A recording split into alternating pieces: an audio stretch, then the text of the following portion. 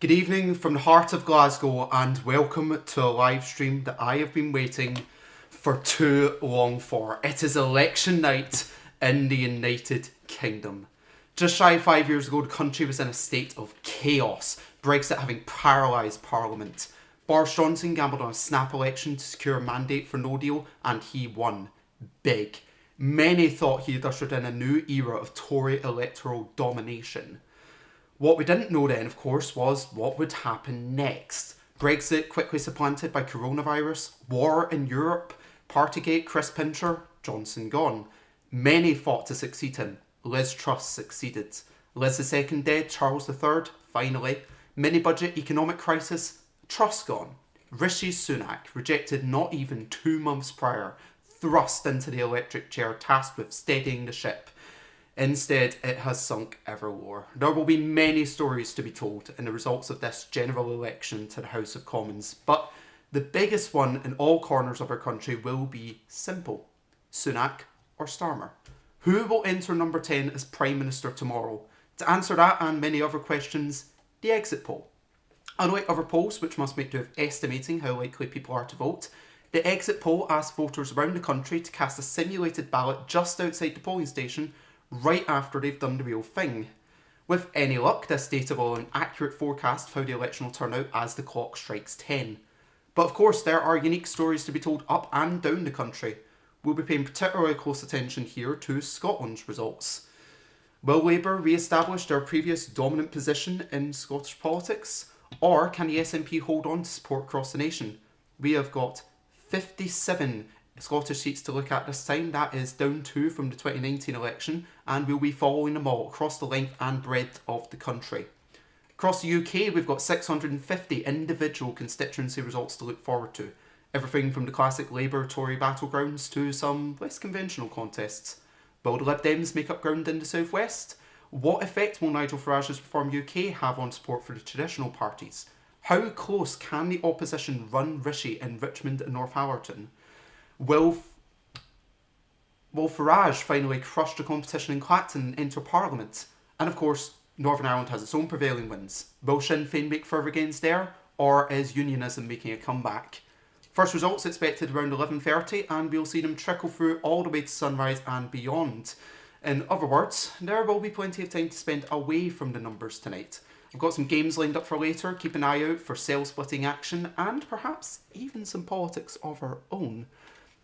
We will also be plugged into social media, keeping track of the story of the evening hot from the press as it happens. So it's almost time. As the clock strikes 10, we will get the results of the exit poll and the first indication of this election's results. Worth noting, the exit poll can change throughout the evening as the first results are received and we see if things are accurate or not. But it's 10 o'clock. The exit poll has been released, the polls are closed, and the die has been cast for the many candidates who are waiting for the results in this general election. The people have had their say, the many volunteers who have volunteered to run these stations, they've taken a bit of pay for it, but they have done a great job. They have also been working hard for that. And really now just waiting to see what has been said. Just seconds away here. And of course, technical difficulties breaking in. We are looking at a Labour majority with 410 seats in the House of Commons. They're looking at a majority of 170 according to the exit poll. The Conservatives down on just 131 seats. That is more than half of their seats from 2019 gone. The Lib Dems up on 61. They are looking at their best results since the coalition.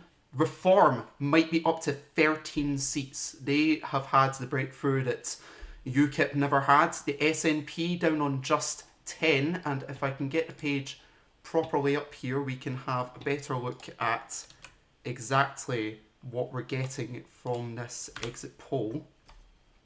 In just a wee second here, you'll see it is a Labour landslide. Released the polls and that's my phone. That's went well. As I say, we are looking at something that hasn't been seen since 2001, the quiet landslides of 2001, Tony Blair's second term. It's definitely the end of 14 years of Tory government. And yeah, the people have had their say. It's a bit mental. Uh, the SNP, especially, I'd like to point out in a Scottish context, that is an especially dismal viewing based on what we've been seeing from the polls in the days before the election. It was looking like they might have been able to pull up to maybe about 20 seats or so. So if 10 is borne out, then, you know, we really are looking at a substantial result that is going to put a lot of pressure immediately on John Swinney, the new leader. The Greens there also look like they'll be picking up another seat in the new parliament. Of course, they're losing their experienced parliamentarian, Caroline Lucas, former co-leader of the Green Party of England and Wales, MP for Brighton Pavilion since 2010. I don't actually have... I wonder if anywhere they will have the individual seat-by-seat predictions. In 2019... In 2019, for reference, they had seat-by-seat predictions on how they thought it was going to go as it came out. Looks like they might not have it this time unless I've not been able to spot it, which would be disappointing because I was going to have a lot of fun looking at that. But Labour landslides. Nothing else to be said. Let's get the Snapchat story updated, get that sorted out, and try and have a dig into what on earth is happening. I got locked out of my BBC account about 5 minutes ago, for reference. I have not had a great preparation, to be entirely honest, for this moment. But we will run it back in here.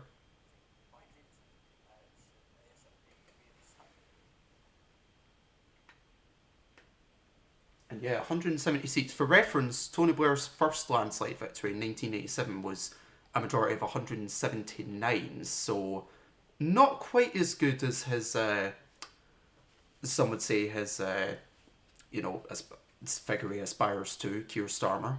But you could say a lot of support detracted. There were certainly more SNP MPs than there were back then. Reform breaking through in a way that nobody else really did back in 87. But that would certainly lead to very stable first term for the Labour Party. And so soon after the defeat that they had in 2019, to then be more than double that number of seats, it's a remarkable turnaround that you really do not see all that often in British politics. For reference, the last time that a party had a majority going into an election and then a different party came out with a majority after the election was 1970. Now, obviously, I wasn't around for that. My mother was 1 year old when that happened. So, very much an exciting moment there. I just want to see...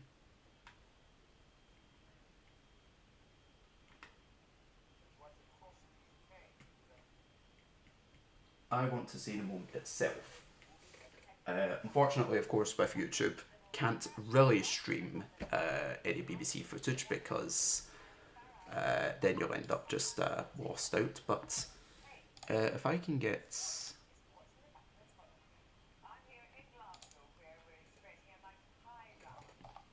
if I can get this set up, then we can have a better look at what's happening.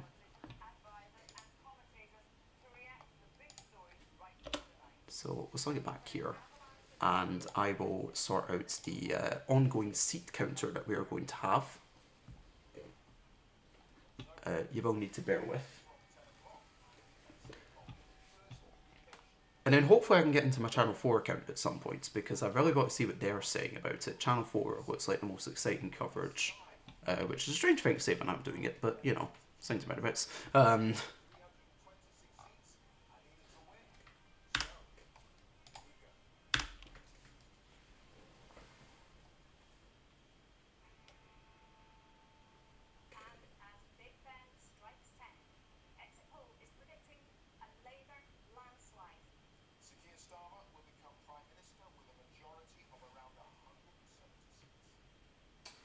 Wow.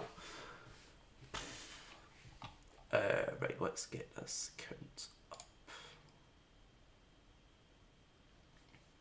This might be a bit tricky to pull off. If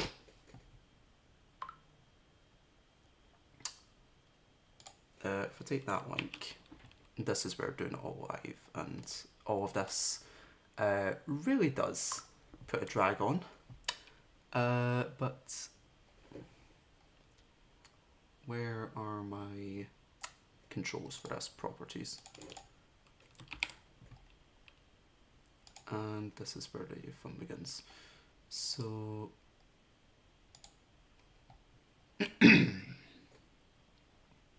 taking the label inside one quite nicely. Sort my transform out.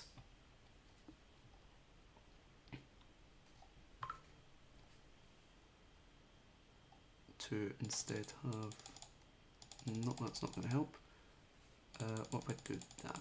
That's also not going to help.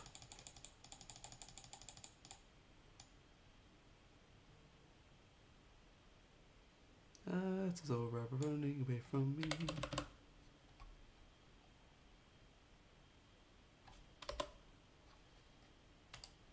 I don't know what I just did. Oh, this is where the fun really begins.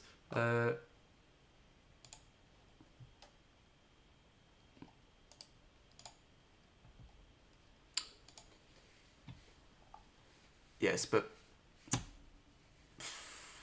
I mean, it remains to be seen how much of a difference a Labour landslide government truly is going to make, given some of the policies that Keir Starmer has said he will take on, including not raising income tax, national insurance. I always forget the third one, but he is very much trying to present that low taxation version of events. If I can get this counted up, we can start having a proper chat about things. I'm still really disappointed that they're not doing the prediction thing they did in 2019, because that was a lot of fun to play about with as the night progressed. I say a lot of fun, it was absolutely devastating to look at all of those red wall seats going blue, but, you know, was what it was, and it will be what it will be. I really need to just crop more off the bottom of this, not that much, and then move it up, not like that.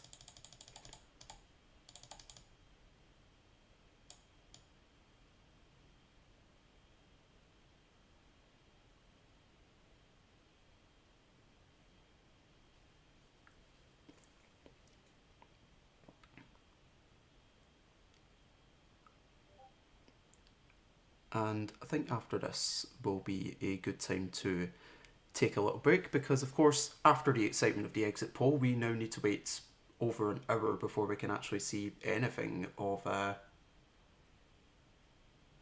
what is actually happening. Why? What on earth is happening here? Can I just have, yeah.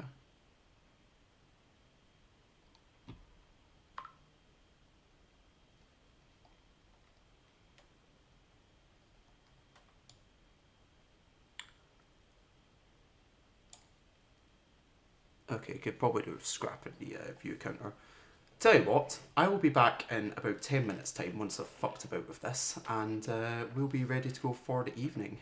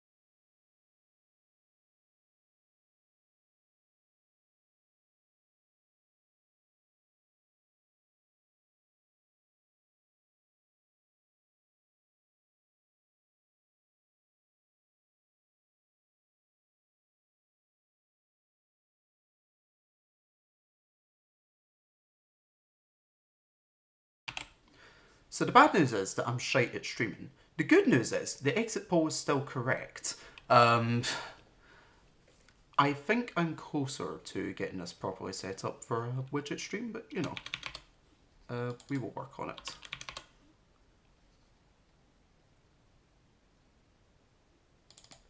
And then we can add on 180 cents. Yeah, 240.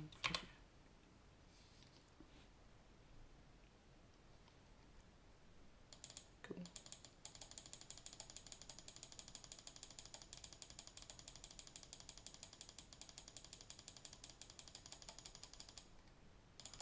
Let's get it to be a number 160 bigger.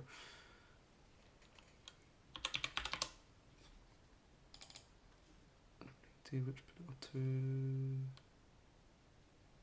30 actually.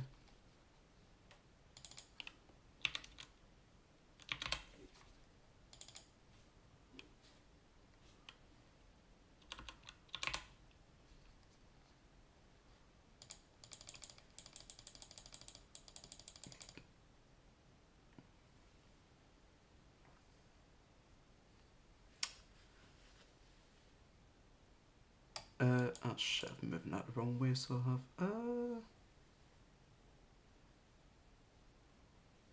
who would have thought that this would be so difficult to set up properly? The answer is anyone who is anyone. But the good news is this might almost be done.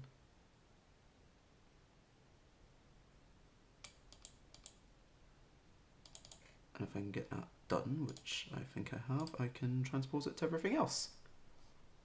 And then once I do that, we will actually be somewhere.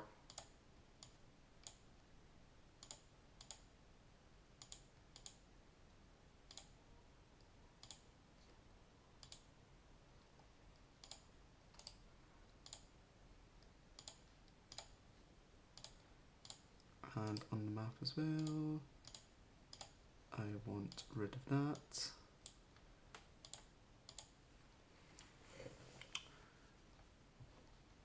Ladies and gentlemen, I believe after a long time, we may finally be back. There we go, got the exit poll figures on the bottom of the screen, got myself up in the corner because you still want to see me for some reason. I can get that out of the way now and start plucking in everything else. Set up for the bulk of the evening. The best part is I have another break planned about 11 because I need coffee. Been up since 6 and I'm going to be up all fucking night. And I'm concerned my stream's died because I can't see the chat. That's lovely. Let's get the iPlayer back up. No, I do not want HP Smart to make changes to my stuff. Can you put it through my AirPods, please? I kind of have these on for a reason.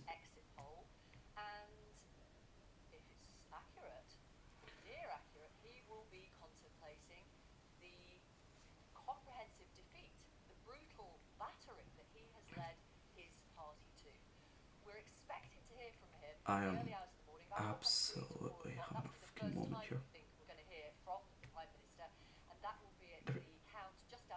Oh my god, I want to listen to them, I don't want to. There we go. Finally. Finally. Oh, we're getting some information there. Place where the Tories are predicted to lose the least votes? Scotland. Scottish vote share should only be about 10% down. On the other hand, in the Midlands, the Tories are predicted to be down 30% on what they got in 2019. This is some mental stuff, so it is. But yeah, I mean, what can I say for the SNP? I didn't even properly clock that they are apparently going from the third largest party in the House of Commons to not even the fourth, the fifth largest. Lib Dems have absolutely shot past them, and Reform look like they might be doing them as well. We'll see how it goes in the end, of course, but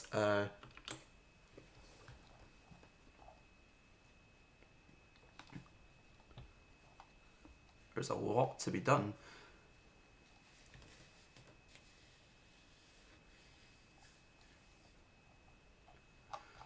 I would love it if we could have a look seat by seat. As it is, we're just going to be chilling. Of course, not a single result in. We are getting coverage from the big fight of the evening, as it would be. The fight between Blythe and Sunderland to be the first seat to declare. Newcastle appear to have dropped out of that fight. Last time it was, I believe, Sunderland to do it first, and then Blythe Valley was the third seat to come through and the first Conservative gain of the night. As it is, you see Blythe probably going to be the first notional Labour gain of the night right to start off, which is a good thing for momentum, if nothing else for them.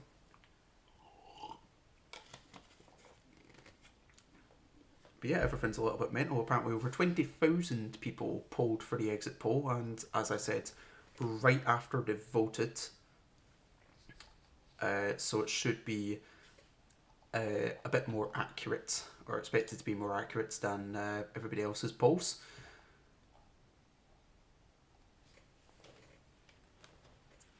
But yeah, what are we saying about Scotland? Scotland. Is there anybody who's trying to do projections is what I want to know. So I'm going to pop ahead.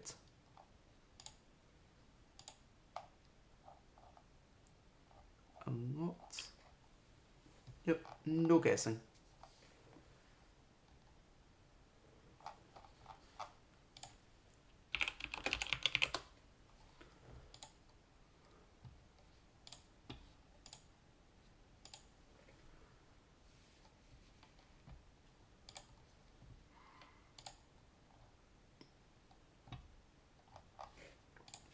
What about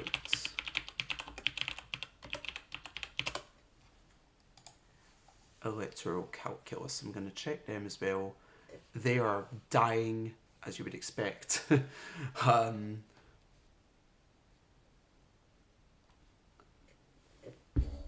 Yeah, I am not getting anything from electoral calculus. That is what we in the business call unfortunate. But I suppose while we're at it, we will have a little look again just into these exit poll figures. 25 seats for the others, unless you go in here, in which case it actually extrapolates out Plaid Cymru for Wales and the Green Party of England and Wales.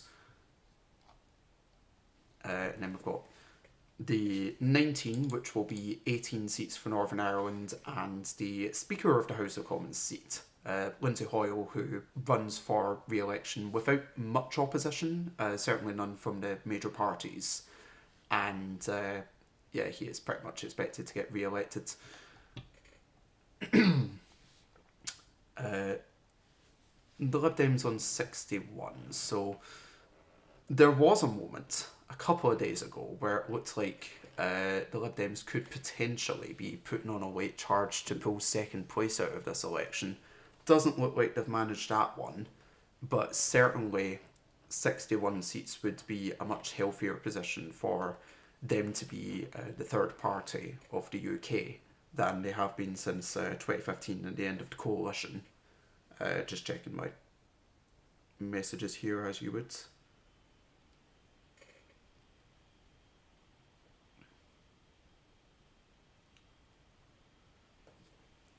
But yeah, we're definitely in a situation where we are going to see a fair number of casualties on the Conservative side.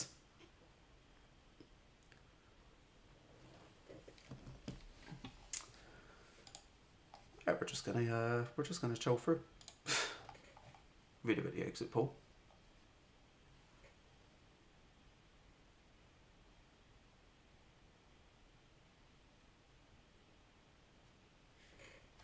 What the fuck just happened there?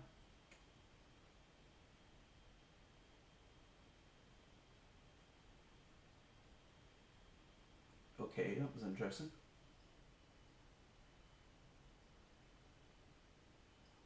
At past here, I'm going to see if I can get my channel 4 up. Because, as I said, channel 4 with rather a lot going on. For myself, as disastrous as this has been so far, I am planning on running through to the back of 6 o'clock. Push it as far as I can. I do need to leave at some point to get ready for work, but what I found this week is I don't need to start doing that quite as early as I thought I did, especially if I'm going to be awake. So, we'll put in. Oh, I just had a graphics update.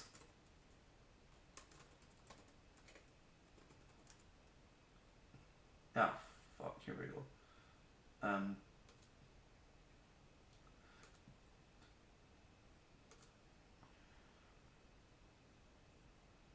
I just reset it. Do you ever get that moment where you think that somebody is messing with your passwords? Where you're absolutely certain that what you're using is the correct password, and it then turns out that it is just completely and utterly irrevocably wrong. I'm having exactly that moment right now. I would love it if I could get in this time. Oh, hey, finally!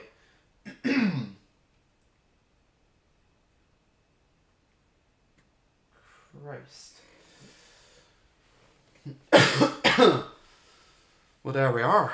Where we're at it, I would say, gonna slide on the clock here for a second while I have a look and see what our friends on Twitter are saying.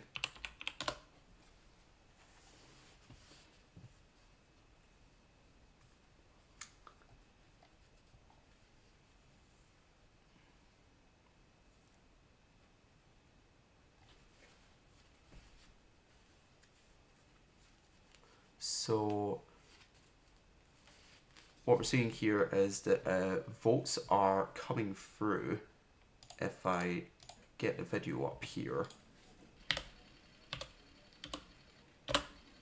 This is votes arriving in Glasgow at what I recognise as the Emirates Arena. Having been there in 2022, witnessing the local council election counts. Here are votes coming in for verification at Glasgow City, at the Glasgow City Council count. So yeah, first off, count to see what the turnout is, and then go ahead to count the votes from there, which is interesting.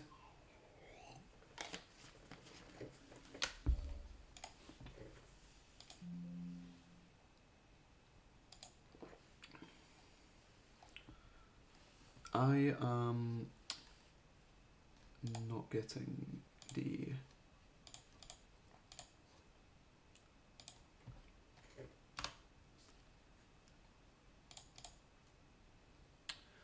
Where on earth did my chat go?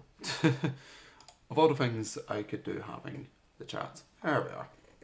Just the one message there. Thank you, Emily, from the encouragement of this ongoing shit show. So yeah, you can see my Twitter is a bit mental.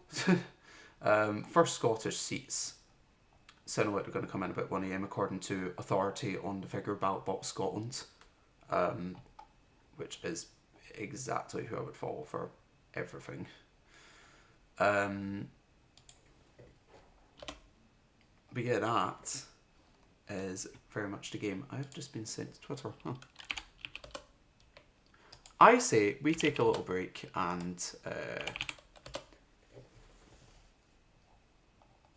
send some games in while we are waiting for first results to come in, because it's a lot of talk about nothing. Just having a little chat on Channel 4 about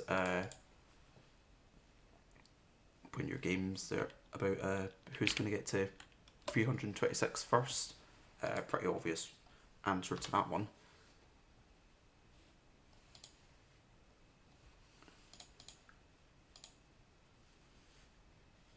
But yeah, if I get ready here, so we are slinging it old school, and I'm going to go with an old school figure to represent this one. I'm going to be the consuming figure of David Cameron.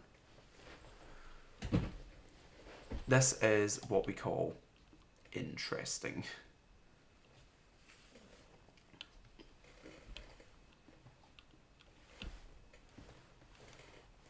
And yeah, while I'm at it, having a look at this Channel 4 stuff as well.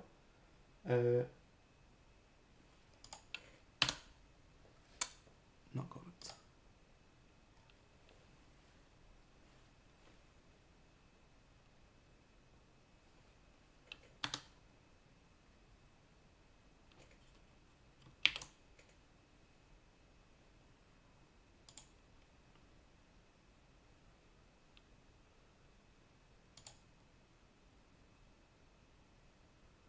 No, not happening for me tonight. Oh, there we are.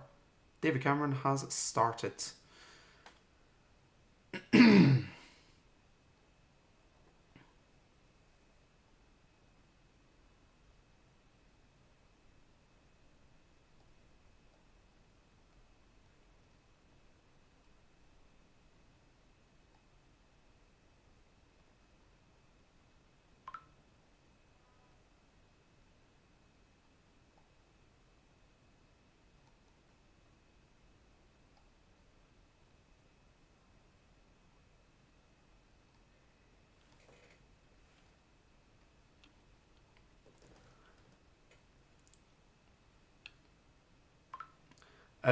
Watching the polls, right now I've got Channel 4 up on the laptop, which you can't see.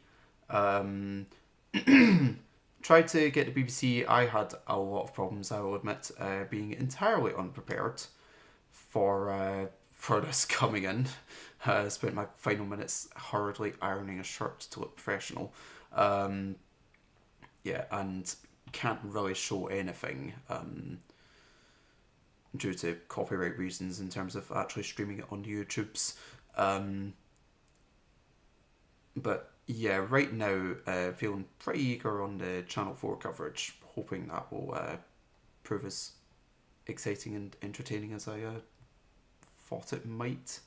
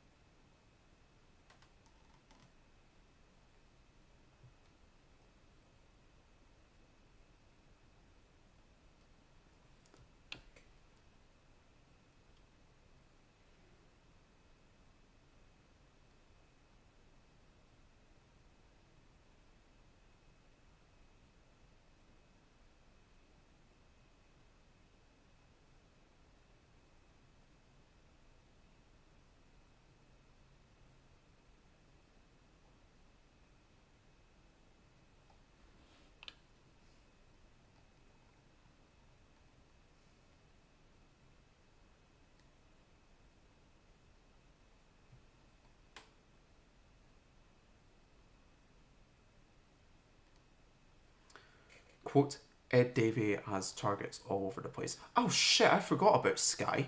Thank you for mentioning that. Oh shit, I'm dead here. Okay, you have that one, and put myself in there and see if I can pull it back. Nope. Ah, well, I tried. I forgot about the Sky coverage. I will need to flick onto that at some point. Remember back in 2019, I was flicking on all sorts. Watching the BBC, that went very well once all the stuff about Hugh Edwards came out. Also, flipped to Channel 4, they were doing like alternative night. They had like Judge Rinder on swearing about Jeremy Corbyn. Oh, 2019 was an interesting day. But yeah, I'll need to have a look for the Sky News coverage at some point tonight. Later on, once stuff's actually happening, because after absolutely screwing up the exit poll coverage, there really isn't going to be anything happening for probably about an hour. In fact, I've got a break scheduled in for myself for about 20 minutes time to get coffee. That was a good manoeuvre there. David Cameron swallowing up the wealth. Yeah, Channel 4 currently covering basically every potential contest in the country, which is a bit ambitious of them. But yeah, there's... Again, I am so annoyed that that the BBC isn't doing their predictive broadcasting thing, because so many SNP losses on the cards tonight. And really,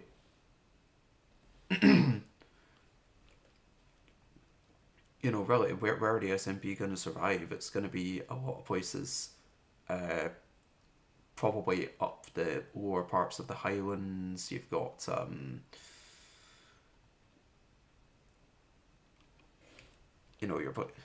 it's... I'm struggling to think of it. The Central Belt, you would think, is going to go basically entirely Labour. This guy's been doing good coverage. Right, might you want to flick onto that sooner rather than later then. Of course, the whole thing is, don't know how much there is to see. If you want to flick over to Channel 4 briefly, they've got Angela Rayner on, who of course is probably going to be a very senior position in the cabinet coming out of this. Yeah, bastard. No, whoa, why is... Hold up, have I just discovered the real bots are back? The bots are back accounts are always bots.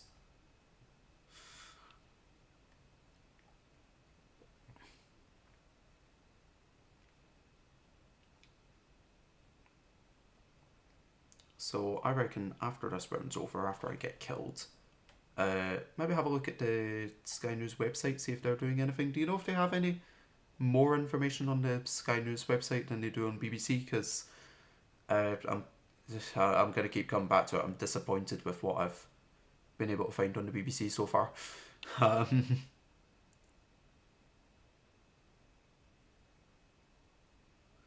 Yeah, very political answer here from Angela Rayner.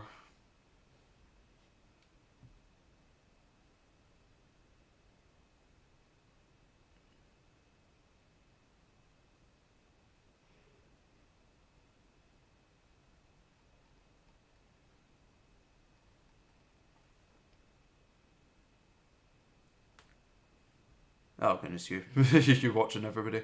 You know what?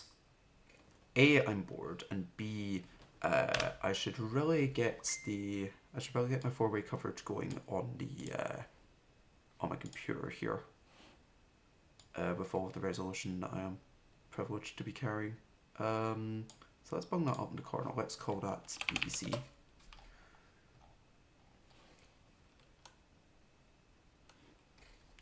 Forgot I was streaming that. I will need to bump onto a different thing for that.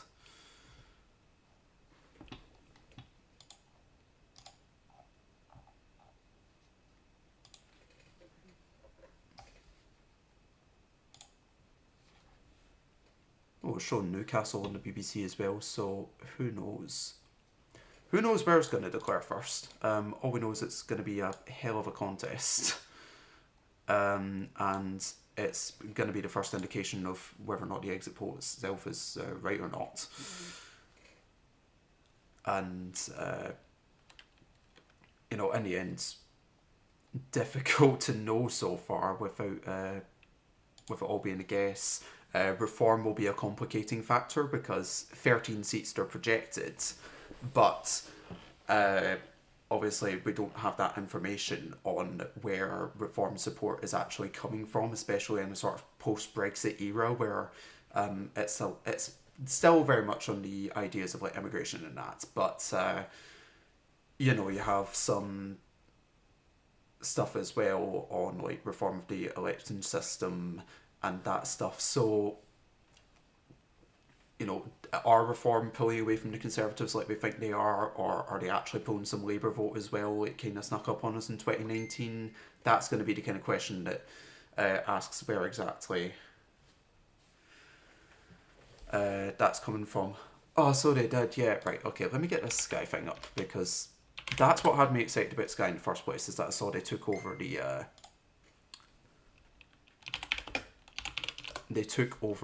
Premier League room. Oh, they've got a guy speaking from somewhere. Yeah, oh, they've got the hexagon map on Sky. Okay, so I'm a big fan, and Ruth Davidson, not a fan of her. Those who saw the story the last time might remember a few choice comments I made about Ruth Davidson. But I am a fan of the hexagon map that shows the UK, but with all of its constituencies in identical size. I'll need to see if I can get one up here and demonstrate to everybody. If I can have UK constituencies hexagon map.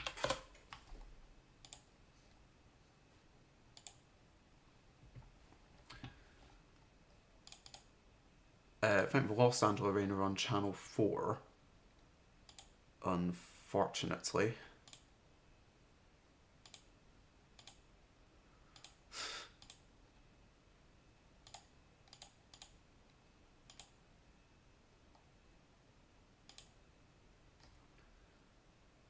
If I get this up here, welcome back.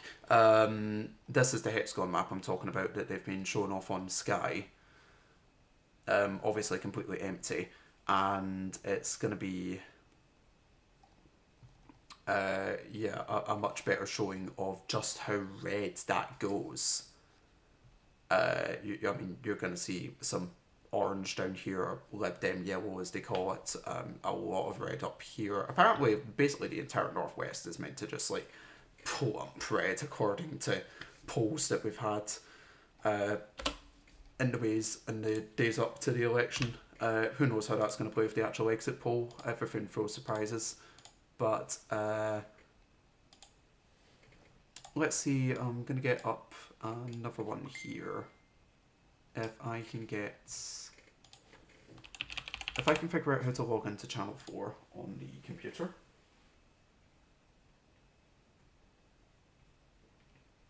Now we'll shut the laptop down for later. Excuse me.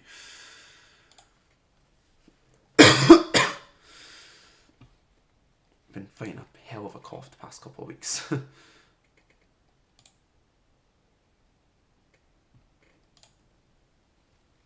And sign that in.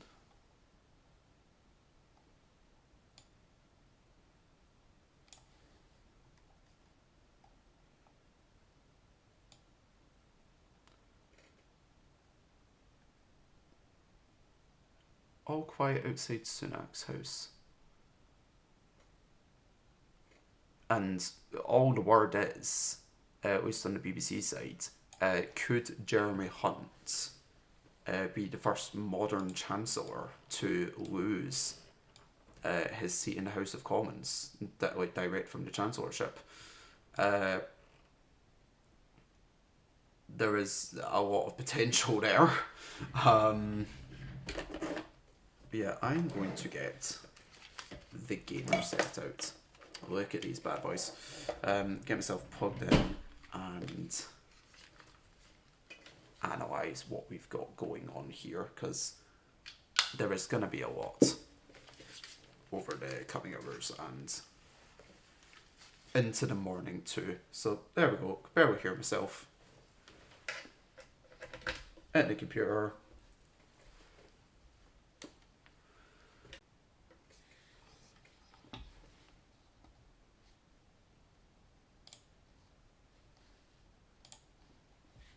Listen to Sky first. Talking about Great Grimsey and Cleethorpes. What a name that is. And the exit... Oh, Sky might have the information I'm looking for. They are projecting that particular constituency to be Labour. So let's see what Sky have got going on.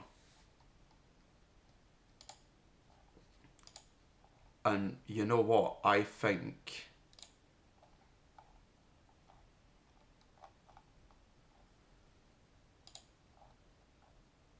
exactly what we're getting here.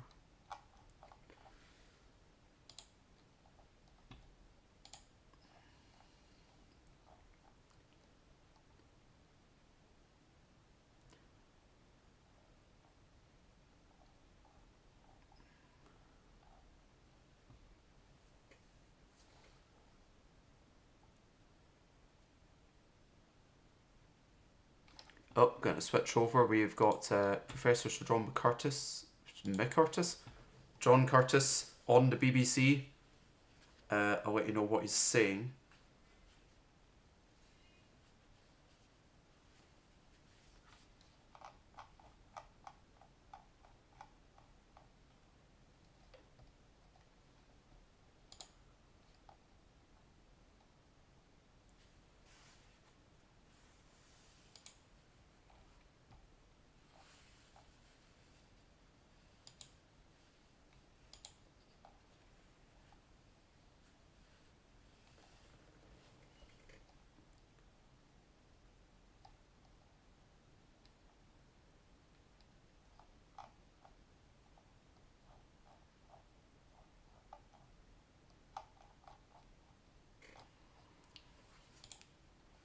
Oh. Ah, the Sky website went down. No, it's back.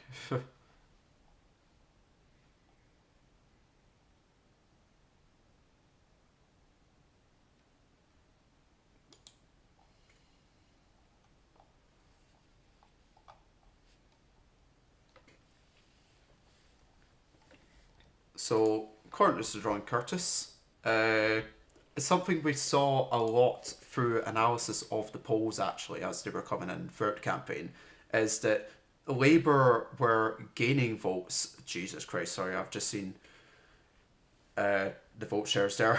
Labour were being forecast to gain more votes where they were fighting the Tories than where they were already defending seats.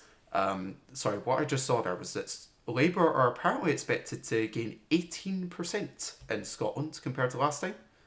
I suppose that is quite to be expected, but yeah, there's a lot there. I'm trying to have a look because I believe Sky are starting to release seat by seat exit poll coverage. I may need to have a look at this on the BBC as well.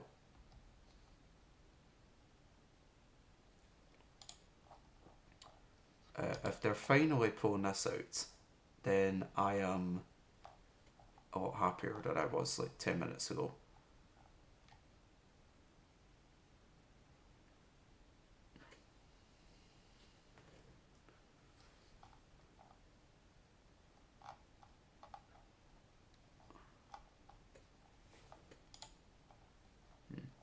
John Curtis saying, where they're least certain about the exit poll. You know, Labour, Conservative figures, Lib Dems, you know, they have a lot of information about where those are in terms of their support share across the country and all that. Where they're less certain is the Reform vote share and the SNP share, because they do less polling in Scotland for the exit poll, so less certain information there. And also, you know, as I said earlier, the lack of knowledge of where Reform share is actually likely to be. So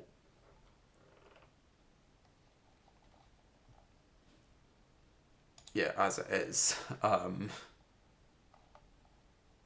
So what will be done? And that could be the most liable to change throughout the evening.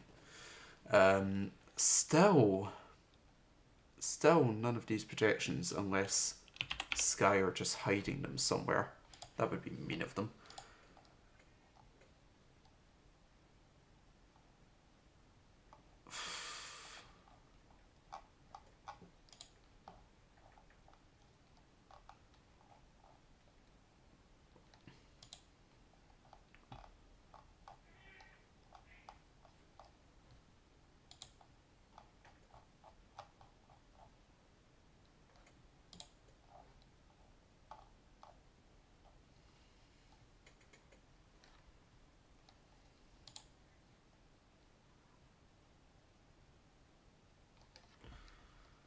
Okay, and now we're talking about, now it's Laura Kunzberg who's talking. Back to Sky.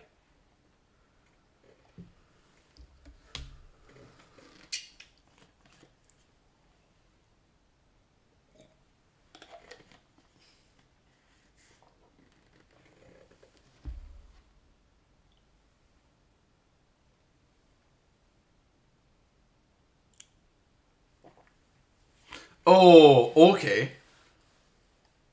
So, looking like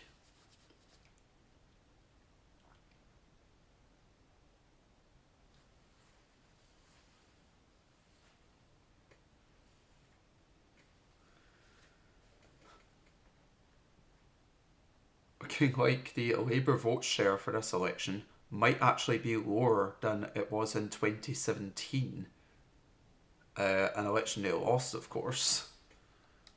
So really just showing, Labour won this election, but the Tories have done a lot to lose this election.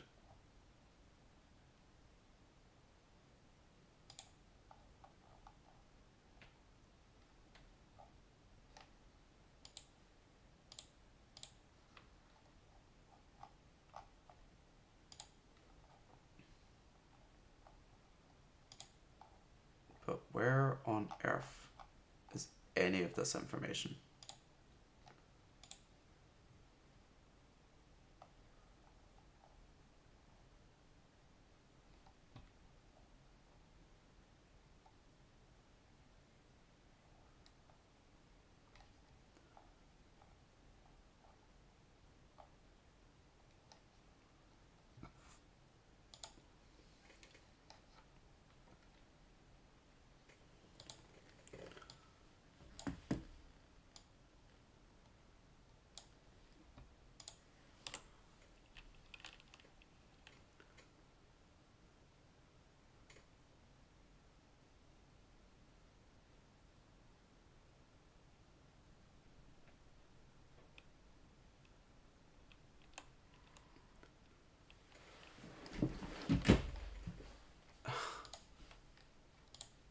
I have managed to lose Sky.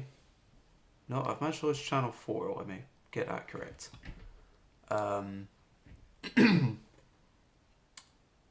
Still trying to investigate how possible it will be to get up vote by vote share or seat by seat projections as we go in. Doesn't really seem to be happening for us.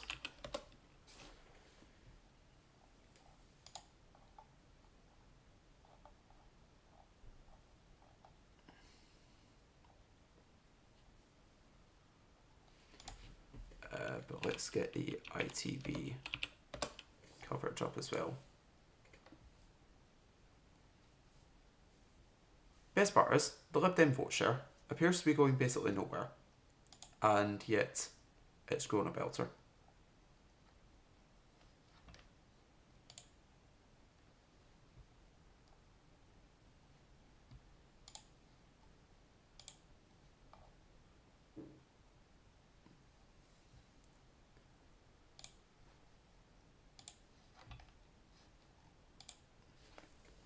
So, yep, not a lot of clue what's happening.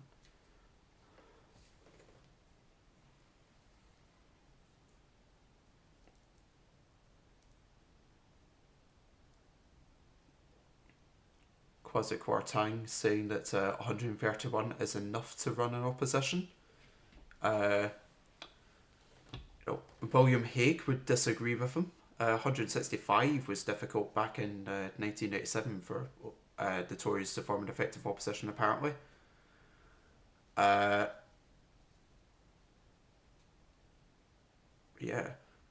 I'm going to take a break for a couple of minutes and get myself coffee because I am 1 hour in and quite frankly, I can still go to sleep. And also, still a little bit more time to kill before we get the first result in to actually have a look at it. BBC is showing some Lib Dem gains, what they think likely. Places like Eastleigh, Cheltenham, Glastonbury, Yeovil, all held by the Conservatives, North East Fife from the SNP, Brecon and North Devon, Wimbledon as well. This is where, you know, a plummeting Conservative vote share is really going to be hurting the party. But I'm going to get myself my coffee and I'll be back in hopefully about 5 minutes or so. I'll see you guys then.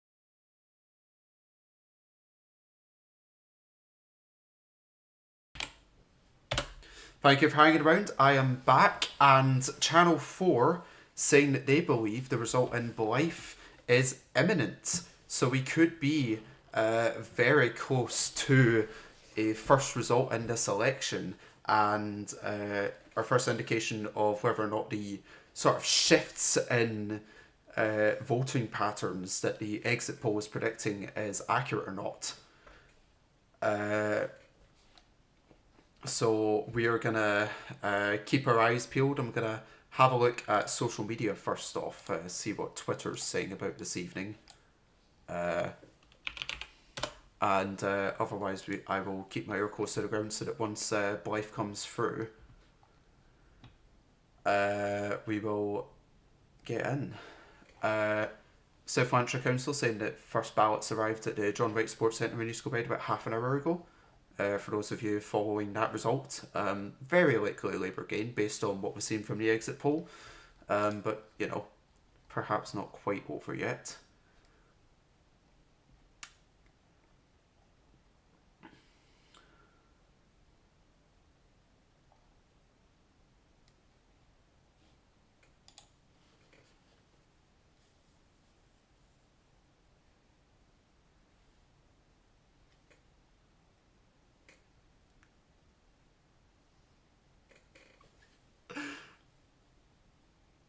I'm very confused at what I just heard from Sky News at 10 o'clock. Okay. Oh dear.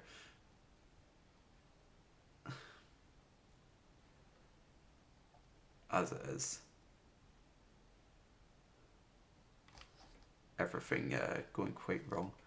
Are still waiting on these first results to come through. I'll have a look and see if see if the BBC are saying anything on their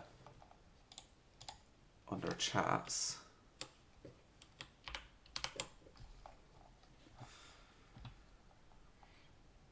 But yes, counting beginning in Islington North, aka Jeremy Corbyn's constituency. So counting there to see if Labour can keep that seat or whether it will be Corbyn keeping where he has stood since 1983 as an independent candidate. Exit poll says they think it's Labour, but we'll see what's happening. And the Welsh Secretary says he has lost his seat. David T.C. Davies says that he truly believes he has lost his seat.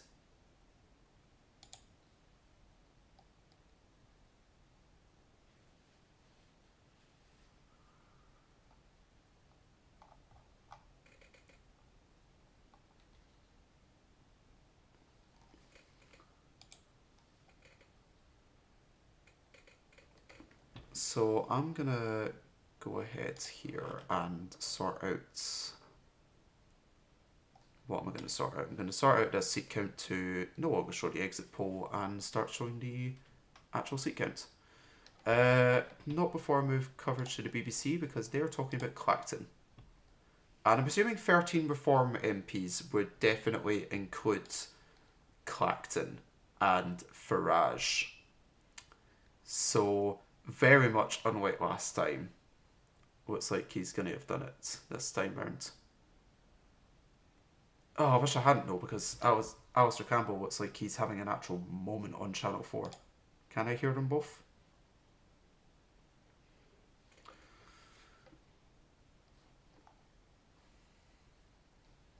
So anyway, let's see what's happening with the seats here.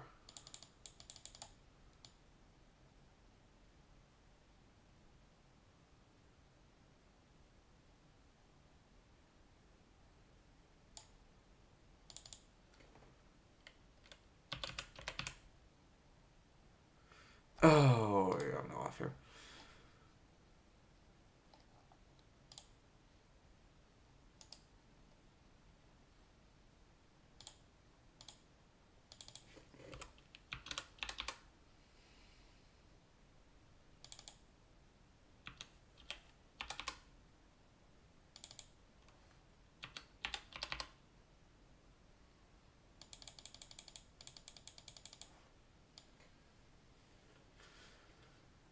BBC is projecting the exit poll onto the side of the building. I am trying to get up live seat counts instead of the exit poll figures.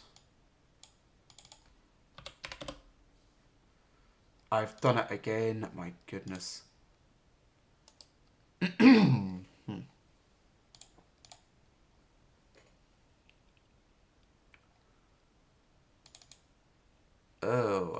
as I've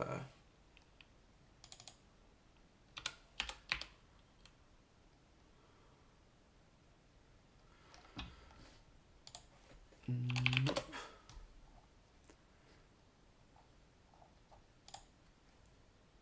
Should keep. I should really have had this set up better.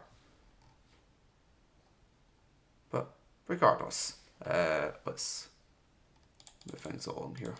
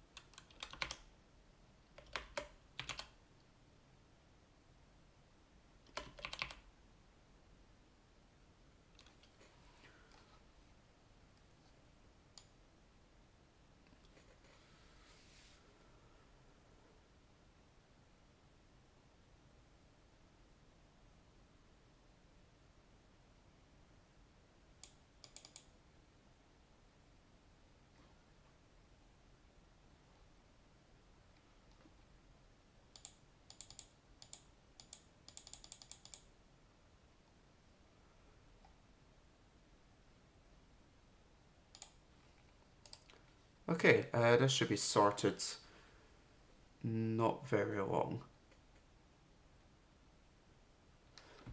Oh, right, I see what's happening. Sorry, I'm trying to listen to Anne Widdecombe. That's a mistake. But we're at this point, so might as well commit to the bit. Maybe, I guess.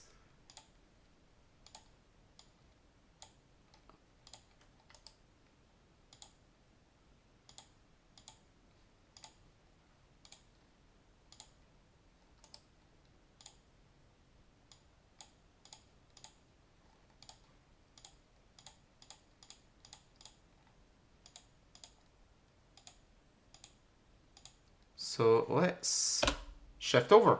Look at that, colours are a lot better. And sooner rather than later, we are going to have our stuff in. Labour candidate having a little chat in Blythe there by the looks of it on the BBC. I'm going to see just how hot my coffee is.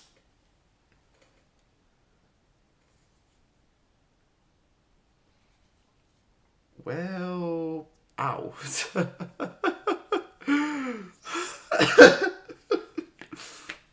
If only I could put that one up as a... Oh, I'm going to put that one up as a highlight on the bloody Snapchat, aren't I?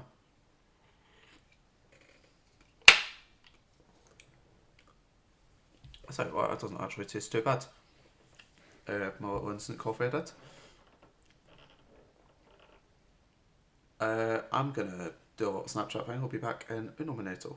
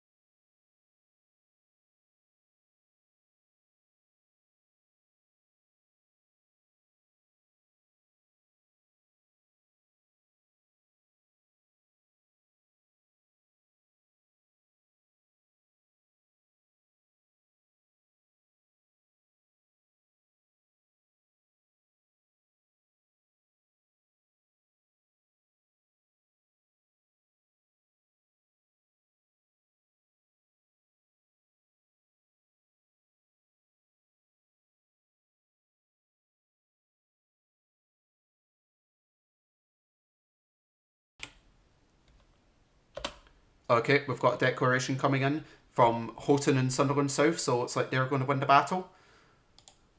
I'm going to get the results up here as I can.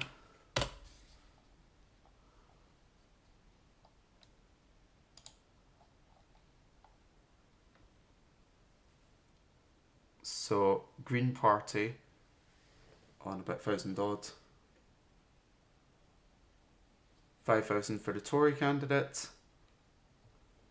Lib Dem 2,000 odds. Of course, raw vote figures not meaning a lot. Labour Party candidate on 18,000.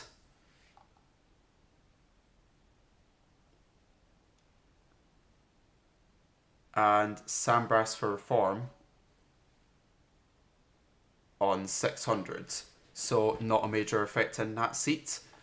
If I can get the seats up. Oh, 11,000 for Reform. Sorry, I completely misheard that. That is massive. Wow. Where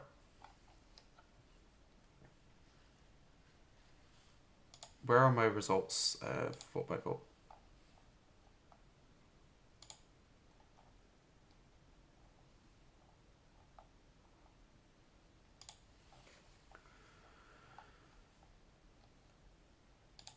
So if I can get the results up here.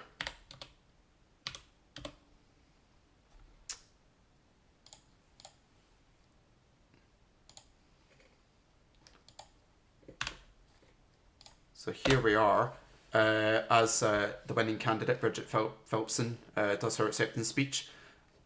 Labour up 6% in this place where they already had almost half of the vote. But what you can see there, major surge for Reform. They were almost double what they achieved the last time when they were a protest vote against Brexit for Woods Brass. And then the Tories down 20% in a seat where they ran things so close that the projection was actually late last year.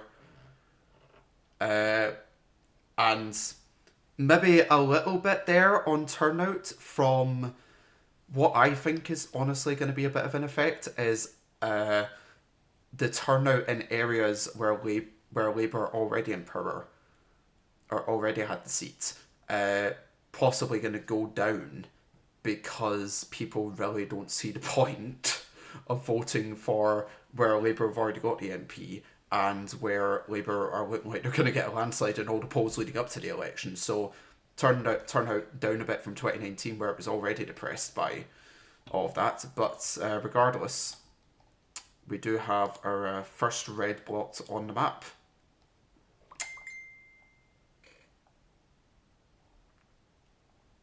And that is the games. So if we bring this one back to my face for a second, we can have a look at what the channels are saying about that, because it's going to be probably a lot. But I would imagine that is a result that probably roughly bears out, given there's a lot to be said still. A lot to bear out what the exit poll has said.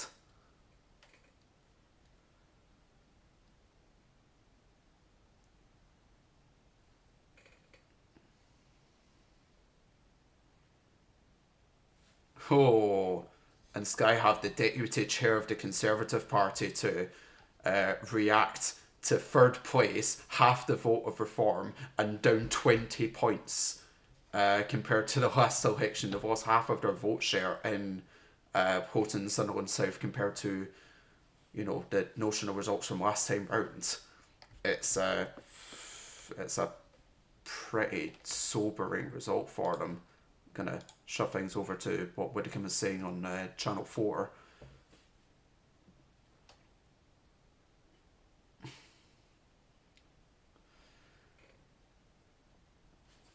But it's going to be very interesting to you know, see what's happening there. If I can have a wee second to try and... Am I going to need to manually reset the results counter? Oh, don't make me do that. That would be absolutely horrible. Oh, okay. We will see if that counts up throughout the evening. If it doesn't, I take the L, I guess. We just check the BBC occasionally. Oh Nadim Zahawi. Didn't realise he was on Channel 4.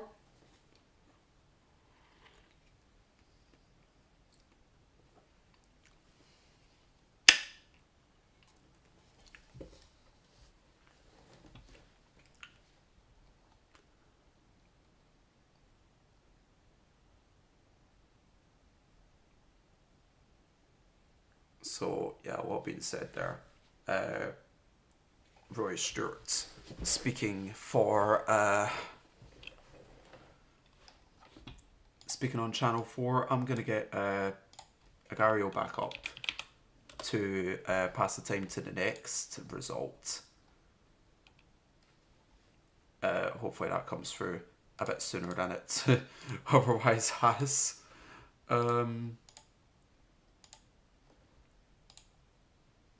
That would be rather interesting.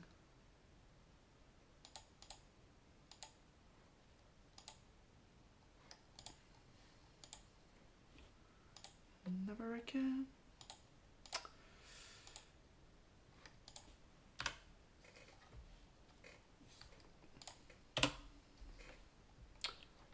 And we get through it. Oh, David Cameron has spawned in an era of economic prosperity. Chased by a vote here.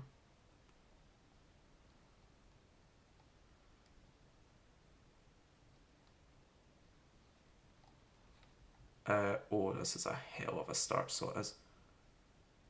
Oh, yes. Oh, well.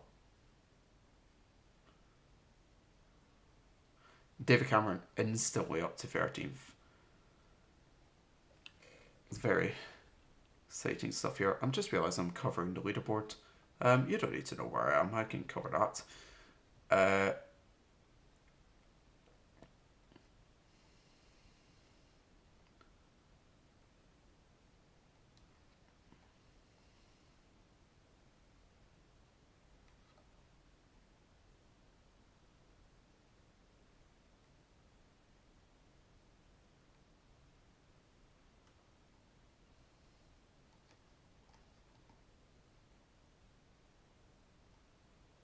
I have found a lot of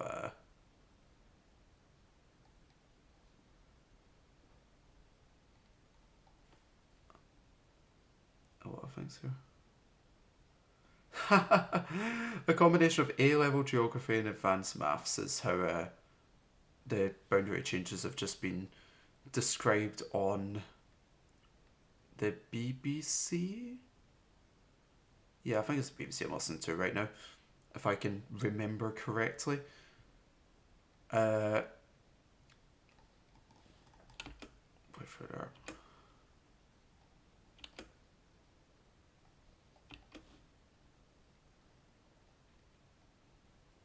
Yeah, talking about less seats.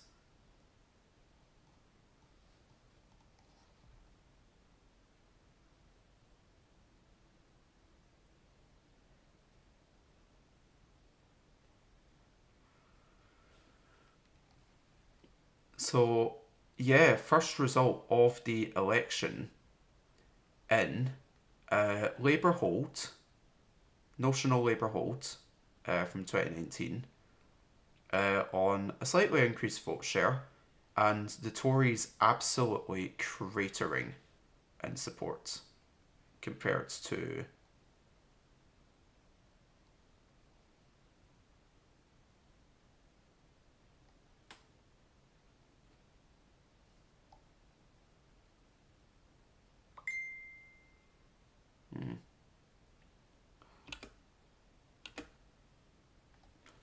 well, I played that very poorly. That was unfortunate. I was number 4 for a time there? On Earth? It gets so confusing, so it does.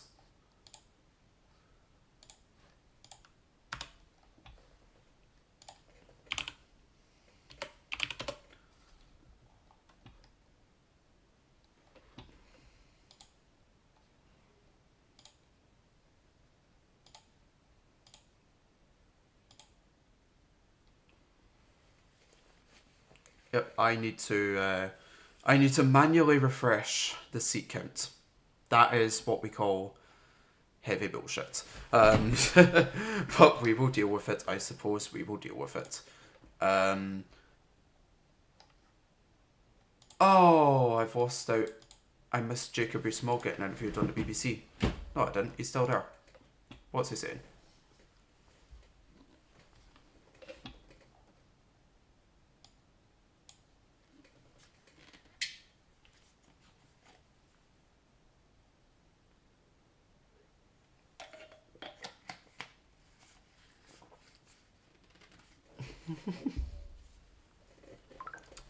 Having a chat with Margaret Thatcher.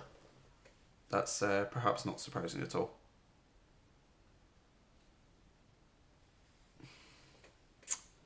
So let's have a look. There is a lot of chat here.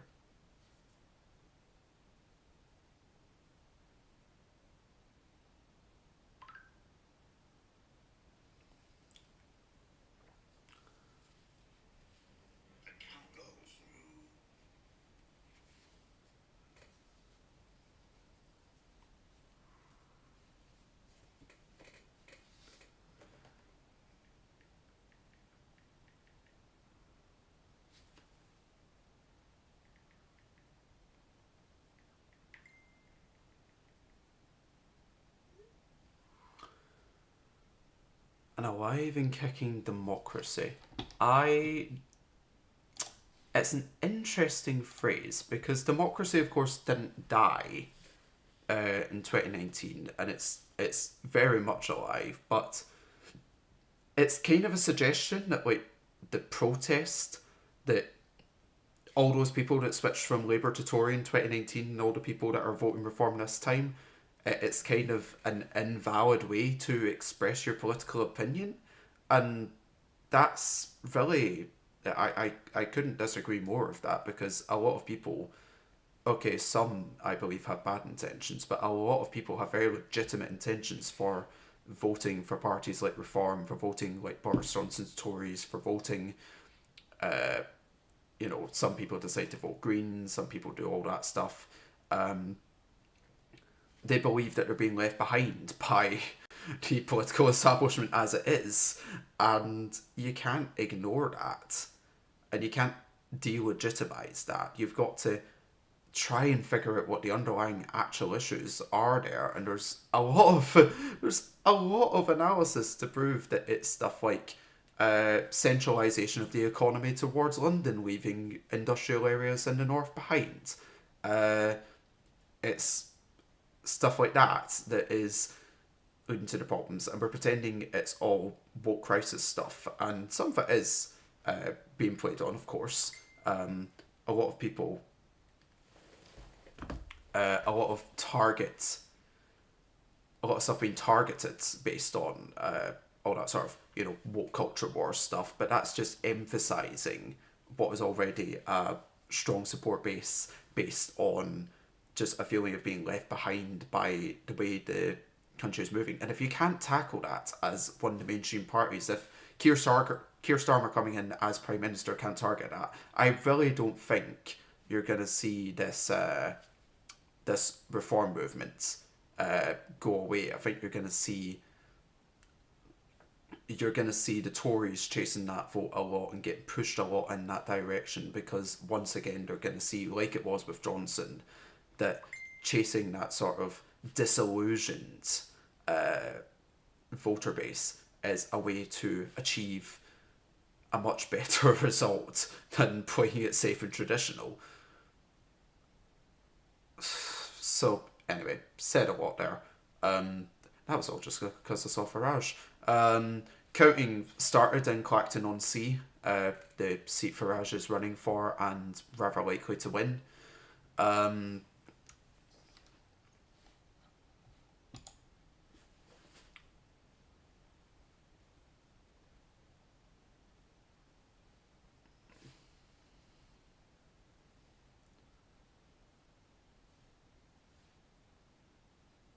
Rory Stewart making a point there on first past the post kind of falling apart as it is, where you know, you have one of your main parties falling to maybe around about 20% in the vote share. I don't know.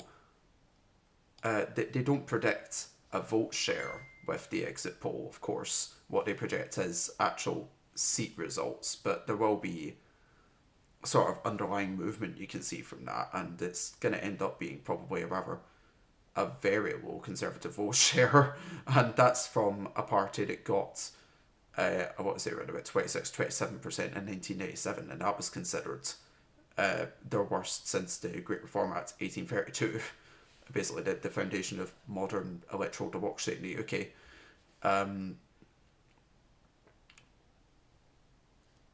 This guy's showing off a lot of stuff. Channel 4, BBC showing off a lot of stuff, sorry, but I'm going to tune back into Sky here because they're showing the hexagons.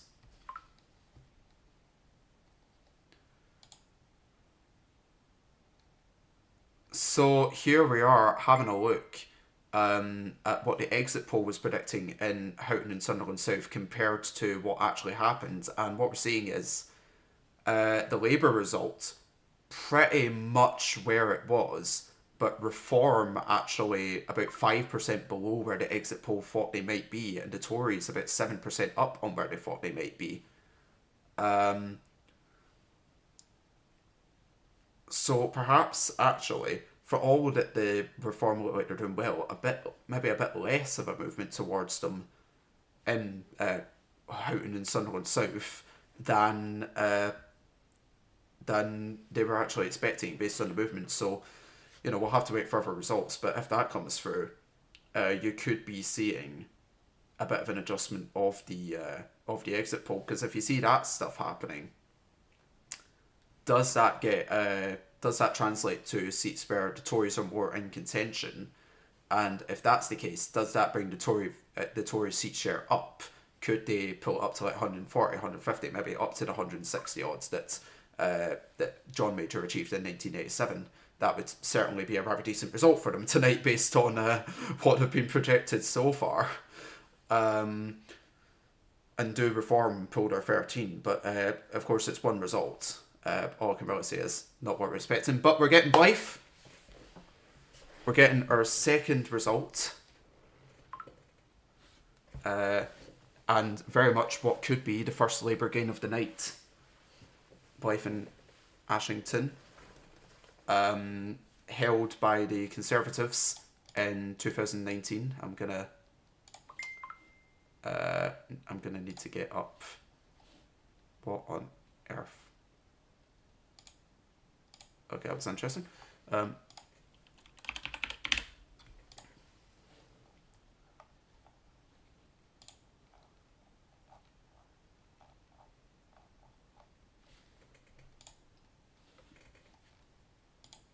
So let's see what they're saying. We're getting Blythe and Ashington. Conservative held in 2019. That is a hell of a hat. That is one hell of a hat that the returning officer has got on.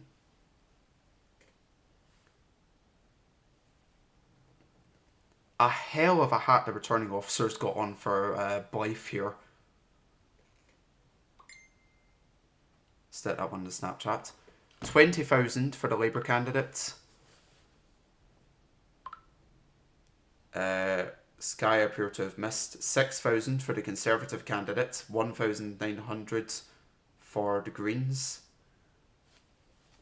Looking very much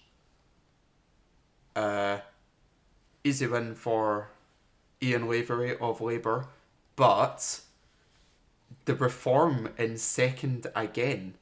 So it's really just showing we've got our second seat here. Turnout down 3.4% according to Sky. Based on last time, I'm going to get the results here again, if I may, and sling that up.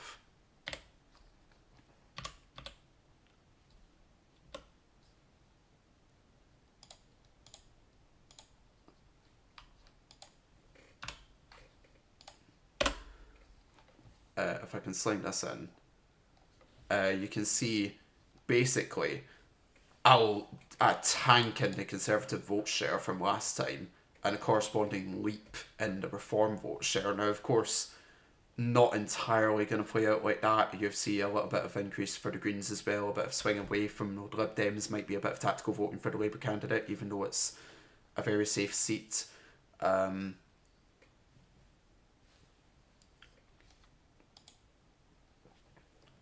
So what we're seeing once again, according to Sky, is that the exit poll is actually rather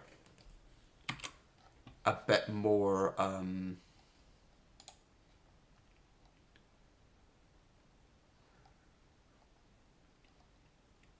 a lot less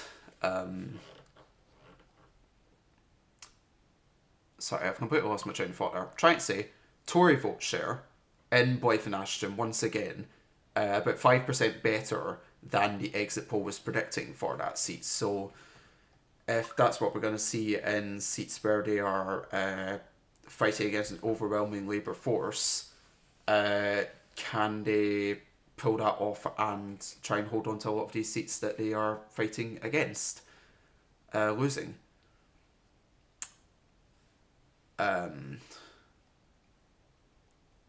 What else can I say here? Labour hold. So I was actually incorrect. Blythe Valley, the old Blythe Valley, was a Conservative gain in 2019, but the redrawn Blythe and Ashington, a notional Labour seat in 2019. So this counts as a Labour hold. A couple up here we have one of the Newcastle seats. I want to say might it might be either Newcastle Central and West or Newcastle North. One of the ones we're looking for here, but once again you can see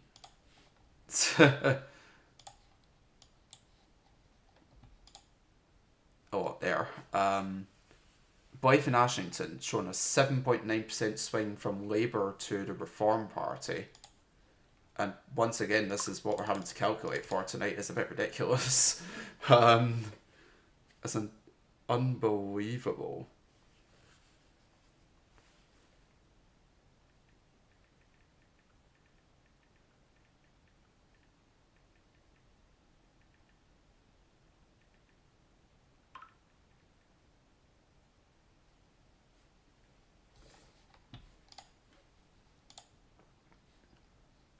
I will move away from Sky News. I want to hear Mary Black talking on Channel 4 here.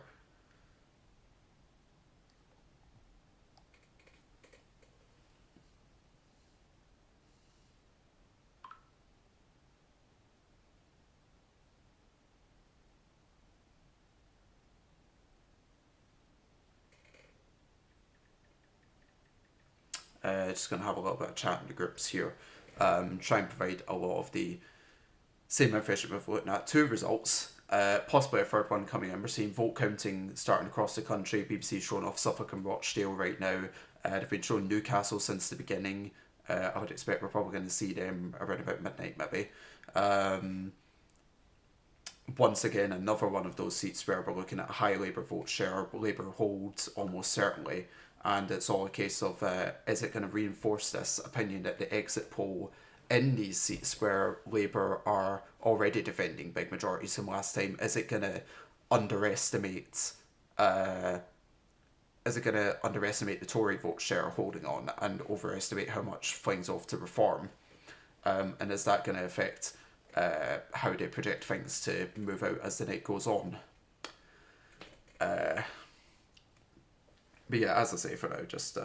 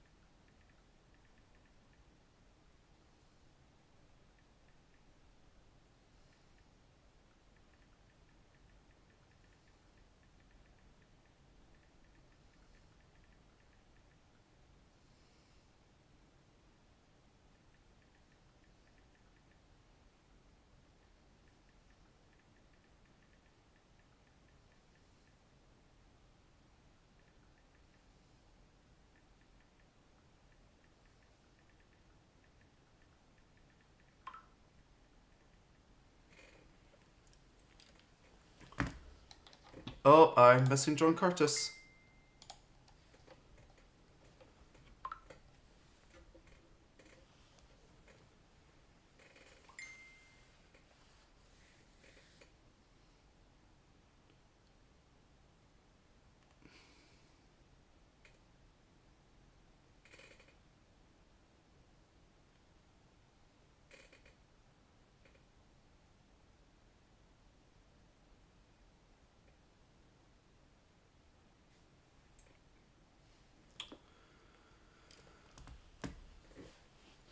Oh, dear. Right. Sitting in the chair for hours is going to prove to be uncomfortable at some point. 20 to 11 it is. Things are moving slowly but surely. Coming up on maybe about a fifth of the way through my planned night. John Curtis just on speaking there saying, still believes the exit poll to be broadly accurate, even as it goes on. But yeah, let's have a look. The BBC have a map, so get yourself in. They might be trying to draw the map as it is. Is Jeremy Vine going to try and draw the map this time round?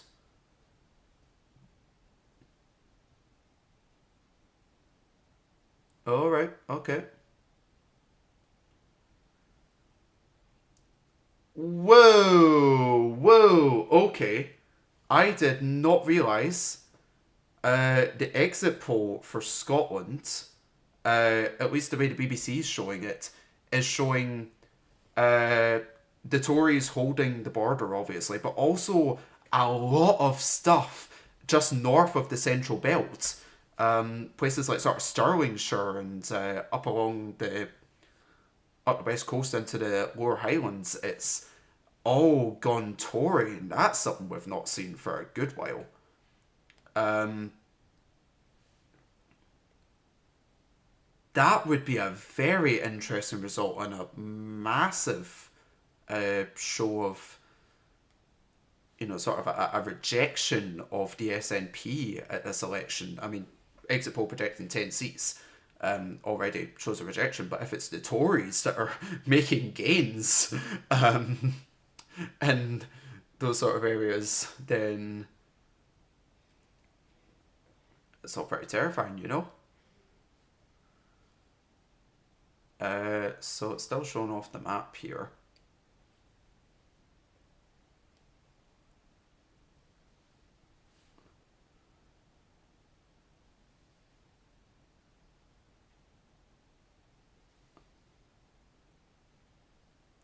So a lot of really narrow seats, and then a lot of towering Labour majorities getting shown.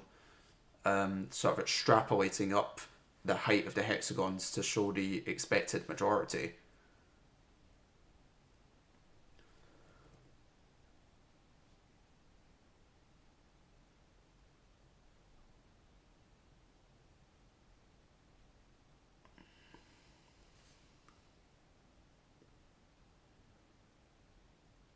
But it is all rather interesting. And again, this is how many all about getting your different news sources. That is very loud. Having a look again at the exit poll. On Sky News, once again look at the exit poll versus the actual result for Blyth and Ashington. This time looking like smaller parties. I mean, Greens were expected, Lib Dems expected on 7%, others on 7% for Blyth and Ashington, as it is, Greens on 4.9, others on 3.6, and the Tories were again up 5 points on what they were expecting. Reform this time, pretty much spot on for Ashington. So nobody knows quite. Nobody knows quite what's happening with that yet, but perhaps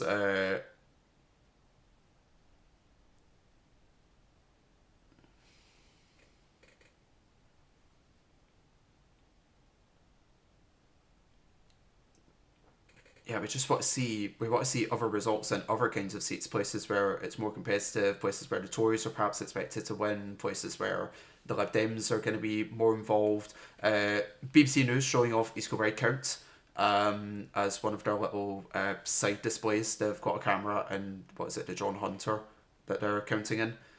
Obviously counting for a lot of South Lanarkshire seats there. They'll have Riverglen there. They'll have down the borders or near the borders, and of course East Kilbride and Straven, where the SNP turned Conservative MP Lisa Cameron has not ran for re-election, and it looks like the Labour candidate is very much going to be the one who gets elected.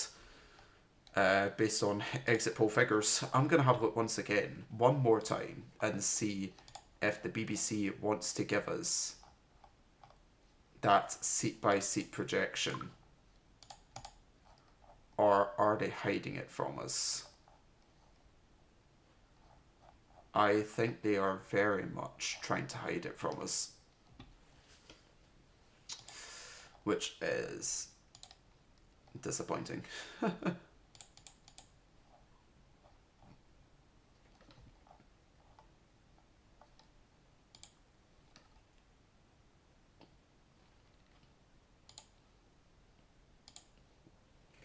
Ruth Davison having a great conversation about independence on that. How am I? Bit tired. Wee bit stressed from the kerfuffle that was the beginning of the stream, but otherwise doing quite well. Back and through, job's going well, and looking forward to digging into what looks like a rather interesting set of election results tonight. Just hoping that things don't take an upturn for the Tories, like I fear they possibly might. Once again, just really got to see, do they keep outperforming the exit poll in those other kinds of seats? Or is it could just be restricted to those seats where they basically have no chance anyway. They do this for another 6 hours. Yeah, I got 6.5, call it 6 3/4 something. I'm going to push it as far as I can. This is very much something that I've enjoyed doing for years. Like I say, first time I did it was 2019 general election. That was a rather depressing one to start off on. Did 2020 US election. That covered on for like a month, and incidentally was watching live CNN news when the Capitol riots broke out on January 6th. So there was a lot to watch there. Scottish Parliament in 2021 was a difficult one because I was busy. And then there's been, politics kind of took the back seat after that. But this is exactly... That's where I want to be. Just sat in front of the computers all night. Saying that, my eyes are going to be fucked because now I'm going to be sat in front of the computers again all day afterwards. This is where the coffee comes in to help. Yeah, instant coffee in the flask. I keep getting splashed when I shut it. Fucking hell. I'll have a little check on the Sky News website, see if they want to give us... I just want to see... Will it project? Will they give us the seat-by-seat projection? Because nobody seems to want to actually do it.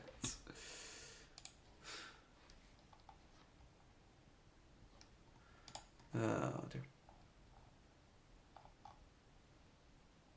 Farage forecast to become an MP, says Sky News.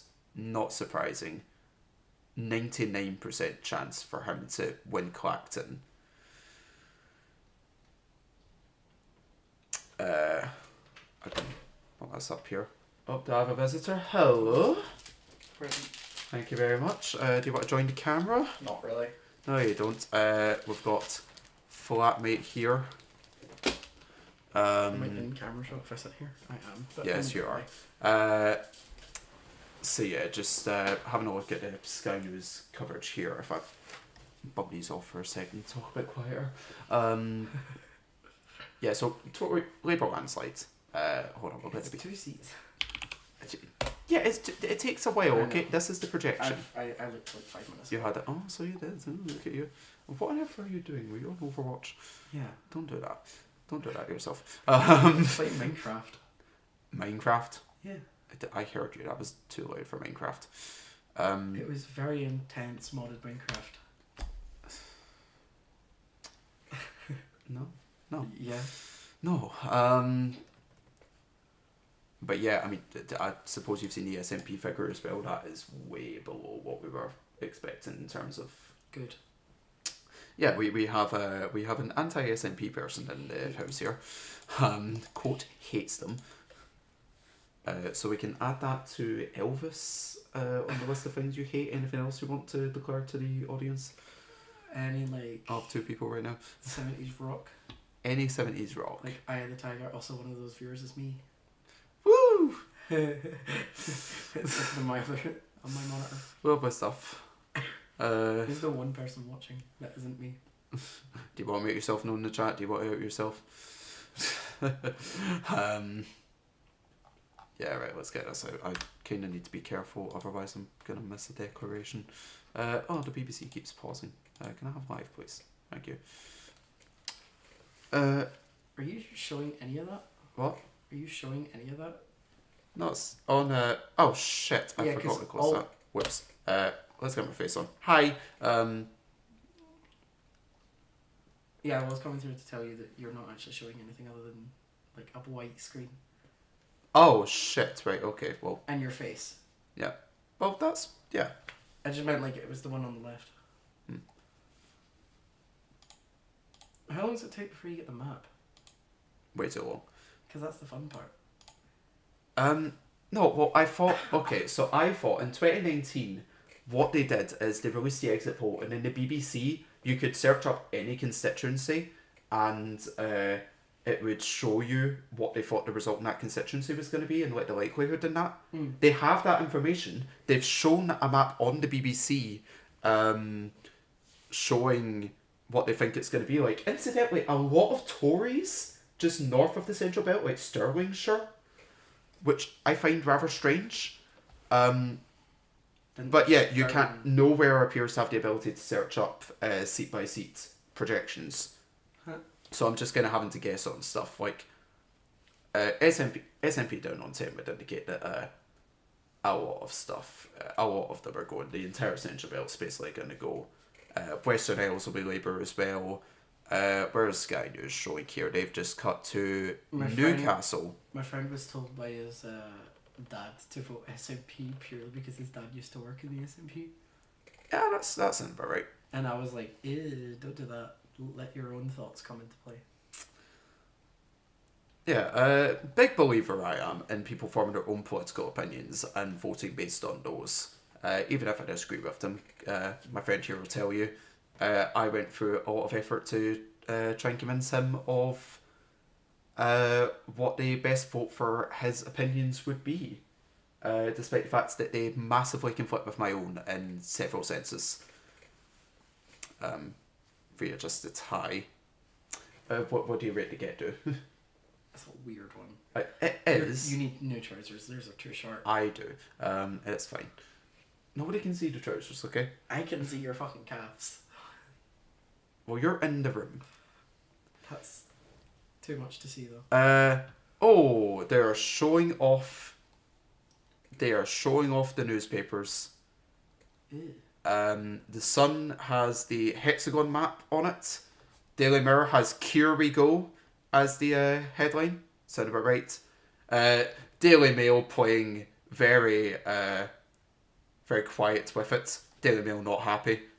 Just Labour concourse for big landslide.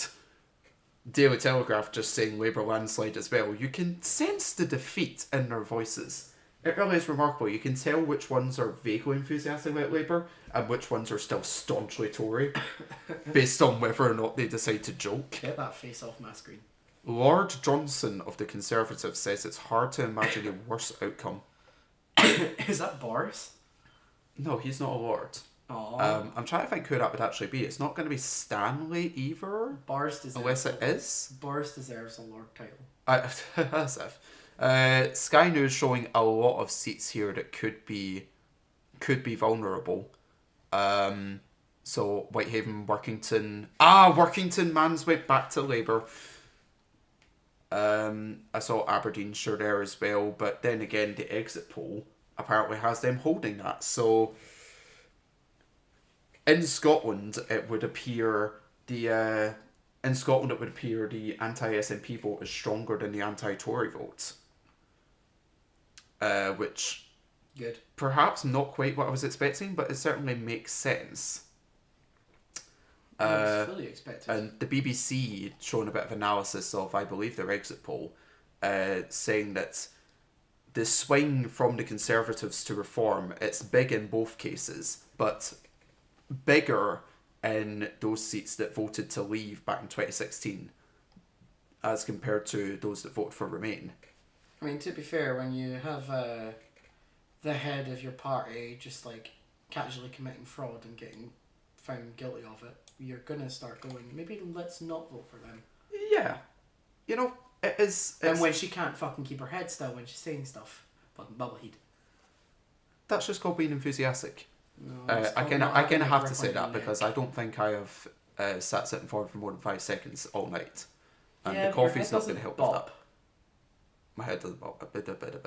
Not that much.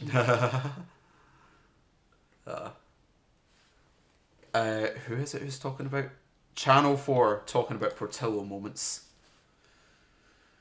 Oh.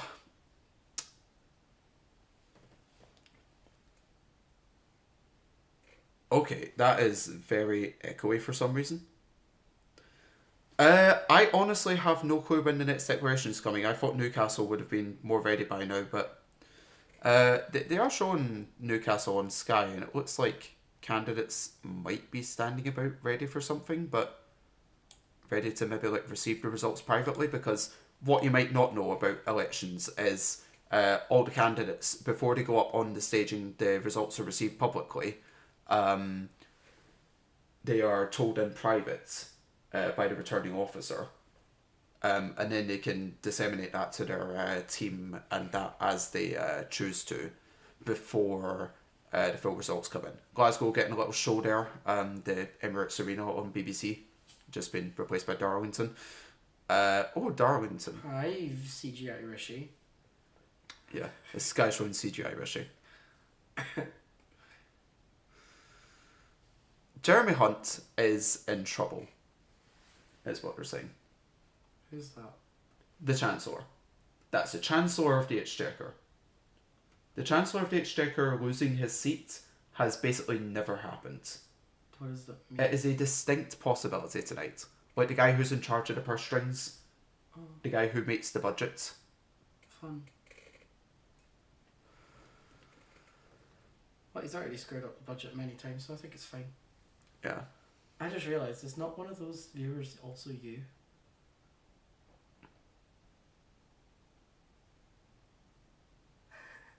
I don't think so. Possibly. It's entirely possible that the only two people viewing right now are me and yourself. Possibly. That'd be funny. But, you know, you're battering.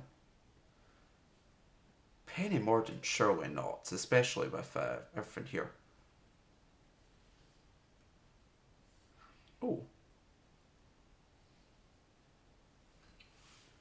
Oh, there's a jittery guy. Look at John Redwood on on Sky News up there. Getting all the hands out and everything. Are you unable to like stream all that now? Copyright. Oh, fun. Screw you, YouTube. Incidentally, I do plan on shoving this up on YouTube afterwards, which would be hilarious. Because getting all of the stuff up was an absolute nightmare. I got locked out of my Channel 4 account. I couldn't change the region on my BBC account. I missed the exit poll by about 2 minutes. What's the exit poll? The exit poll is that's telling what the result's going to be. Oh. If you'd been watching since the beginning, you'd know, because I gave an explanation at the beginning. I told you to link me it, and you didn't, so... You know my YouTube channel. That is actually kind of true. I clicked on YouTube, and... You know my YouTube channel, and you would have seen the thumbnail. No, I opened YouTube, and the first thing that was there in big, giant fucking text was live. Yes. Fucking, you should have linked me it. Also, you could have looked on the story, because I linked the video stream there. I don't look at your story. I don't look at Snapchat. Well, you should look at it. That's the home of everything.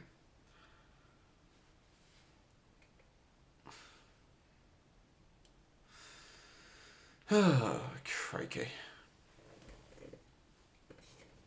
It's coffee time.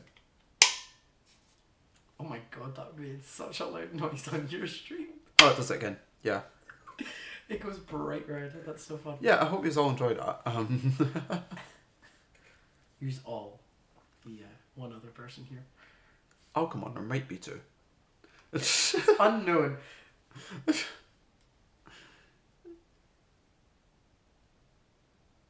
I mean, you need to... I'll be back in a second. What do you need? Okay, bye-bye. Oh, there we go. They got a nice shot of your arm there. Oh my god. Hi. Wizard. Shut up. Oh, wow. It is midnight. We're officially in a new day, a new dawn. It's the 5th of July, 2024. And we're looking at a Labour landslide. Just to sum things up rather succinctly.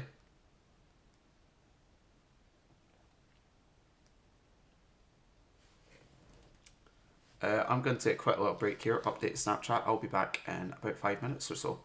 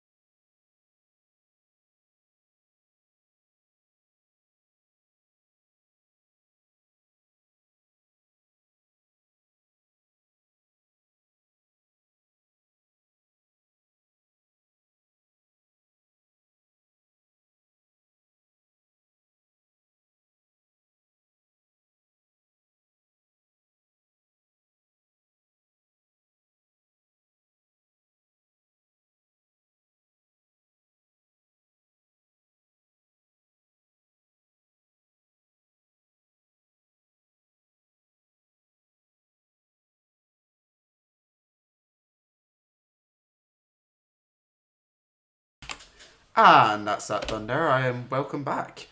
2 minutes past. Great, he's waving. Hey, fuck off. I should have had my bueno while I was gone instead of having it now. I think I've heard enough from Channel 4 for now. Can I go to the BBC?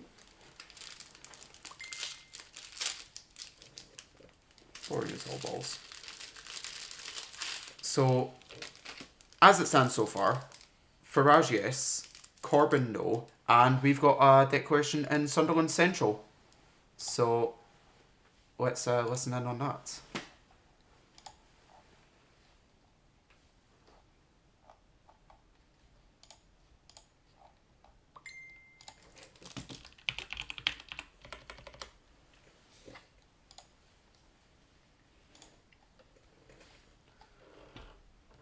So it's 16,800 for the Labour candidates, 10,700 for the Reform candidates. Coming up next, Rachel Feverson for the Greens. That is 2,900 for the Green candidate, 3,600 for the Lib Dems, and what about the Tory? 5,700. So Reform in second, yet again, in another one of these safe Labour seats, but kind of Reform voting, or sorry, Leave voting, suffered a bit in 2019. We'll see what the swing is. Down 4.9% in turnout. So once again, at least getting informed as a getting some perhaps local knowledge in the chat. I will fully admit that my knowledge of Scotland above the Central Belt is probably woefully lacking. But, you know, we'll have a look at it. Probably in about an hour or so, we'll start getting the first Scottish results through. We can start having a look at that. But interestingly, in Sunderland, the Labour share of the vote actually quite static. Reform in West Lothian. So to say I voted, I could say the chap who's I've done this so that I'm not sitting on the bed on the side. So Have you seen Nico Omagana? Probably mispronounced that belter there. When it comes to these modern day influencers, I'm kind of a boomer. We've not had anything from Richmond and Northallerton yet, which is where he's running against Rishi Sunak. Good to see you voted, Connor. Well done.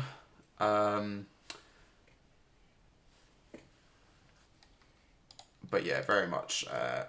Give it a second. I'm just going to refresh the seat share. But yeah, not had anything from there yet. Ugh. Oh, okay. Sorry, I thought there was a declaration happening there involving Ed Davey. It's definitely just having a wee interview. Yep. Yeah, I've run against Rishi. Sadly, okay, I'll admit, kind of anti-Tory for a lot of reasons. Definitely looking like Rishi Sunak's going to hold his seat based on what is not the worst possible exit votes or exit poll for the Tories. And yeah, everything would really have had to align. There would have had to been a lot of focus on one particular candidate against Rishi. And especially the way this has been, I could see there being a fair bit of voting for Nico, a bit of voting for Count Binface, all of that stuff. So, interesting one there. Tory last time, Reform this time. Any particular Tory policy that made you vote Reform this time, or is it just the Farage factor? Kind of a thing I'm curious about, just what is the motivation behind the Reform vote? Because it's a very interesting thing to see that they're pulling a lot of votes out there, and you know, obviously a lot of dissatisfaction with the Tories is probably going to play a big part of that. But who am I going to shove on channel 4 here? Just see what.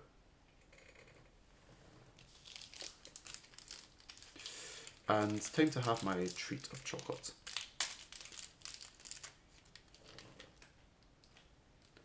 Question: do you think Keir Starmer's more of a lefty than he's let on? Personal answer: no. But who knows?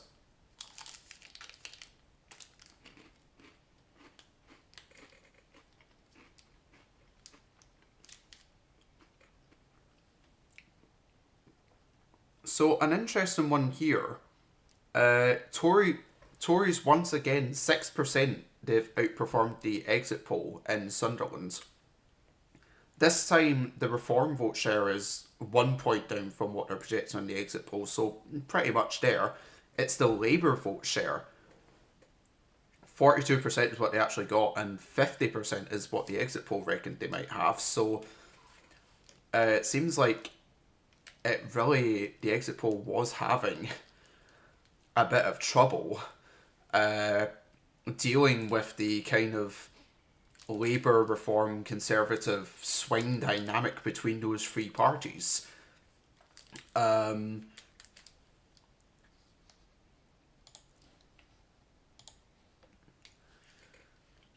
gonna have a listen in Sky News here because they're trying to have a little bit of extrapolation on the exit poll.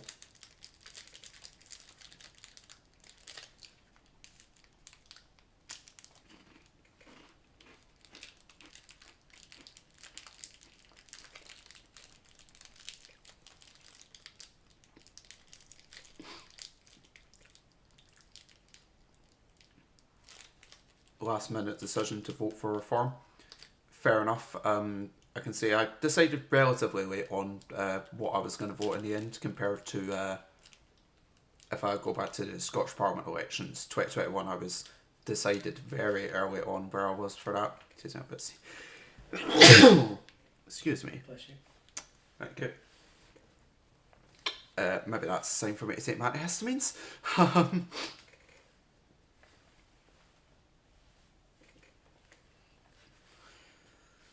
But yeah, still waiting on Newcastle. Newcastle's having a poor time with it. They used to declare first back in 2015, 2017, all that stuff.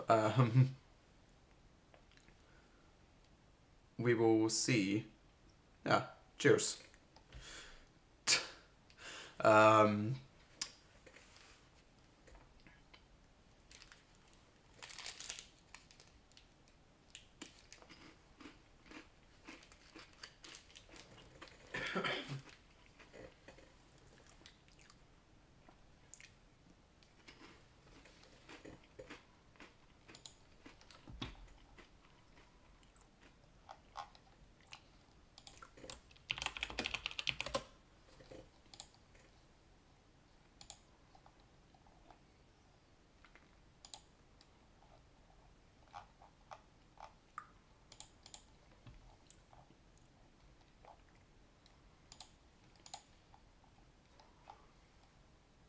So where on earth is this projection?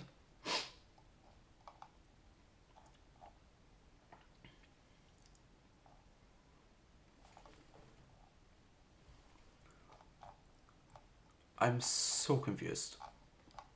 Sky News keeps saying that they have the exit poll projections up, and they just don't seem to exist. Even if anybody can find the seat by seat exit poll projection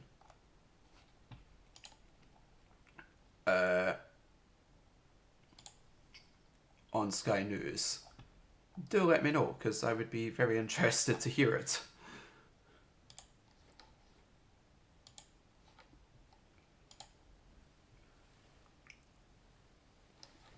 So, getting a wee report here from the BBC in Glasgow.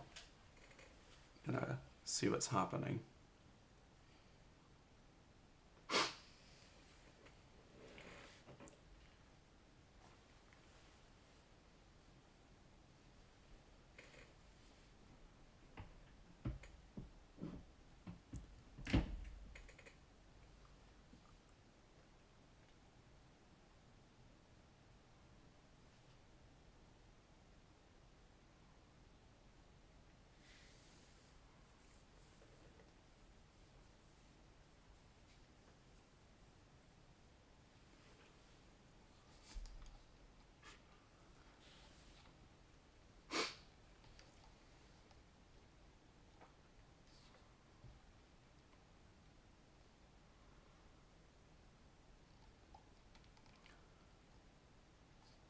What are Sky saying?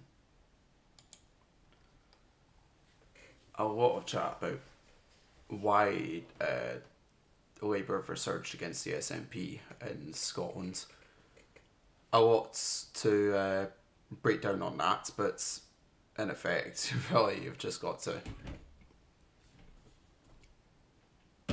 have a look at the negligence, I think, in terms of keeping the party electable and all of that. Interested in Zoomer working class votes if it's going the same way as the English. That will be interesting to read in the coming days. It'll be kind of difficult to figure out tonight because, of course, they don't actually release the detailed breakdown of what they think's happening with the exit poll. I'm going to interrupt that thought for a second because it looks like we're getting a declaration from Swindon South.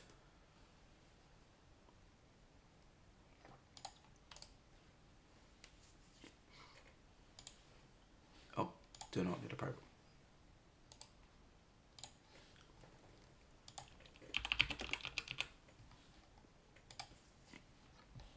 So, Labour candidate on 21,600. That'll probably do.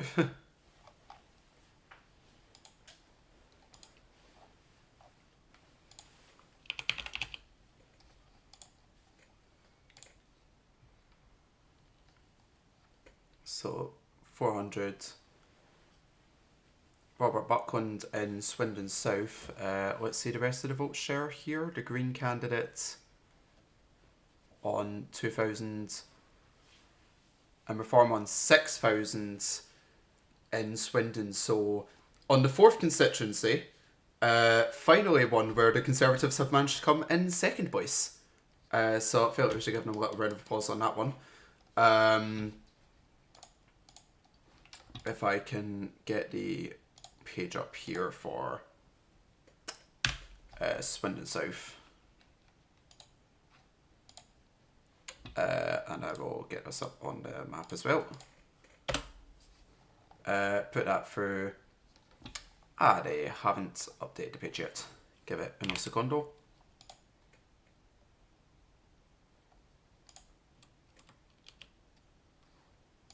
Or dos secondo.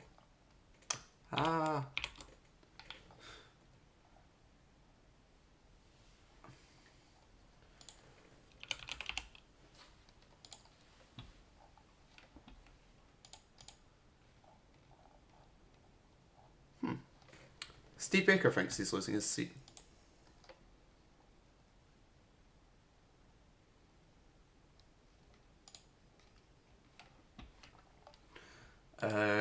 Not getting figures through here yet for the Swindon declaration. I'm not honestly convinced the BBC have even noticed that it's happened.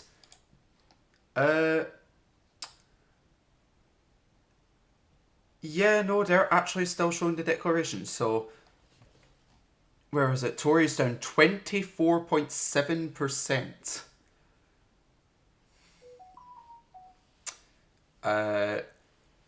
Tories down basically 25% in Swindon, which is what we call edge of unbelievable.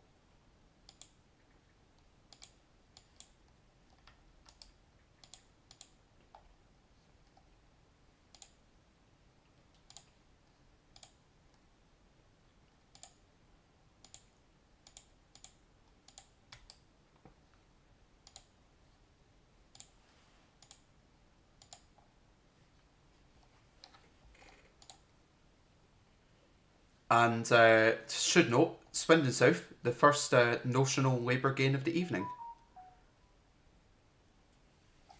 Turnout down 6.5%. I think one more time we should actually... No, BBC still doesn't have their information.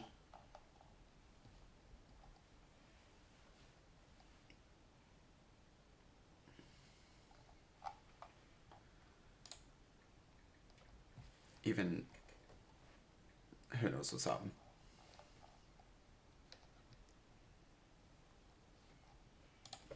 I like how you thought the BBC would be technologically advanced here. Like, oh no, the BBC runs on fucking fumes, so it does. we all know.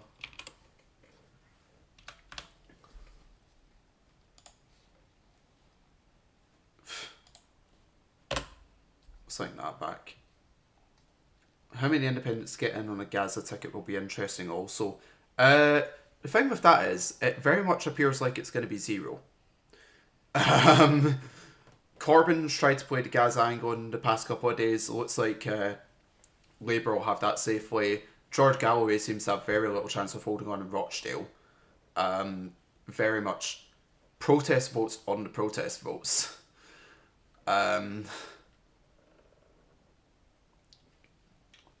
Oh, it just clocked to me why I was lagging while I was playing my games, because you're bloody streaming. So, yeah. That's nothing but let's...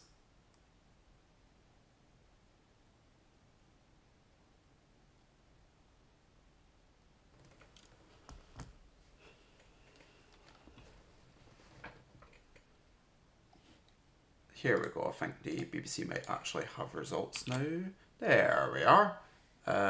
Bring that in full screen and we can have a look at swings.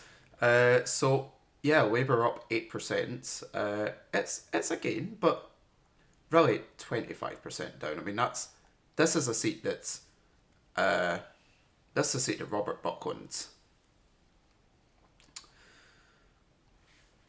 See, the thing with the independents is there's really not all that many that are running that are high profile enough to have much of a chance. At a general election, it's a lot more difficult to get in on that kind of platform than it is at a by-election. You know, by-election you can be very focused, and the prevailing winds of general politics is kind of less important. Whereas at a general election, it's very much everybody's thinking, oh, the Tories crashed the economy 2 years ago, mortgages have went up, inflation went up, all of that's all playing on the mind. It's less, oh, they're not handling Gaza right, or oh, you know, the climate's dying, or oh, the US expansion is very much making Londoners bankrupt, which was a big thing that helped the Tories hold on to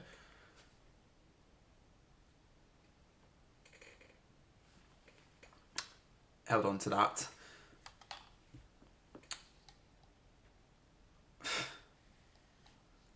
5% vote. I mean, obviously, yeah, big pick in there for Reform to be picking up about. You know, if that was to swing behind the Tories, and I imagine a lot of it would swing behind the Tories, I'd say. If you call that maybe pull thing about 7% closer, it looks like a better result. And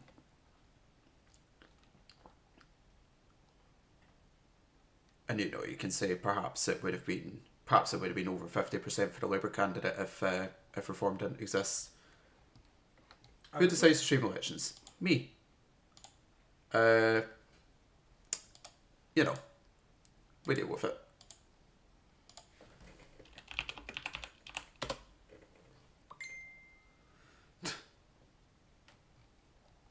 Yeah, God, because of all.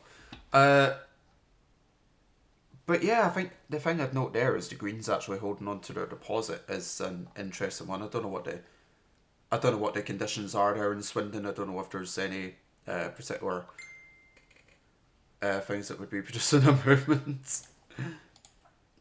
Let's get the fourth seat in there.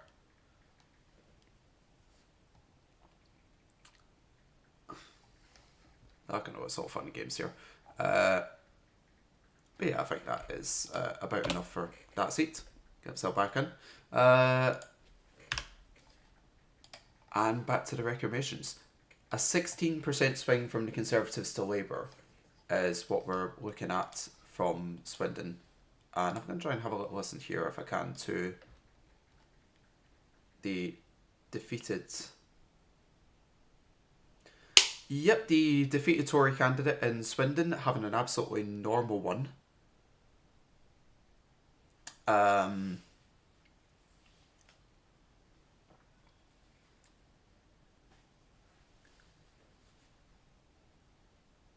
Yeah, he's having an absolutely normal one, and blaming politics on being too sensational. Interesting. If Reform get 13 seats, they've done more in a few weeks than Salmon done in 20 years. Could certainly be argued. I would personally disagree. You know, Alex Sam. I would say Farage in particular has already done more.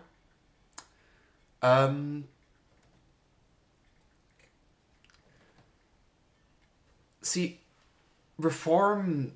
Okay, so I'm going to be careful with my words here, because I do not believe that Reform is simply a straight continuation of UKIP. that's evidently not true. They draw a bit of a different, a bit different support base. They draw in a lot of people who would never have been associated dead with UKIP, and obviously they've left some people behind with the party. But I think that general discontentment with mainstream politics that led to UKIP's rise in the first place, I think that is very much something that is being continued with the emergence of reform over the past two elections in the past couple of years. So I would say to... Is that Gogglebox?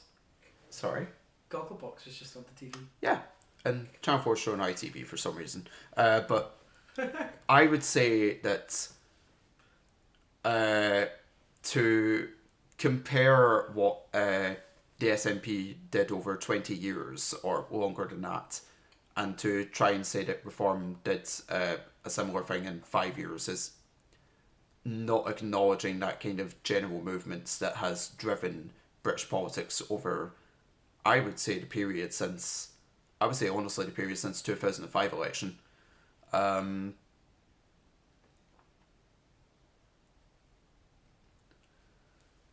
Okay, I'd maybe dress that up. Since 2011, you'd have that as well.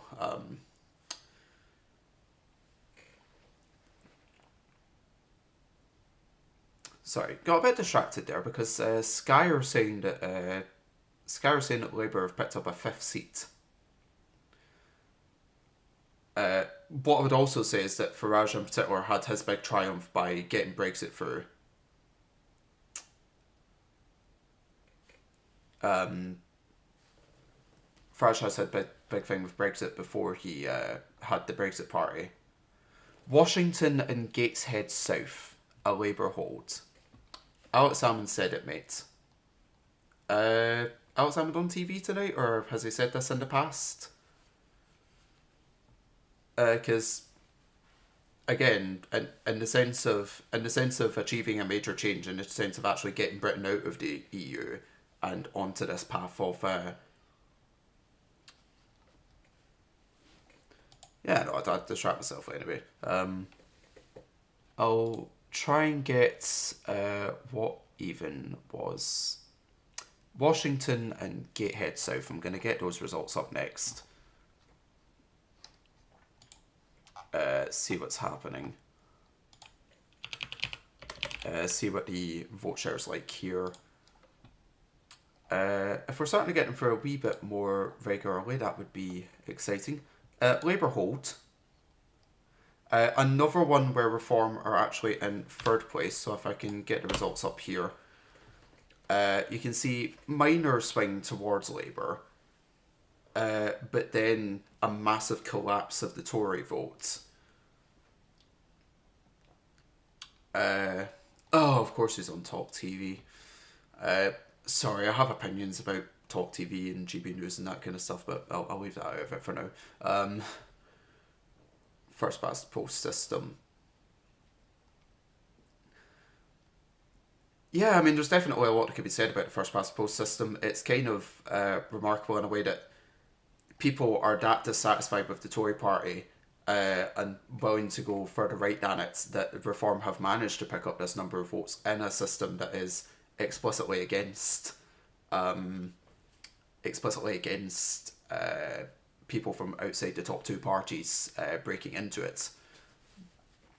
And that is really going to hurt the Tories again and again and again. It's just going to drive them to truly woeful results where you would hope that things could be a bit better.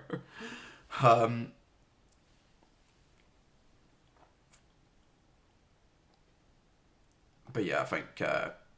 I don't know where this is in the country, actually, but I would assume that this is going to be probably a similar one to the first couple of results we got, like Safe Labour. Yeah, that's it, right up there by Sunderland. So perhaps to be expected that it follows the same sort of pattern as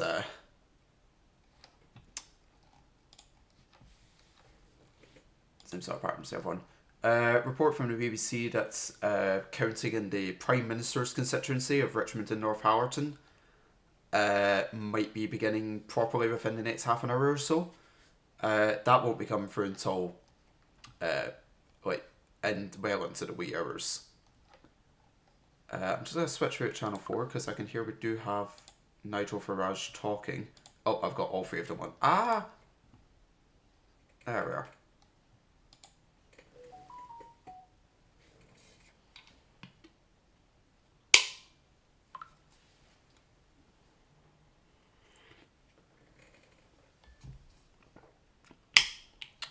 Only caught the end of his report there, but Anne Widdicombe here on Channel 4.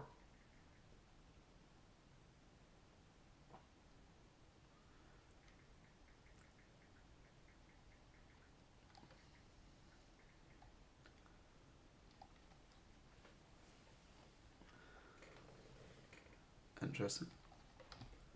No, that's Houghton's are going south again. Desperate to see Eddie. Got my friends at me. You what now? Oh, for fuck's sake.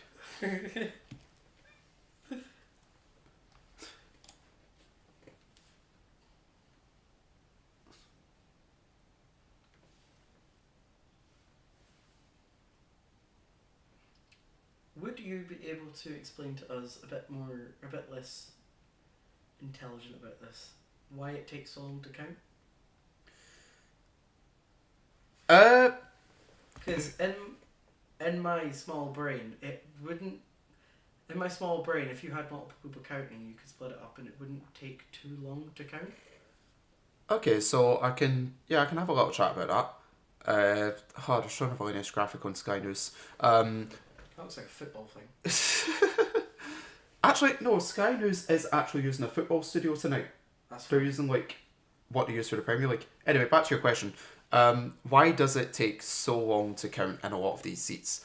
Well, first off, a constituency is about 70,000 voters. No enough fingers, mate. That's a fair point. About 70,000 voters, a bit more, a bit less, depending on what exact constituency it is. And obviously, there's not going to be anywhere near that many votes because you can see vote share has been about there's a word that I can't remember here. About 55% turnout so far. There we go. But even then, you have like 45,000 votes to count. You split that up among people, but they can't just like count them up haphazardly. They need to first off filter through them all first off and verify how many votes they actually have. That's to figure out things like turnouts, and then they go through again and start counting ballots. So you'll look at a ballot, you'll see who's been marked down to vote, you'll put it in a pile. What does the timer mean? The timer is the time. It's 32 minutes past 12 right now, that's just the time. But yeah, when they're doing their second count to actually count the votes, if there's anything that is at all ambiguous, like if somebody has put 2 crosses on a ballot paper, obviously you can't figure out who they've actually voted for and that has to get thrown out. But if somebody has a big cross in one of the boxes and then a small cross, or maybe they have something like crosses in all of the boxes except for one where they've put a tick, or maybe they've done something like they've got confused with the other system and they've ranked the candidates 1, 2, 3 like it's a STV election. Then these get put aside in a separate pile. A delegate of the returning officer will then show these 2 candidates, and the candidates will argue whether or not that vote should count. And I've been part of this. I've been, like I said, I was at the 2022 count for the Glasgow City Council votes in the Emirates Arena.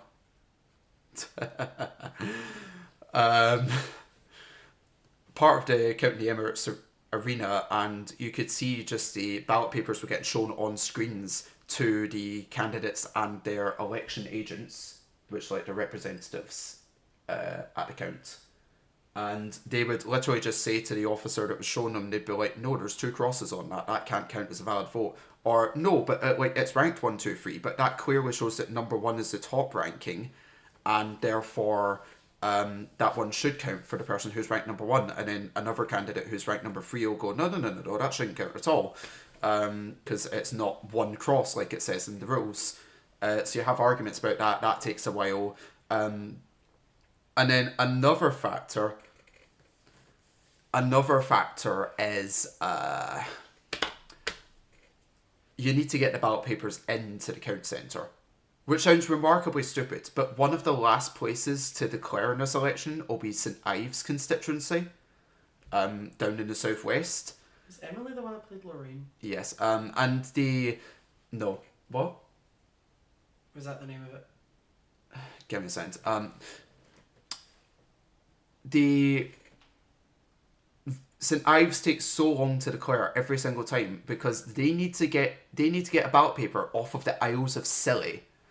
They need to get ballot papers across to the UK mainland to then get them to the count centre to be opened securely and counted, and they need to have 2 people watching the ballot paper at all points while that happens. So if it is any form of rural constituency, Sylvia, if there's any form of difficulty in getting those in, then it can take more time to actually get the count going. It can take more time to get your result, therefore. Hopefully that is the... That's not like the explain like I'm 5, but the explain like I'm 15, maybe. And then conversely, a lot of these places that are declaring first, what you have is it's all very simple to get the ballot papers in. Like, ballot papers were arriving in Blyth and in Sunderland within literal minutes of the place opening. Did you hear about Glasgow count that was using the Scottish system with the numbers? Yeah, no, so, I mean, honestly, that's not as... I don't think that's really as big of a story as it made out to be. Like, obviously, it's a breakdown of procedure. But in the end, the advice, it would appear, was only up for a very short amount of time before it was taken down and replaced with the correct stuff. And if you do rank it 1, 2, 3, 4, 5, I honestly think if that went through to a count, they will need to have that argument process with the candidates. But if you're ranking it properly, then it should be fairly obvious that the person you've ranked number 1 is your 1 preference, and therefore you could count it as a vote for that person. Where the ambiguity comes in is what you would occasionally have. Again, when I went there, it was an STV thing. Don't understand this at all. Is this the conversation I'm having regarding the vote counting, or just like the election in general? I know I've tried to give a little speed run of everything. When do we find out our new Prime Minister? Tomorrow. Well, technically today, because it is 25-1. In like 6 hours. Yeah, a lot more seats. It's called incompetence. That's true, probably. Yeah, based on how big Labour are expected to win, and a lot of seats are going to start coming in about an hour or two's time. Probably sometime between 4 and 5, Labour will officially win the elections, so Keir Starmer will become the Prime Minister. There is no way that doesn't happen at this point. It's just a case of A, watching it officially happen, and B, seeing if these exit poll figures bear out as they are, or if they are inaccurate in some way. And as it is so far, it would appear that things are probably going to hold on about as they are.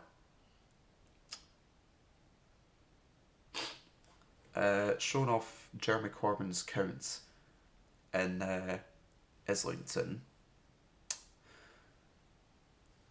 Oh, no issue, lovely. I'll need to have a look because I think... Did Sky News not say... Who on earth am I hearing in my right ear? I'm so confused by what just happened. But yeah, I'm gonna try. Sky News, I want to say, we're broadcasting from every single seat. I don't know where I'm gonna find that, but like.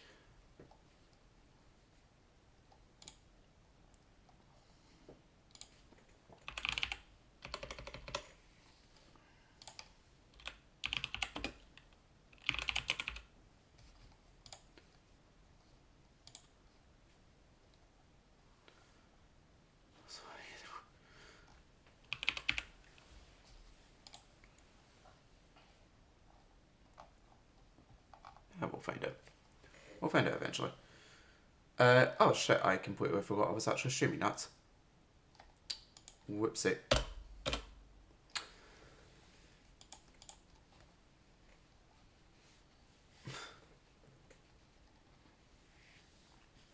You can tell I haven't done a lot of live streaming recently.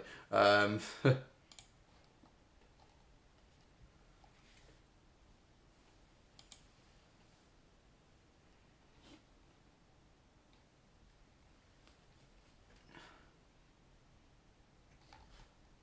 why is that not... There we are.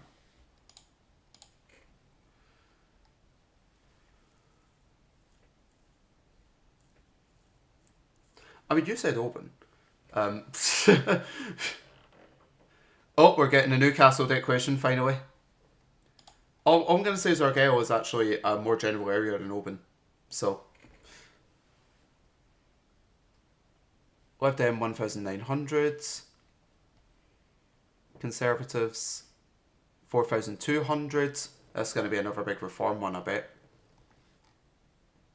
Reform 7,800 was that? Labour Party 18,000. That's a Newcastle Central and West. And Green Party on 3,228. Oh. So yeah, once again, let's see if I can get that up on the BBC page.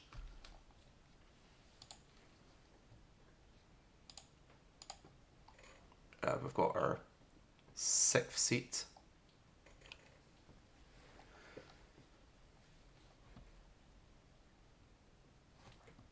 Where is it?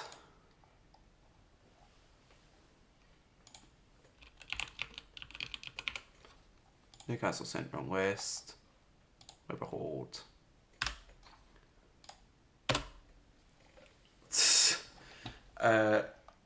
And if we have a look here, interesting one in Newcastle, actually, big swing away from Labour, 13% down. Big swing away from Labour and the Tories in that. Big swing towards Reform, but also a bit of a green swing. So I think what you're possibly seeing there is, I mean, if that was 13% down, that would have been the result. About 58% at the last election, 59% winning the vote share in Newcastle by. So perhaps a case that Labour winning that by so much that any discontent this time round, people on the left would decide, okay, I'm safe to give my vote to the Greens because the Tories aren't going to get in, and people on the right going, okay, I might as well give my vote to Reform and give the proper stuff because Labour are probably going to win anyway. So an interesting one there, and the Reform candidates, Ashton Lancaster up in second place again there. So it's very promising performance so far for Reform.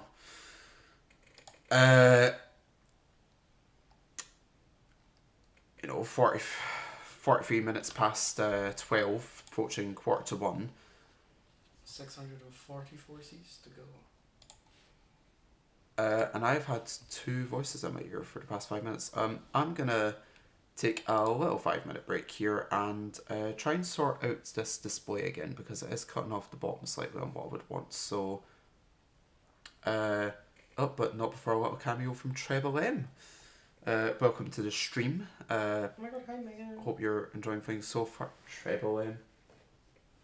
Melissa Oh. McCarthy. Hi Margaret Mary.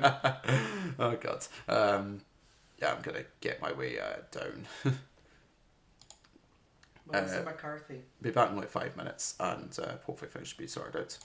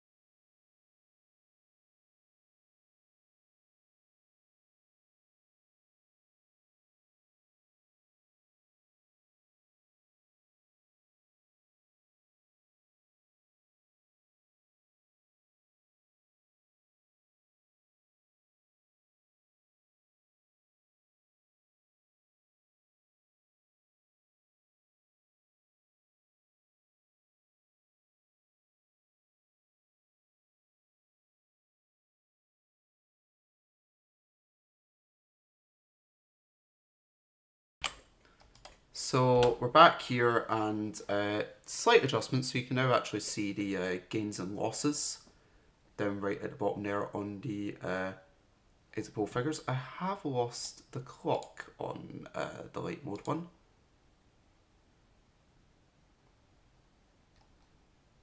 Are my clocks out of sync now?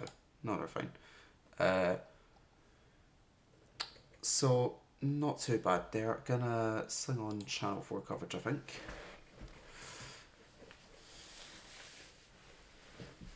And I think been a while since we have taken it to Twitter, so I'm gonna pull up Twitter and see what the denizens there are saying regarding the evening.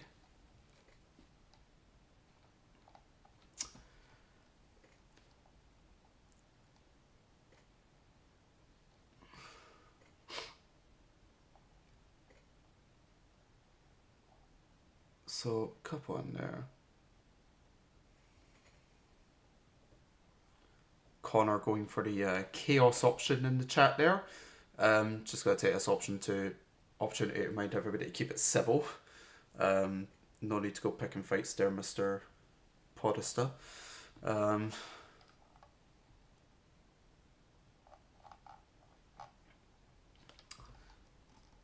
So, BallotBox Scotland, big authority in the Scottish political scheme. Giving the indication that the first place we're going to be looking for Scottish results is Rutherglen. So obviously a place where the SNP lost the by-election that happened there last year, I want to say it was. And that'll be the first indication we get to see what is happening with the SNP vote and all that. Do not just declare anarchy.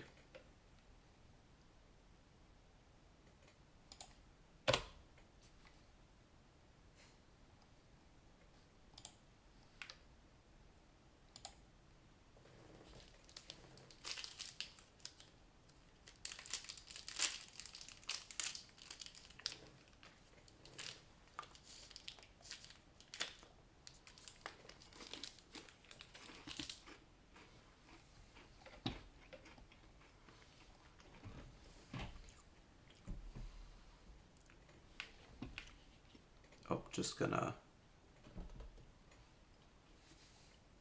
Nope. Rachel Reeves in Leeds, but nothing to be said.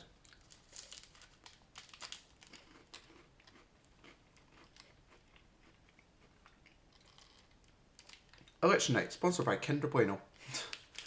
Any indication of when Glasgow East stuff will be announced or nah, just a guessing game?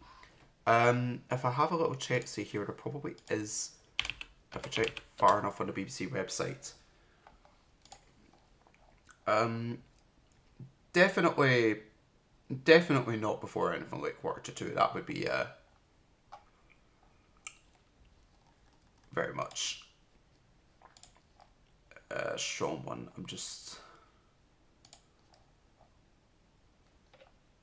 Lots of contest freeway struggles, according to Philip Sims in the SMP.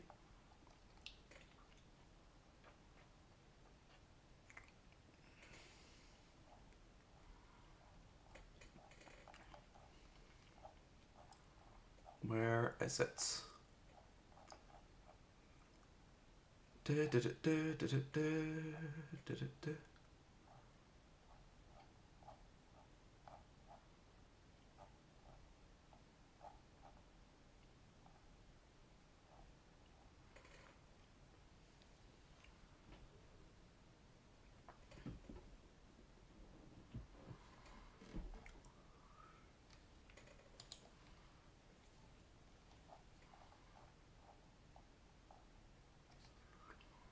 Tell you what, actually I should be looking up on Valpop Scotland, so I should for Scottish seat timings.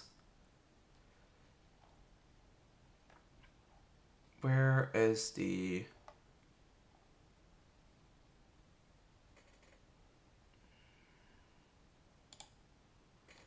coverage?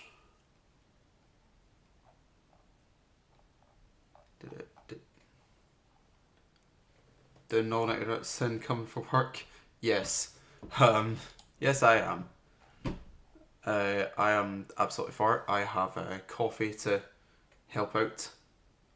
What kind of bueno is the question? Classic. Classic original Kinder Bueno.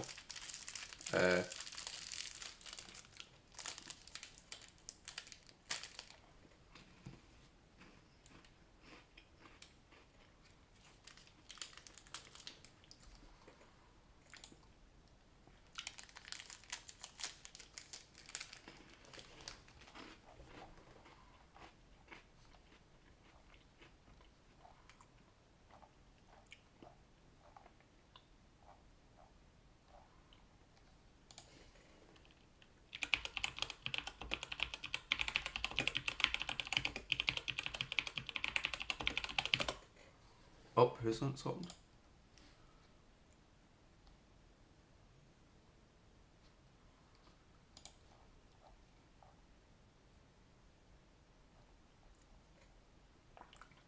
So, what was it? Glasgow East we were looking at?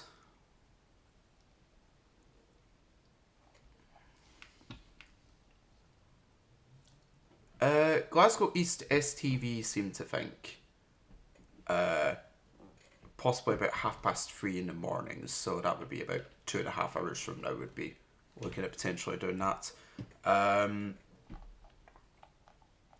First results coming through in Scotland, maybe shortly for Riverglen, and then stuff starting to trickle through from about 2 a.m. And we can start seeing the proper extent of how accurate the exit poll is for Scotland at that point. What about myself? Glasgow North, 3 a.m. Right from the heart of the city centre. This is coming. Rip, I'll be asleep. I mean, I'll save you the spoiler. Probably Labour.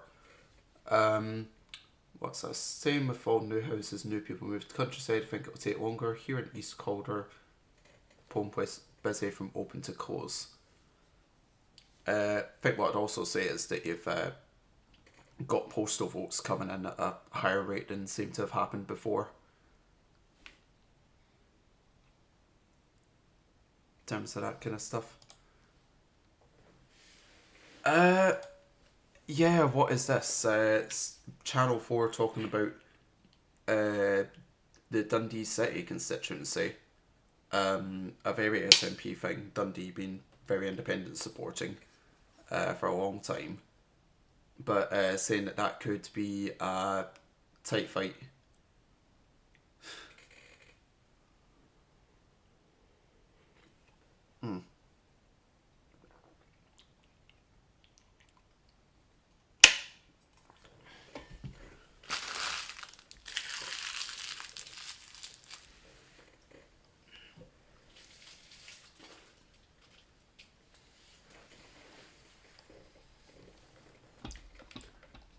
Your stream crashed my PC. I think that's because you flew away.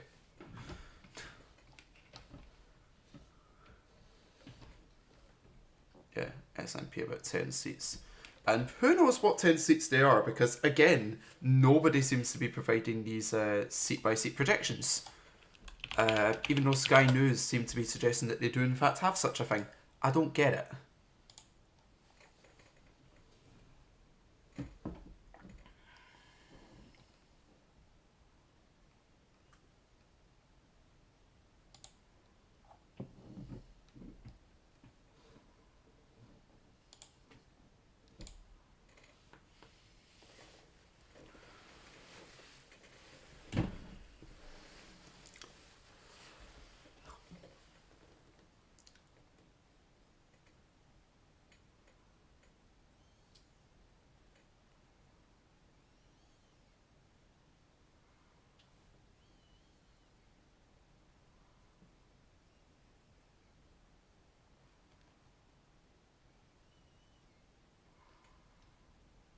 Tunbridge Wells?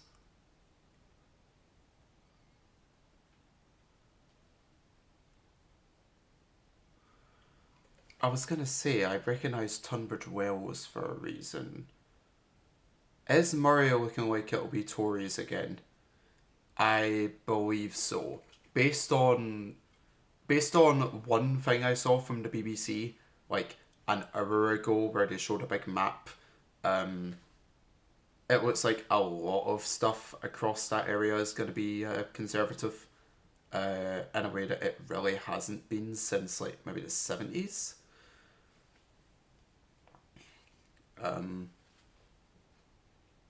Honestly, I couldn't even see where the SNP were still holding on. There was one constituency in the Highlands that I could see, not like Orkney Shetland, but maybe Easter Ross.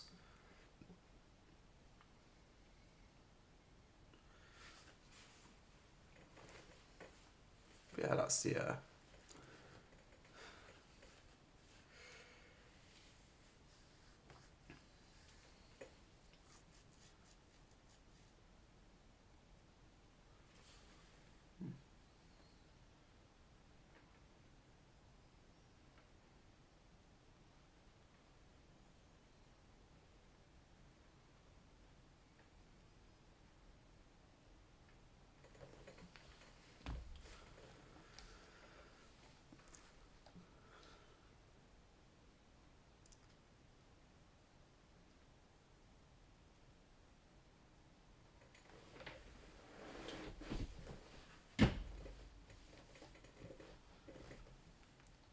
I'll sign on Sky News here because they are showing off two constituencies, two very different ones.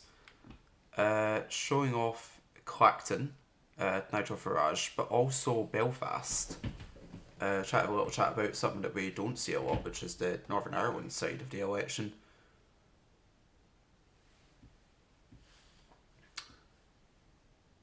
What is this? Rachel Reeves talking about further devolution a la Manchester. You know, all that stuff. Try to skirt around the issue here, it would appear, Reeves.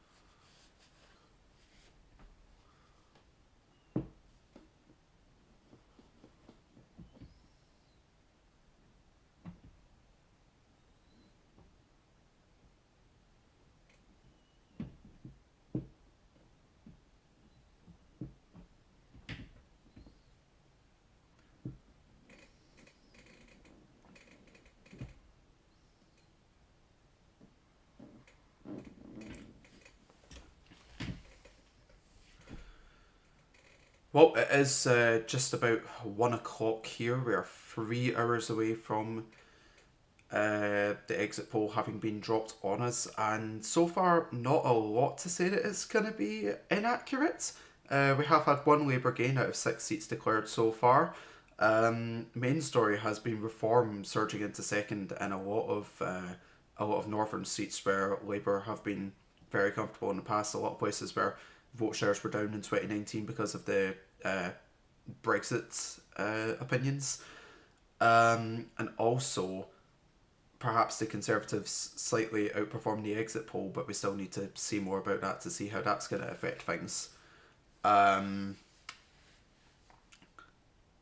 think really we just need to see more seats coming in because we are still rather early into counting. Over the next hour or two, we should start seeing stuff flying in, and we can start making broader judgments as to what's happening in the country.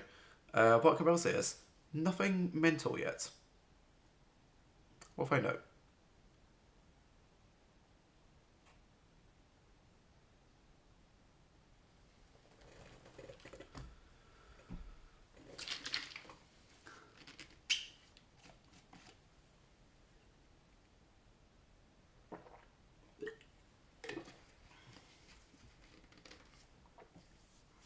Water as well.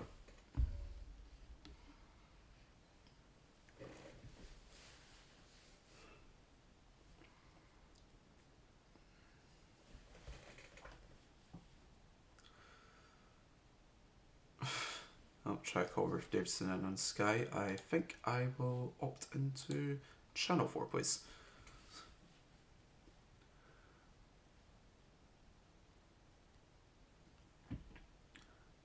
And I say, while things are a little bit quiet, I'm going to try and set up. Can try and set up for something a wee bit different.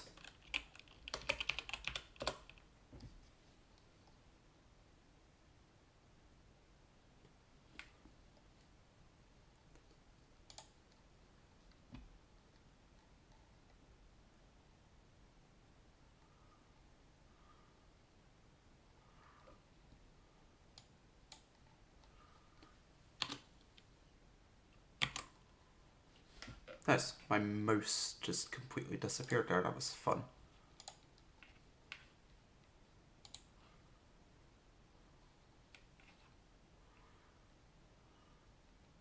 Huh.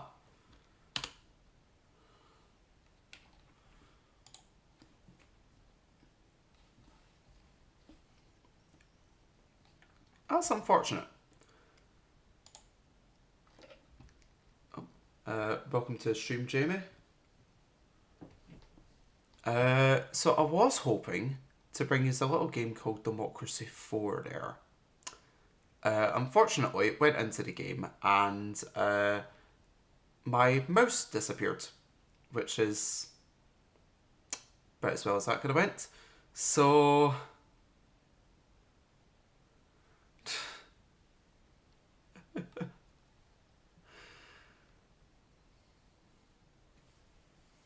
yeah, we will see what's happening.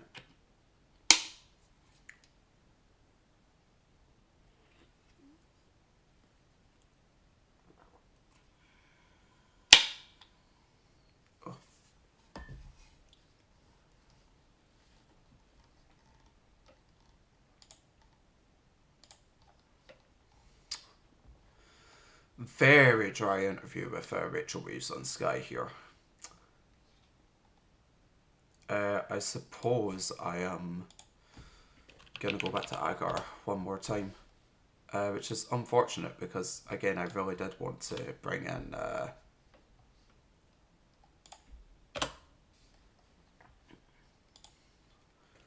I did want to bring in something a bit different.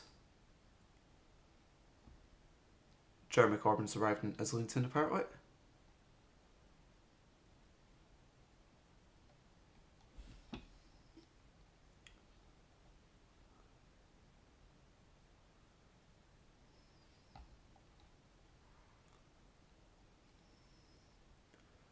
3 o'clock we're expecting for... Oh.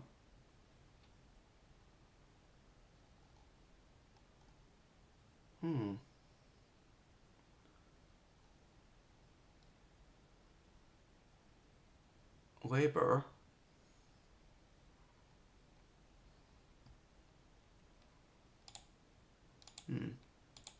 Labour saying that Islington North looks difficult for them. So, yeah, to Mr. Damned. Best name I've got for you, sorry. You were talking about independence and sort of Gaza politics and that earlier. Can say kinda looks like Jeremy Corbyn might actually make it in again, which would be rather interesting.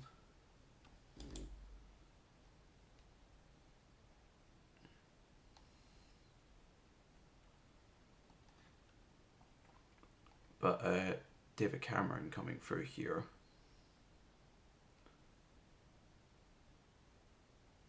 They are doing very well here to survive.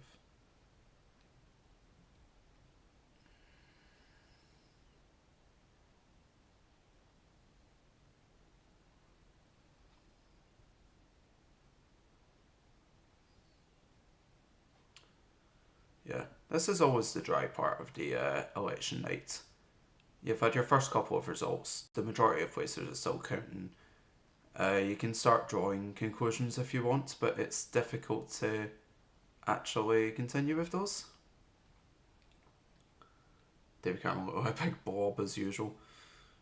Yeah, that's about right. I mean, there's approximately 50% less pig shagging going on in this version of Cameron. Oh, lovely.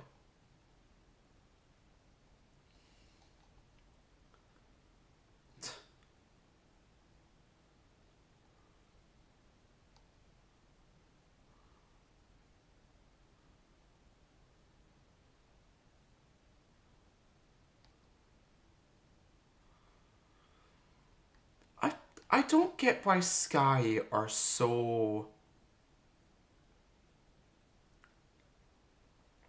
Sky are so obsessed with this concept of, oh, the people have changed their mind from 5 years ago. It looks like Labour weren't going to win for ages, and then here they are winning.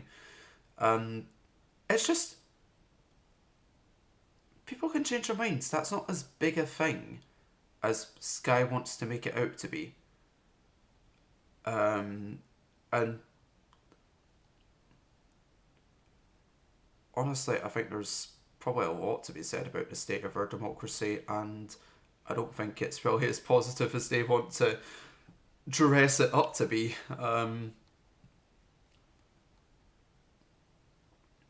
Just realised the beard is back. Yep, haven't shaved since the Saturday morning of the final show, actually. I should contextualise for people who didn't know I was in a musical theatre production in the middle of June there. Who is left, who is right, not familiar with the parties?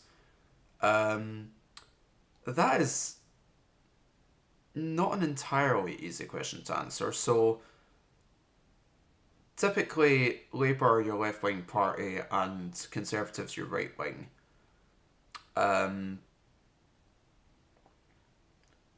Lib Dems, in some respects, hanging out to the left of Labour. Labour kind of pulling more central nowadays.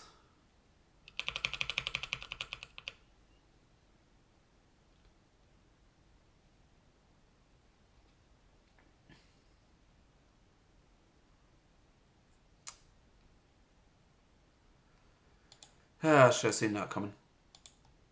David Cameron wiped out by a coalition. I should have called myself Gordon Brown. That would have been more appropriate. SNP are kind of centre left. Oh, lovely. Reform, you would say, are kind of positioning to the right of the Conservatives.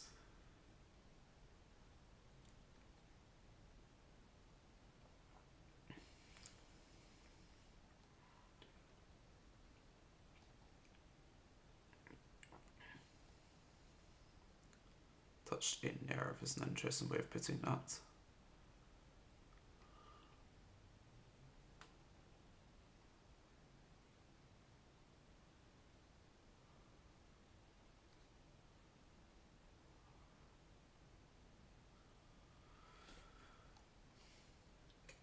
Can't keep singing Elvis for Connor. Oh, absolutely.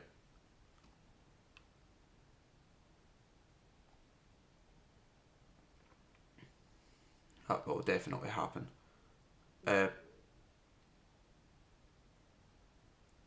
Oh.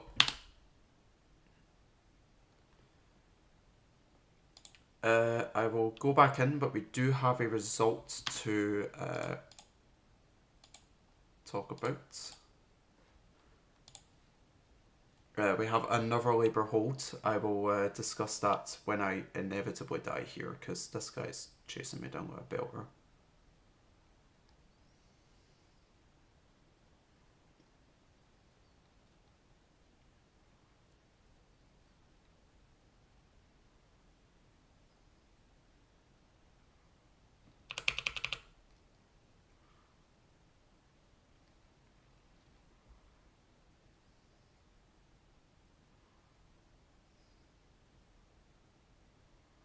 I imagine I will probably be dead soon. Oh god, they're teaming on me again.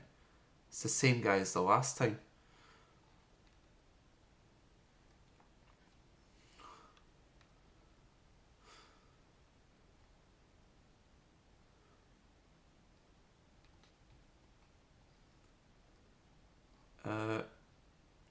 Labour vote share down a little bit and Gateshead Central and Wickham.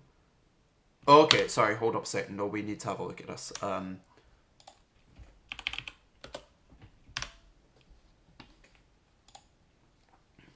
Because where is this?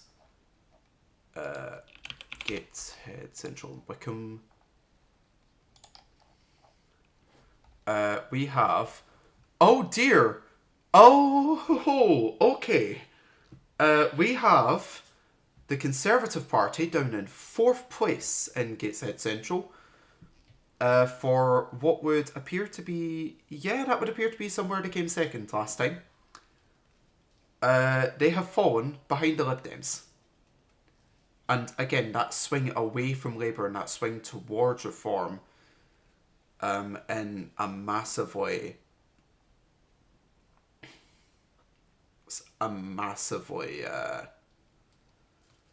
Labour supporting area.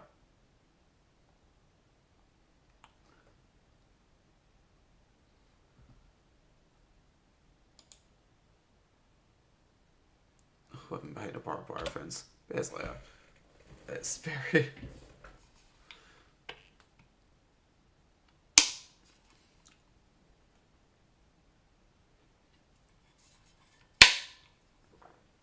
Coffee time. No.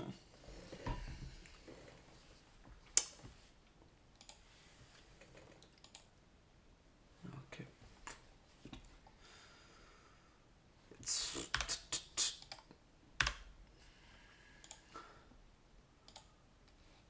I think enough Sky Chat there. We will go back to Channel 4 for now.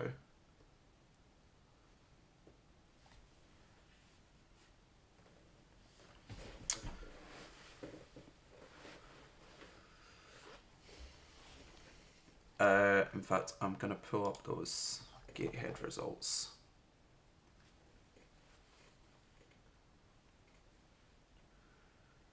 Tories down to 4th place in Gateshead Central and Wickham. What a thing. A swing, massive swing away from the Tories, massive swing towards reform. Just what we're seeing time and time and time again. But yeah, story of the evening.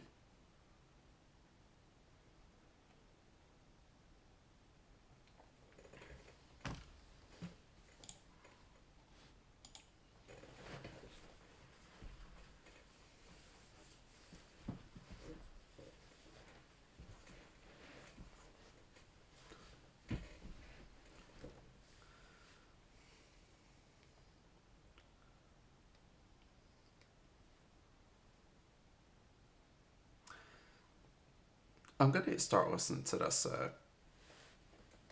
Start listening to this Roy Stewart guy. And his thing, because that's a very concise way of talking. So he does, as much as he was a Tory, or as a Tory. Interesting. Let's have a look at Sky here. They have a video which isn't helping me. I'm hoping they'll do their thing again. Oh, they've got Ed Davey. That's who they've got. The Sky News have Ed Davey getting into a car, probably to go to his count, and Channel 4 have an interview here with Sadiq Khan, the Mayor of London. And how long? My my BBC one's been paused for like half an hour. Oh, they're showing a live feed from somewhere called A Leak. Get some music going in the background of my hardcore gaming session on Minecraft. I mean, no, you could just stop playing Minecraft.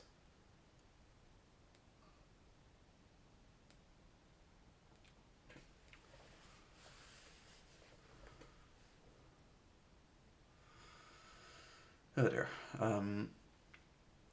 Sean Paisley as well.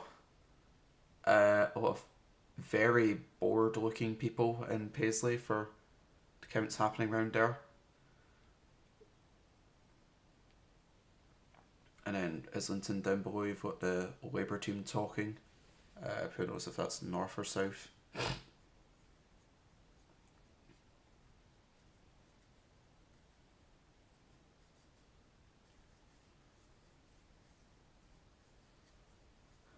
Oh dear. Oh, I just caught a yawn there.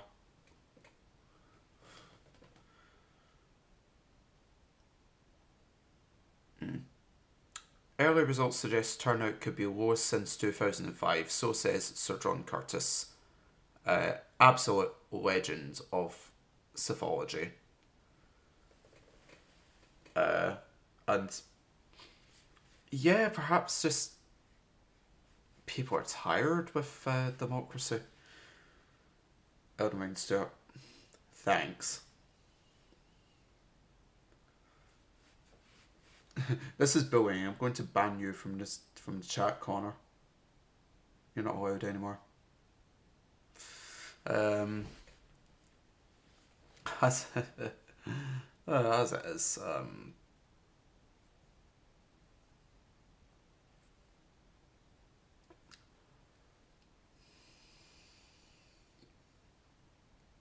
Yeah, I'm yawning like absolute belter, so on. They just keep. No. Is this another declaration in belief?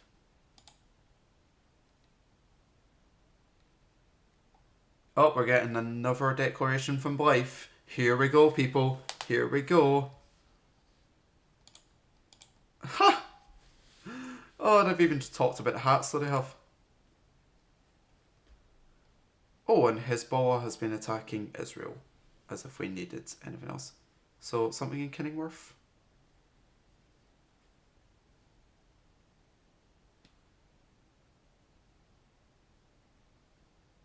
So, Lib Dem candidate, 1,800. Gordon Fletcher Reform, 9,400. This is Cramlington, a Labour one. Labour and Co-op, 22,200. Dunfermline 300. Ian Jones Green, 2,100. Beating the Lib Dem. Scott Lee, Independent, 5,003. Conservative candidate, 8,500. So beaten by the Reform candidate again.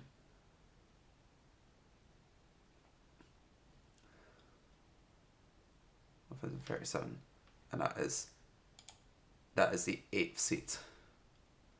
Cramlington. Ow, that was loud.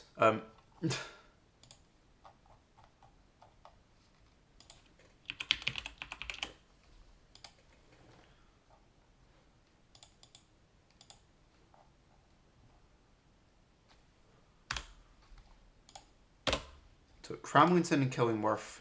Here we are again. Labour up a bit. Tories down massively. Reform up. A bit closer there for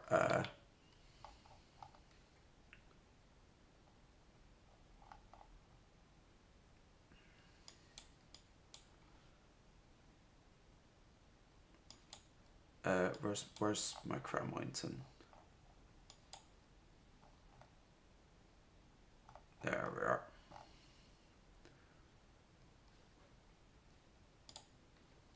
.1% swing from Labour to Reform.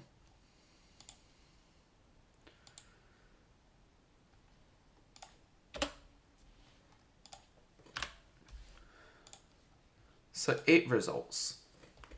We have made it. We've made it 1% through the results of this election. We have been here for 200 minutes. 20% gain for Reform, that's the highest yet. I think they've had higher, like 1% or 2 higher in a lot of the other seats in that area, actually. Hold up, I'll see if I can get it back up. I think if we have a look at like Sunderland.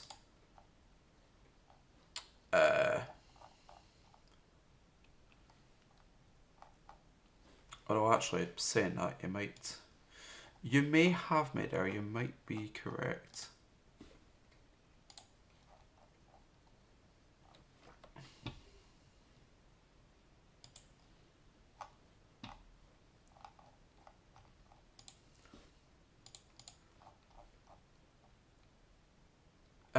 Game wasn't that big actually. It was a 12% gain, so it was. It was 20% overall was their vote share. I can try and get these results up again just to show that off.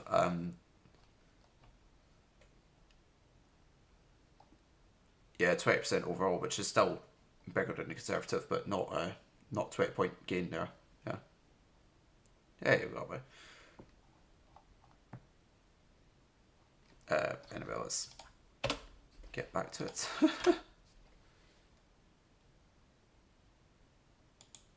I just closed all of my streams. What the fuck?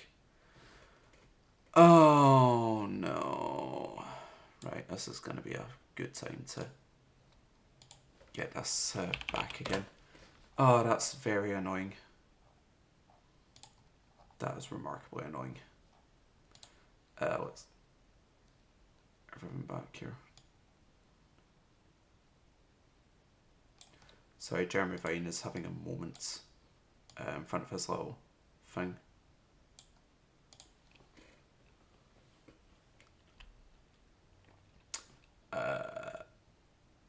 Fuck, what did I have up there? Sky News.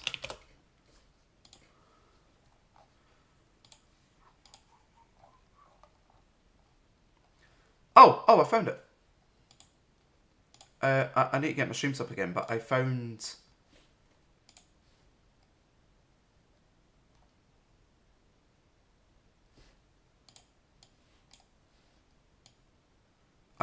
the seat-by-seat constituency projections in the exit poll.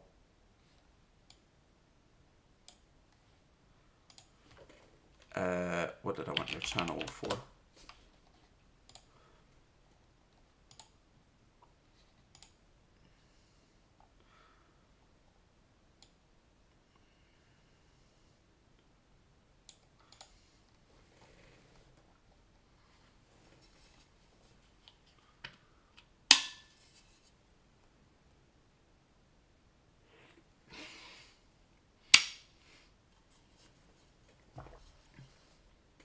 Yeah, you know what? Boomer Tech is actually the best description of everything I do.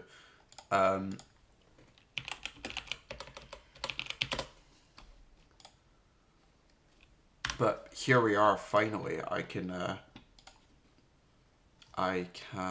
get up if I am smart. This. What is the election forecast in my constituency? So let's ask about some constituencies. Here finally, let's start in the heart of Glasgow here. Glasgow North. We're fighting 99% chance of that being a Labour gain. We'll ask about the Prime Minister, Richmond Northallerton. Fighting Prime Minister will hold that. What if we slink through to some other places that are perhaps more interesting? What about Aberdeenshire North and Bury East? Fighting probably the Conservatives going to hold it, but possibly SNP gain, and that is where Douglas Ross is running. West Lothian, you want me to plug in West Lothian? I'll need to have a look and find the actual constituency names around there. You could plug in East Kilbride for friends there. East Kilbride, very interesting actually. Exit poll thinks that East Kilbride is a very close contest between Labour and the SNP. Very interesting. Trying for Stirling. You're looking at chances there. Conservative gain, SNP hold. I'm assuming there's a little bit of Labour mix in there to make up the percentages. But there is... This is what I have been looking for. Oh, fucking evening. Oh. And you can just plug everything in. What do they think's happening in Islington? It's just too close. They just don't know what they're doing.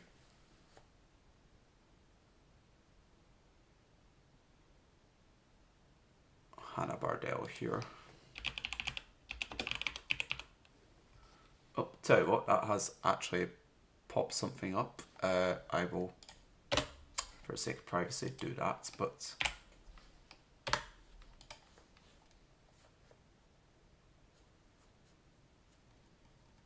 I see.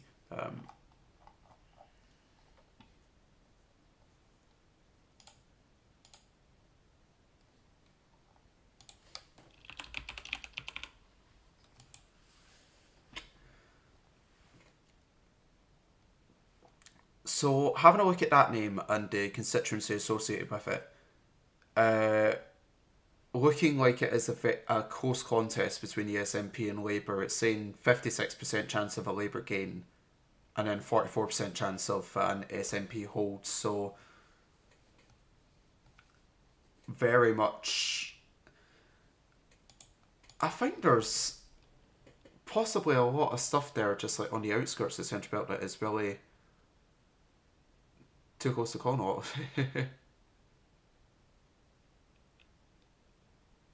I fixed it, or you?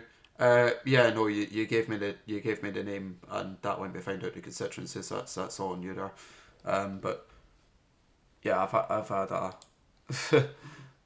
a lot of fun messing about with that. We will see if anything wants to pop up. Sky have a 9th constituency down.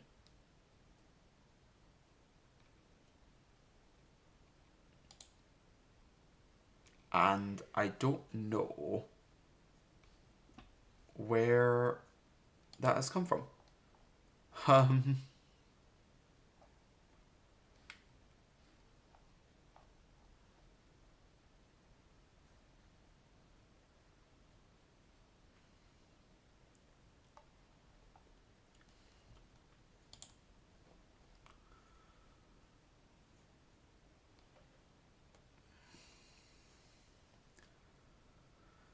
But what is happening?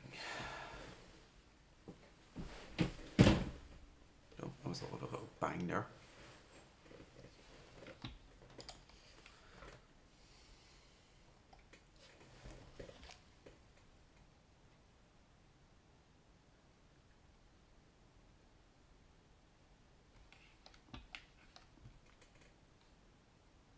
South Shields, there we go.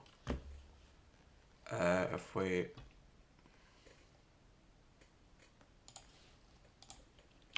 stick that in the BBC.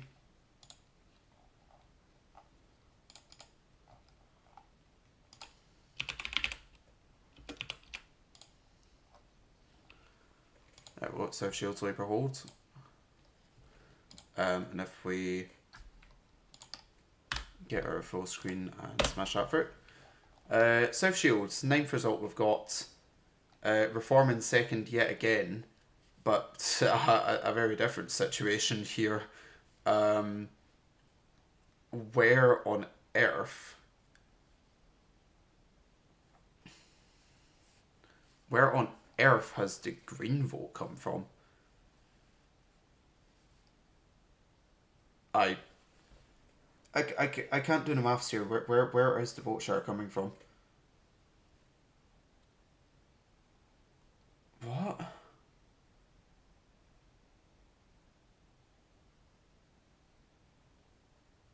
The maths doesn't work out there.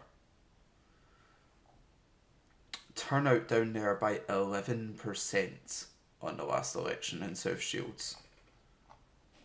So, I mean, what can you even say?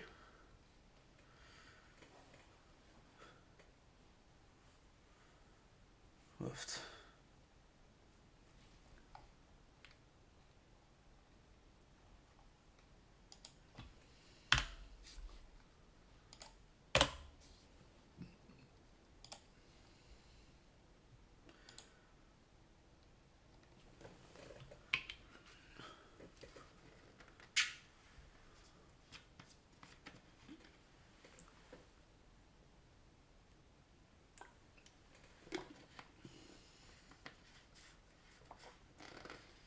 I'll be honest, I don't have a clue what the fuck this conversation is going on in the chat, but like, what are you on about, lads? Gonna load up the Urban Dictionary here, and if I find out this is a bad thing, you're all fucking banned.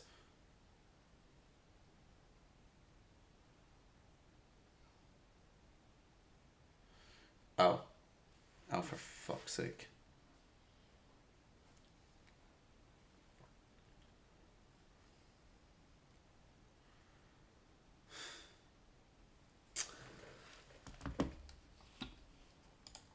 Okay, that's it. Let's get YouTube Studio up.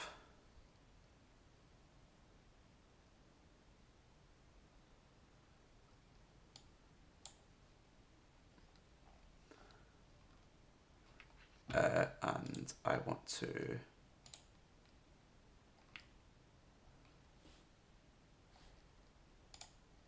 manage chat. Can we make song request? No. No, you can't.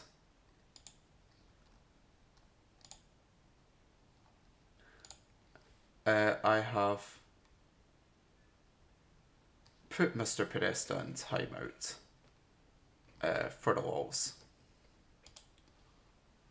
You know, no else to be done.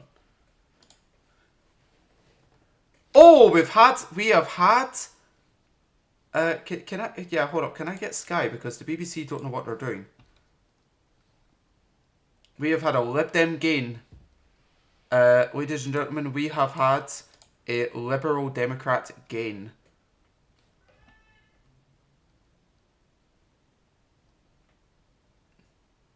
Shouting at me now. Harrogate and Knaresborough. Tom Gordon of the Lib Dems has been elected. We have an official situation here. He's right. Where the Lib Dems are currently in second. The BBC haven't figured it out yet. The BBC are having a rubbish time of it, so they are.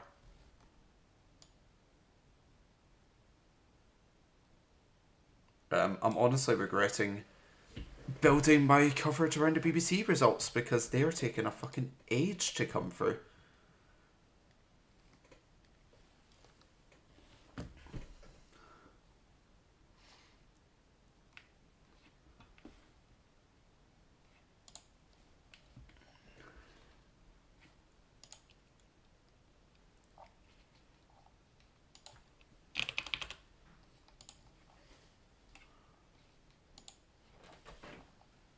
How dare you time out me? Oh bitch. no. Oh well. What do you mean timing out? And that's an extra 5 minutes. He doesn't know yet. Fucking hell, that was a slam. I'm waiting for these results to come through on the BBC so we can share them off. There we go. Slam that through. And we have Tom Gordon getting elected on 46% of the vote. It's a massive Tory collapse. As a massive Tory collapse, you've got the Labour vote share is down slightly as well, but what you really have is, I would say that is a lot of people, the Tories basically get split 50-50 between the Lib Dems and Reform. And yeah, that's the story of that seat. Anything else to be said? Not really. This will be one of those many places where the Lib Dems were hoping to perform on the exit poll. So 10 seats. Labour have 9 of them. The Lib Dems have 1. The Tories still have not won a seat at this election. I will remind you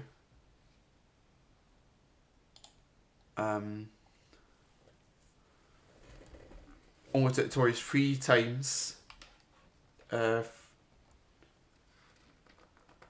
took the Tories 3 seats to win 2019, won a seat, and 10 in here, and they still haven't managed one.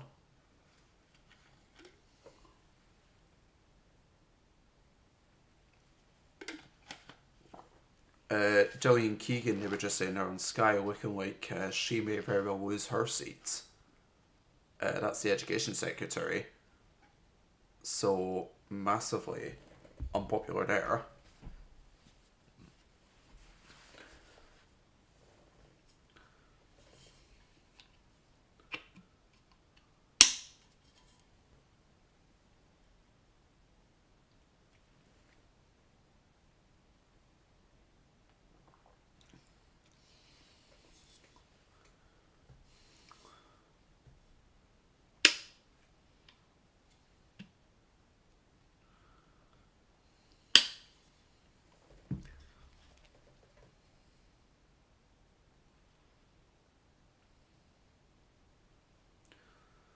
Lib Dems make their first game of the evening on a 16% swing.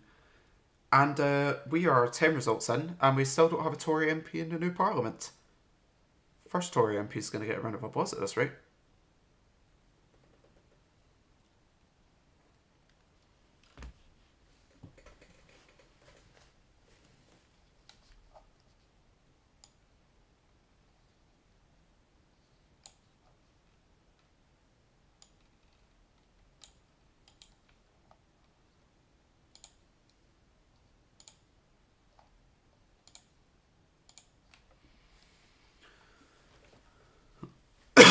Excuse me.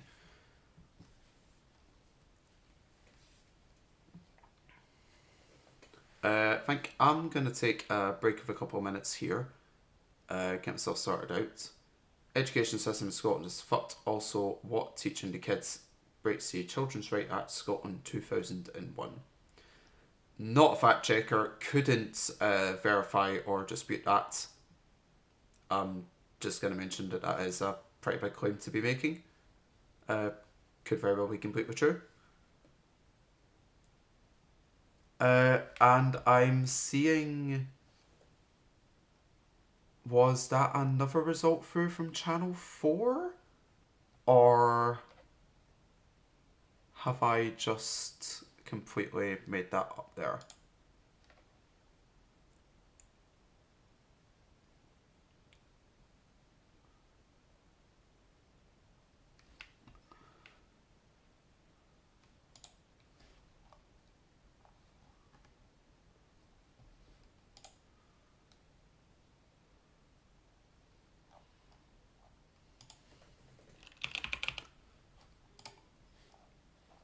Yep, Channel 4 have the Whitehaven result, and they're saying that Labour have gained that seat from the Tories. Whitehaven and Workington.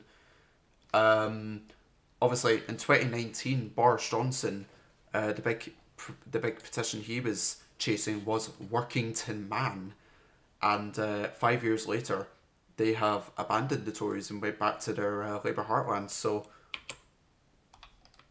I don't know what that has to say about that.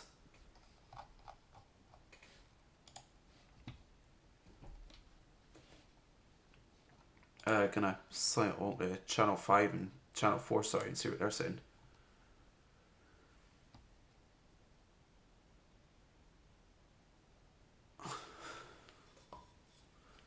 And somebody has brought some seeds into the Channel 4 studio.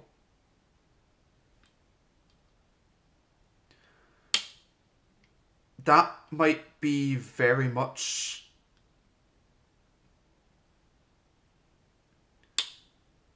That might be the most Channel 4 thing I've seen so far.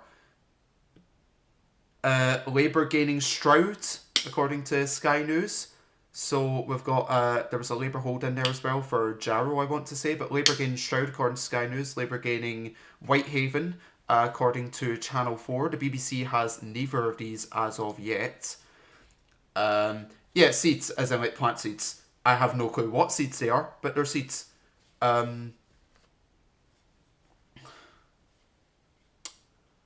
Everything's going a little bit mad. Oh, and we have our first Tory. We have our first Tory of the election. The Conservatives have held Rayleigh and Wickford, according to Sky. According to Sky, we have a Tory. So I'm gonna put up Sky News. Let's be honest. Get the results from there. If I can bung that on full screen, get that on here. Because we have Rayleigh and Whitford here, but wow, 35%! 35% drop for Mark Francois and Rayleigh and Wickford. And Reform coming in, taking a quarter of the vote right there, overtaking Labour to become the second party, and what was probably one of the safest seats in the country based on that. Wow, yowza! I mean, you can see no tactical voting, or minimal tactical voting. Otherwise, the Tories might have been sweating that one if they could have pushed the Lib Dem a bit. But if we pull that back, we had Stroud here for Labour, up 4%, Tories down 20%.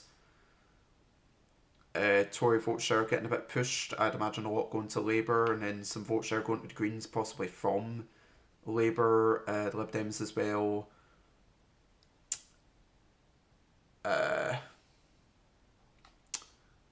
We'll see if... oh, here we go. The BBC has updated with some of them.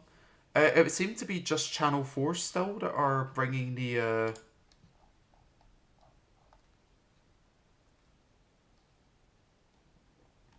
that are bringing the result in from Workington.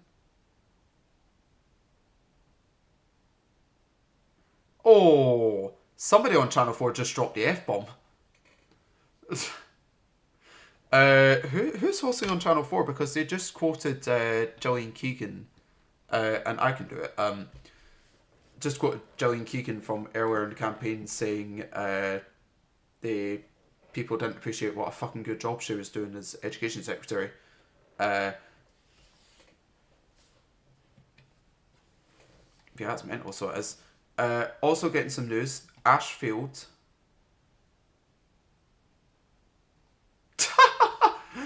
Oh, they've just dropped the Conservative win on Channel 4.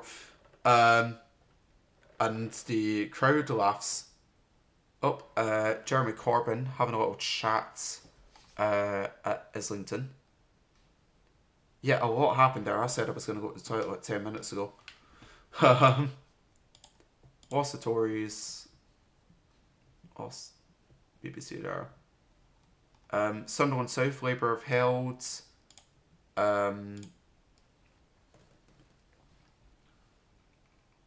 But yeah, as it is, if I get the BBC map up.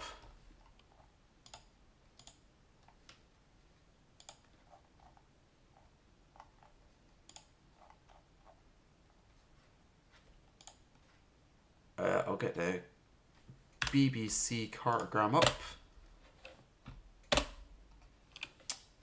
And what one was it? What if? Channel 4. I just wasn't expecting it. I suppose it's 20 past 1. They can drop the F bomb if they want. Also, my clock has died. Yep, there we go. 1:45.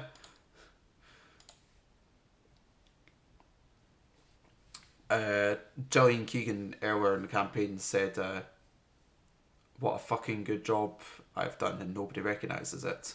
And I just quoted that one tonight. So really, Swindon South, Stroud. Stroud, Labour again. Let's have a little look at this one. Yes, is that again just 20-point drop for the Conservatives, but turnout down 8.7% again. It's just turnout's a laugh. As it is, you know. We're getting result here for Nuneaton in the West Midlands. Let's have a look. Nuneaton. Another Labour gain. Nuneaton, West Midlands, is a Labour gain. And Basildon is going to a recount according to Channel 4. Basildon, Lib Dems think they've beat 1987. I want to have a look at where Basildon was. If I go...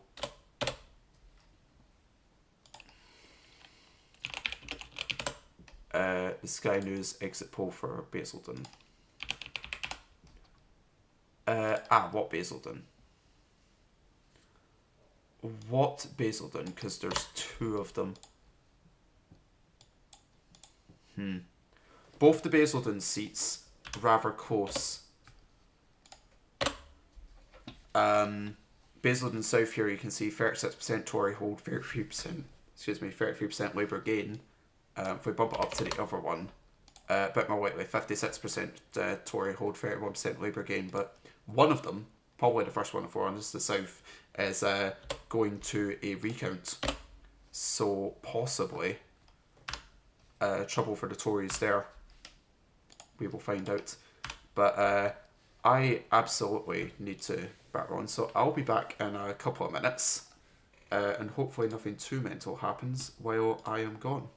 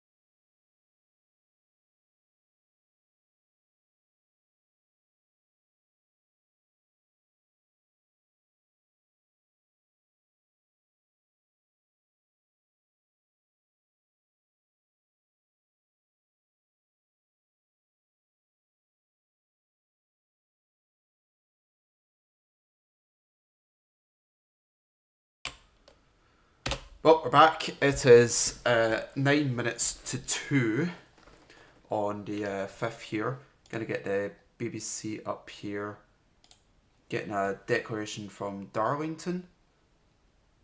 Conservatives on 14,000, Labour on 16,000. So looks like Labour will have that one. Yep, that'll be another Labour gain in Darlington. That is a notional SNP. Not SNP, sorry. That's...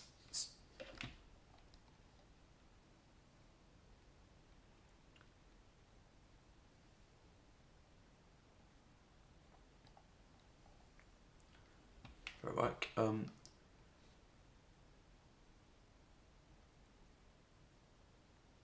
so we're getting the Darlington gain here.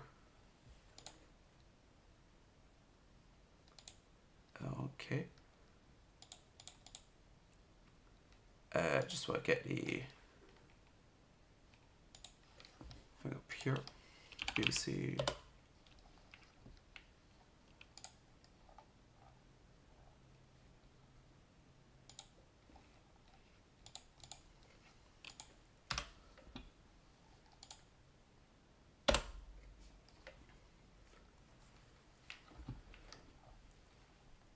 So let's have a look at the Darlington results here. Rather tight in the end that Labour pulled it back, but once again, Tories just absolutely getting wiped right out.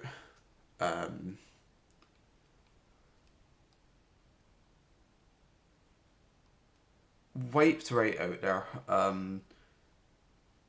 Reform taking a lot of the vote there, a lot of frustration. That's letting Labour back in an area that honestly it doesn't look like they should have a lot of. Tell you background with though.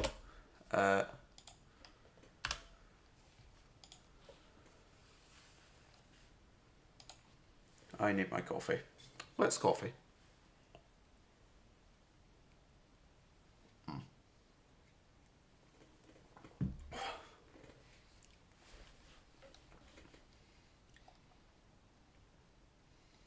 So we can see here 4 Labour gains, 5 Conservative losses.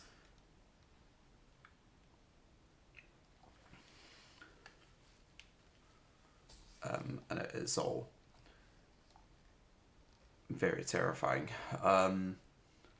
Hopefully, we're not far away from.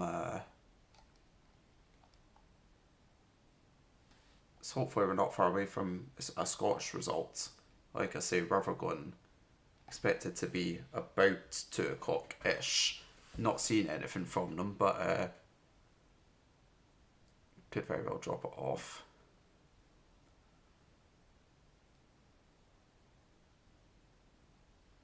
You discuss me. Using the coffee machine is difficult and slow. Doing an instant is quick, okay? It is a quote unquote instant. Yep.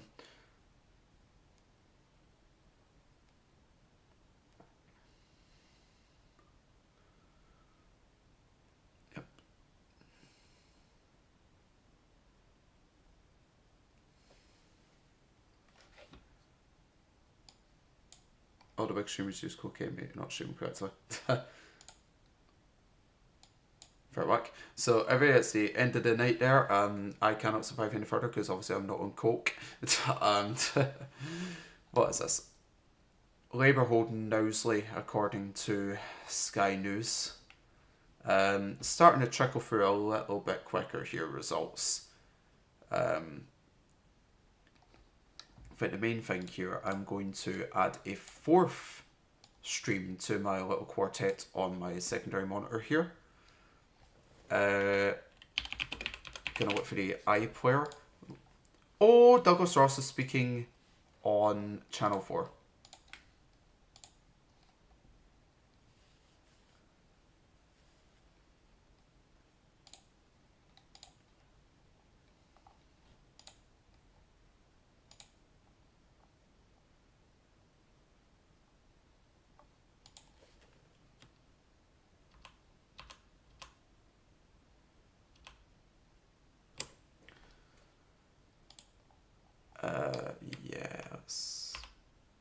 Oh, right, okay.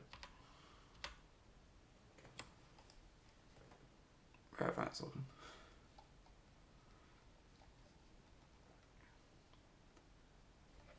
Getting a couple more in here. But Cramlington, did we not already have that result? I've now got the BBC Scotland. Yeah, we already had that one. The BBC Scotland results show up. Wait a minute, cup of tea. Fair whack. BBC, very, tea's very respectable. My thing here is I was about 20 seconds behind on that. Fine with Channel 4 live there. I think I'm live on everything now.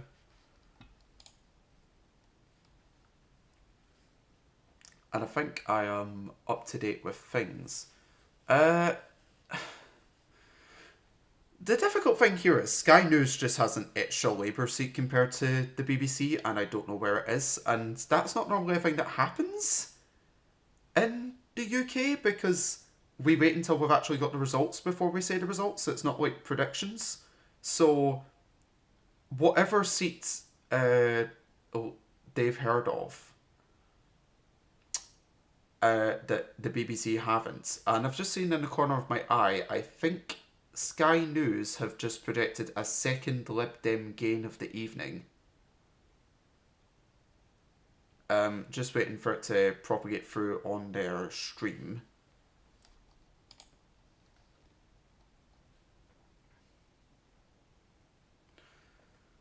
Douglas Ross just confirming there on Channel 4 that he will be stepping down as Scottish Tory leader no matter what happens. And we've got our result getting announced here in...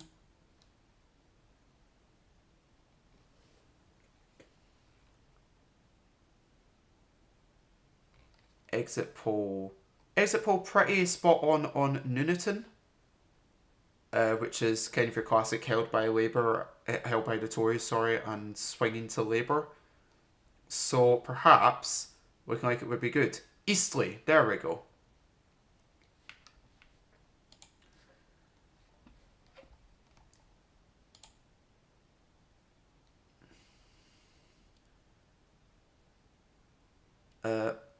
Labour hold Knowsley.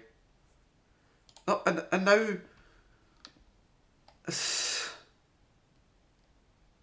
so confusing.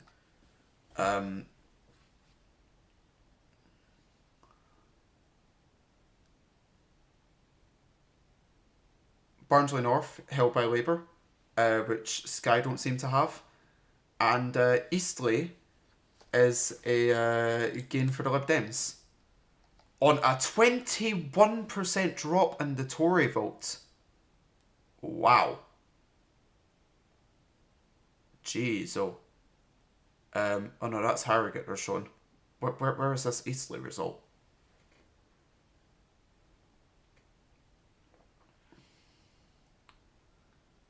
Everybody's showing Leeds West and Pudsley.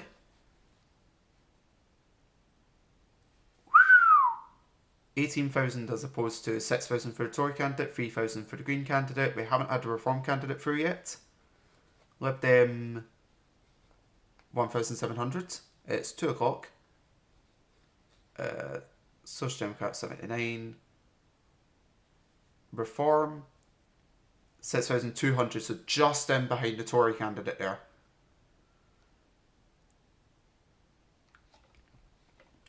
And that's Leeds West and Pudsley. And that's Rachel Reeves.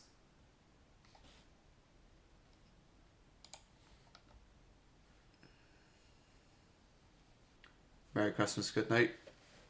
Night, Treble M. Hopefully it shouldn't be far away from results coming in Scotland-wise. Oh.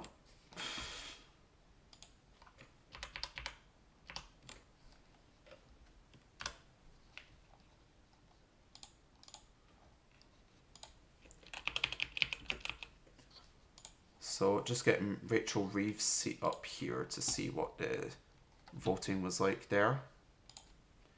And what we're seeing is 25% drop in the Conservative vote. So what was a rather tight one last time becomes a no contest. But the Conservatives and Reform more or less neck and neck. I mean, Tory slight edge, but 10% Green votes. A lot of people running there. But yet turnout massively down. So it really is.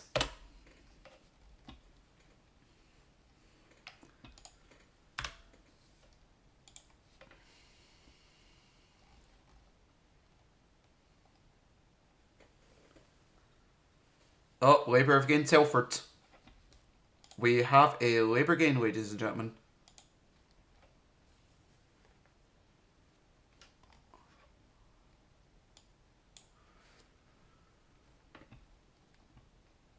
Gotta check what Sky are saying. Because Sky is still the only people who have this second Lib Dem seat.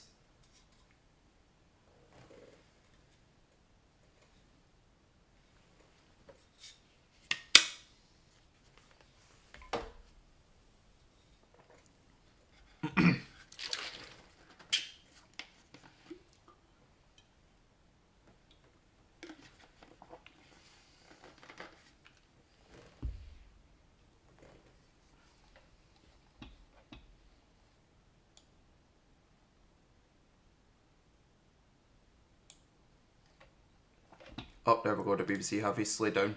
And we have a second Lib Dem game of the evening according to the BBC. And that means everybody is now operating on the same hymn sheet.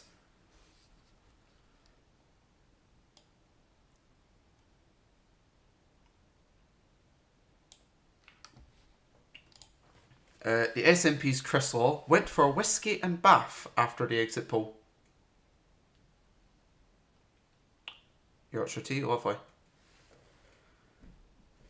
Yeah,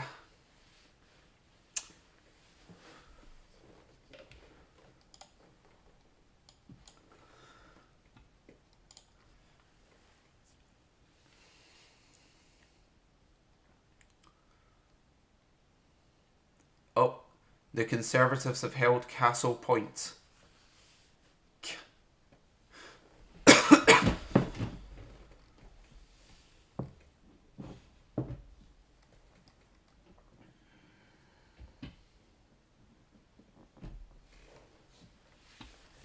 Take a malt.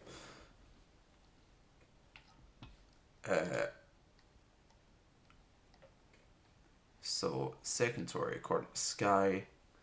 Labour think they'll be the biggest party in England, Scotland and Wales. Truly a three-nation government. Might as well just sack off Northern Ireland. There's a statement that's going to get shot by somebody. Rachel Reeves is talking in weeds. To be honest, I can't be arsed to listen. And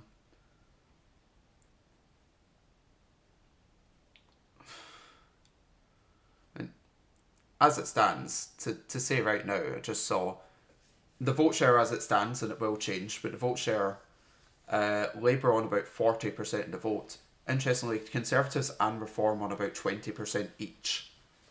So it's really not major support for Labour. It is that stuff. And we have got a Labour gain in from the BBC, Bridgend. Let's see if I can get results up on that. Bridgend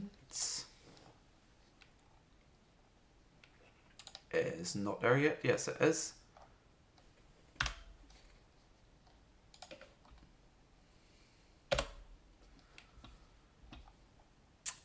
And what we're seeing is 27%. It's just amazing. The vote share drops again and again and again and again and again. And then I imagine it's probably much the same pattern. A lot of that Tory vote is going Reform. a lot of it's going directly Reform, a lot of it's going to Labour, but then you have a lot of previous Labour vote that, because they feel it's safe, is going to places like the Greens, Plaid Cymru as well. I mean, that's a pretty marked improvement for the Plaid Cymru candidates to easily make the deposit again. Reform in second, which will be a good one for them to see in Wales. Bridgend. And yeah, gonna try and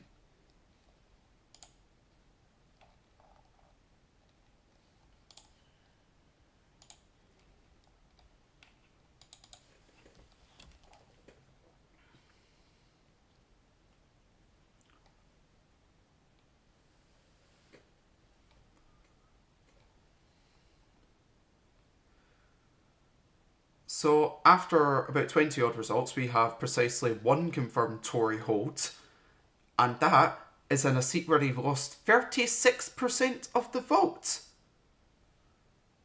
Unbelievable. It's been a special evening. As someone who has only really known Tory election victory, it has been a special evening.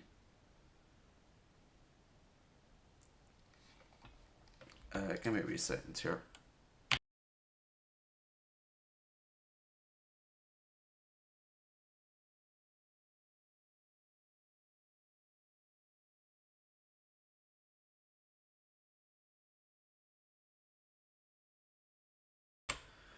There we go, just switching off to the other side for my cable.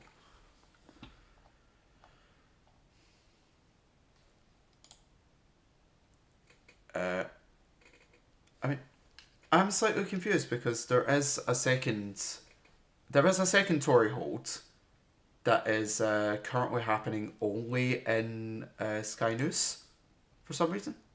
Labour have gained Blackpool South according to Sky. Sky results really are the best here. So it's Mike Labour, it's Mike Conservative. So Spine says Conservatives basically everywhere. I mean,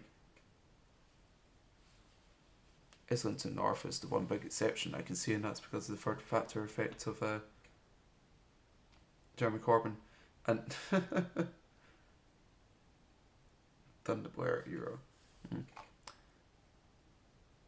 If I can get the thing back on the stream. My BBC held.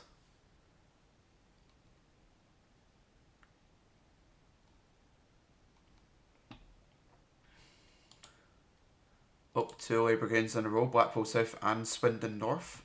Actually, I think the BBC have actually baked those in, so they have. I'll need to have a look for those.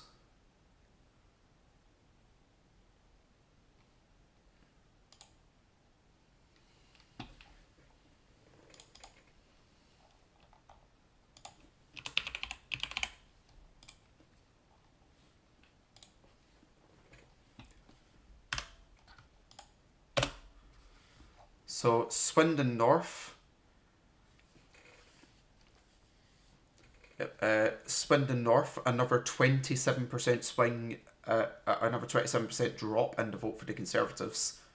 I mean, that was a very easy win for them in 2019, and before you know it, Labour have picked up quite significantly there. Reform, obviously, coming in and establishing themselves as a firm third place. A lot of that. I'll also try and find Blackpool. Yep, I'm doing very well. No more Blackpool. Oh, come on. Oh, you know where Blackpool is. Because if the BBC doesn't have Blackpool, what on earth did they have as the next gain? We're getting a declaration in Wigan.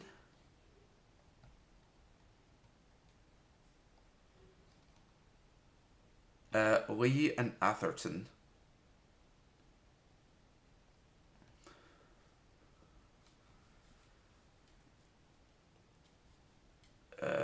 So let's have a look here. English Democrat Party, 376.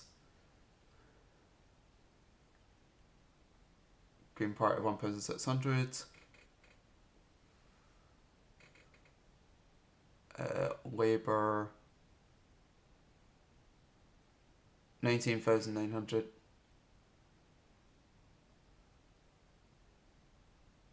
On earth just happened there? I'm so confused. The Sky News people just said, oh no, to a Labour candidate winning. What?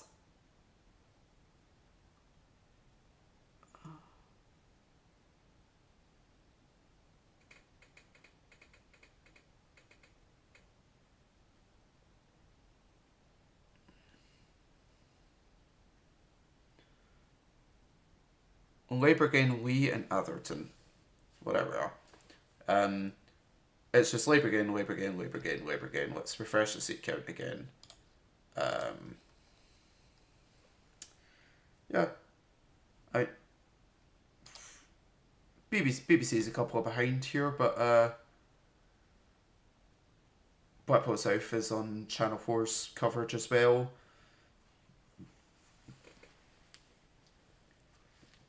As it is.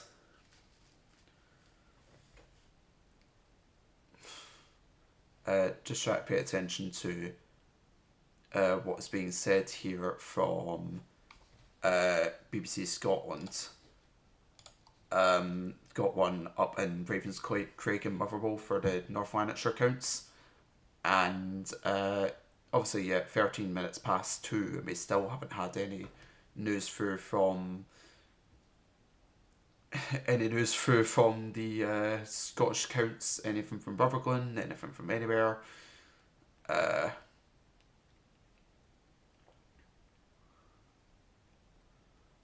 know where I'm going to say. The Labour have gained Gloucester.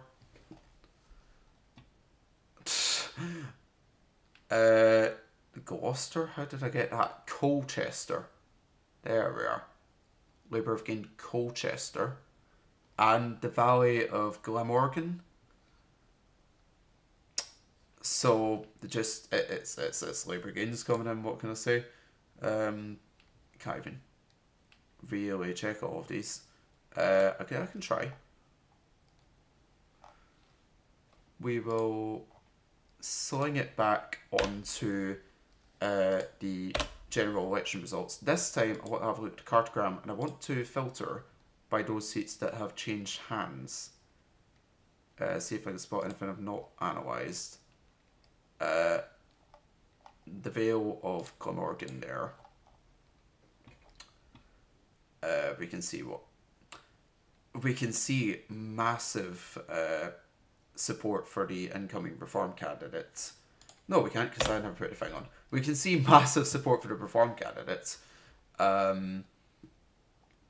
coming with a drop in the Labour support. So really not so much Labour winning that seat as it was the Tories managing to lose it and turnout down almost 10% there. If I go back to the cartogram, we can have a look at Colchester here as well and see what's happened. The counting's complete and nobody got any votes. I don't think that's quite right, to be honest. Been a lot of stuff. Probably not right, that one. Interestingly, the BBC still haven't received this second Tory seat that's allegedly floating about according to Sky News. It's very confusing. Oh, they've got a third one on Sky News. The Tories have held Broxburn.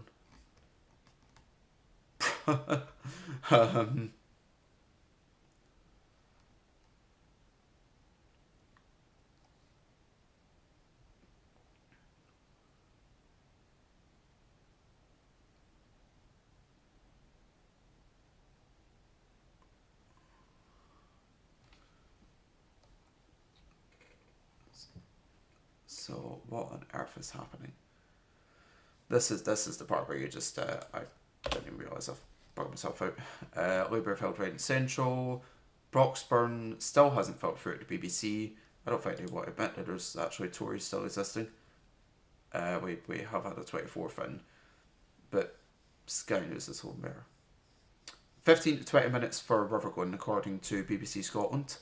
So hopefully we should soon have an idea of just how bad tonight is going to be for the SNP and just how good the night could be for Labour.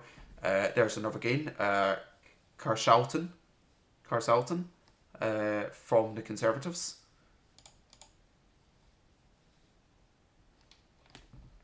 My BBC stream has been frozen. Right.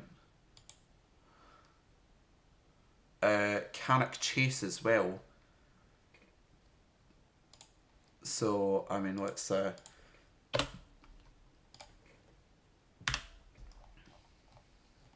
get it back up.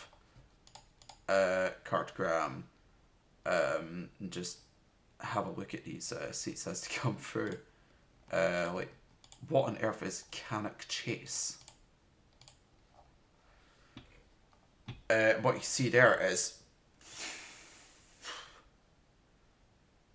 this is a seat that the Tories had almost 70% in at the last election. That is a mental swing. And what you're seeing is that Reform have come in out of nowhere and they have taken basically half of the Tory vote. Truly exceptional. In fact, this one is also going on the Snapchat story to cover. Just want to have a look at Cannock Chase here. Labour gain. But really, just the astounding 40% drop in the Tory vote share in what would have been a remarkably safe seat for them. And what you see is where Reform are coming in, where they're coming in, especially in these seats where they didn't stand in 2019, maybe because they were in that pact where they didn't stand against sitting Tories.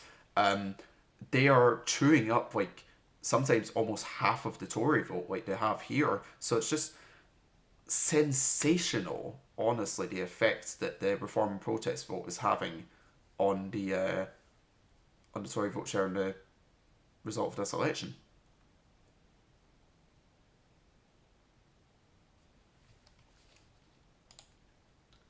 And we have a Reform seat. Got a ping from a friend there a couple of seconds ago. I believe it is Ashfields. So that would be, what, Lee Anderson? Yeah, Lee Anderson's storming in. And he has taken Reform their first elected victory into the UK Parliament. Based on quite astonishing 31% drop in the Tory vote share in what was a very competitive seat. And yeah, Lee Anderson's just swept up there. So Lee Anderson picking up Reform UK's first properly elected first properly elected MP in the UK Parliament, and on a massive swing away from the Tories. It is quite exceptional, possibly the first of quite a few there.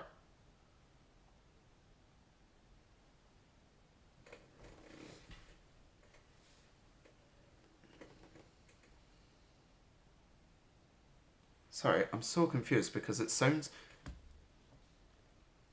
The audio I'm getting here sounds like it's from somewhere else. Oh, they're giving the Lee Anderson result on BBC Scotland. Gonna have a listen into Anderson's remarks on Channel 4. 34% swing from Tories to Reform in Ashfield.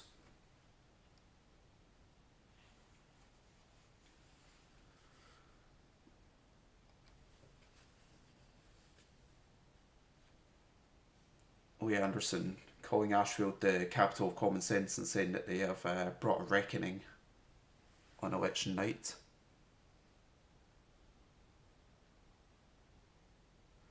I think caught about half his remarks there. Maybe he's just finished up. So that's that. Labour game Blackpool South, according to the BBC. I think I had that one in for a while anyway. Very popular in this community. I can see that is definitely a big character. Is that the returning officer talking? I think so, yeah.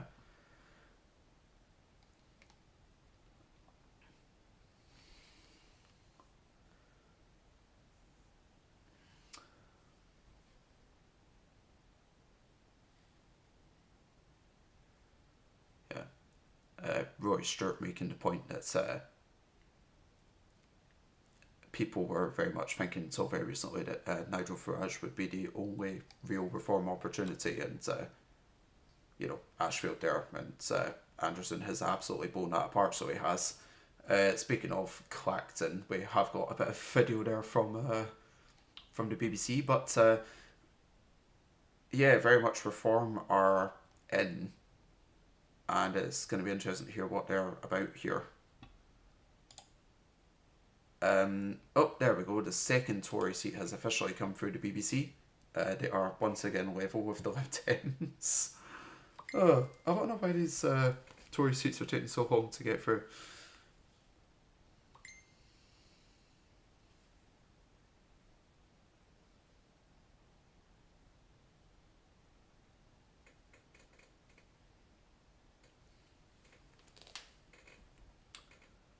Broxburn, there we go. It's been finally admitted by the BBC, so we can have a look possibly at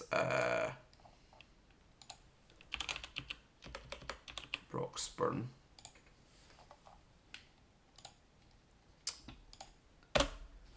So we will have a look here, and great, it doesn't actually have the results. Perfect.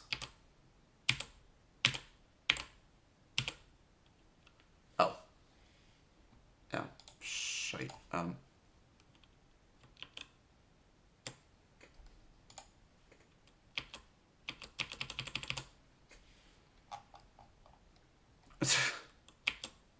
was a bad place to pause there.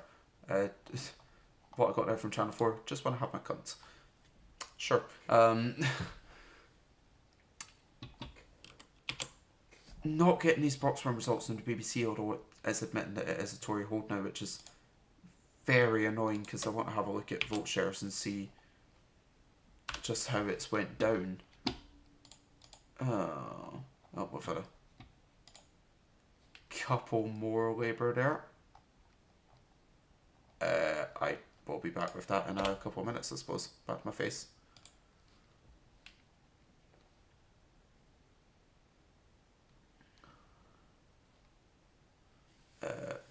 Listen to here, yeah. Labour have held Hartlepool, they've held Putney, they've held Bootle. Say that, Labour have held Hartlepool. Obviously the scene of that massive by-election victory back in 2021, so pulling it back. But yeah, a notional hold based on the 2019 election results.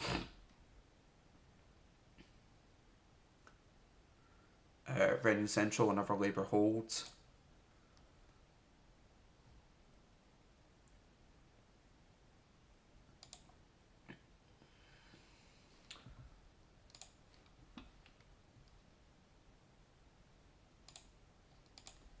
Poor Roy Stewart looks like he's having a stroke on the thingy. Anyway, we've got these Broxburn results here. 27% drop in the vote for the Conservative candidate. But a lot of that going to the new Reform candidate in the area, so not really much of a chance for Catherine for Labour. Minor parties not participating too much, although always potential there. If you combined in the Lib Dem and Green vote, maybe Labour could have made it over the line. You never know. Nothing ever translates one to one. You can't really assume block transfers like that. But yeah, that is, according to the BBC, the second Conservative hold of the night. And we are now here 4.5 hours after the exit poll. 25 past 2.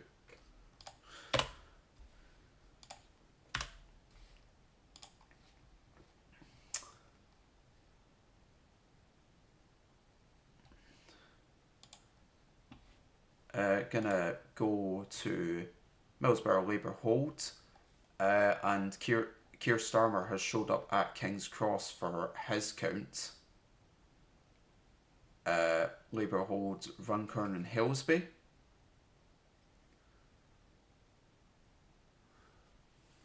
And yeah, so 4.5 hours in, the story very much is that the exit poll is more or less holding. You could see a decent little reform contingent coming in. You can see the Labour landslide starting to take shape. You can see the Tories struggling to hold on to a lot of seats. They have dropped, according to the BBC, 16 so far.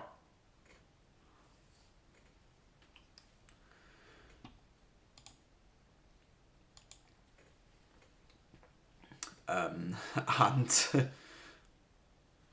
yeah, it's all just about fine-tuning this, really. Keir Starmer's result, according to Channel 4, expected in about 15 minutes, so we'll be able to hear the Prime Minister in waiting talk at that point.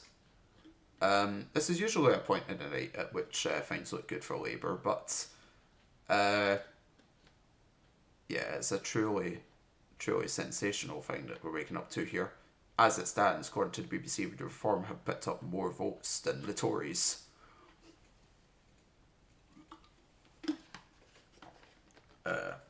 Perhaps not going to hold for the entire time, but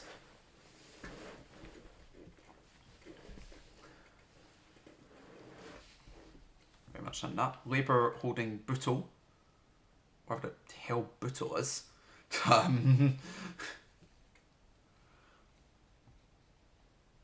Patrick Harvey talking on here, the Scottish stream.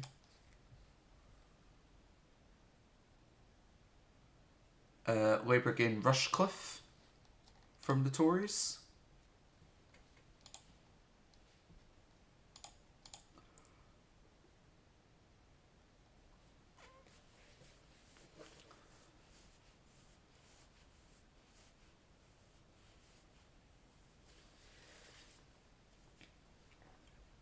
Labour hold Putney, Labour gain Erewash, which, like, what?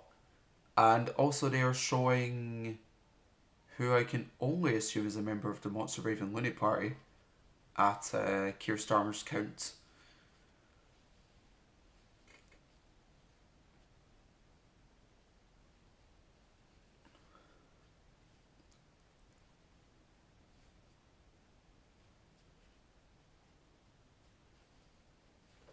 Yeah, time after time after time, it is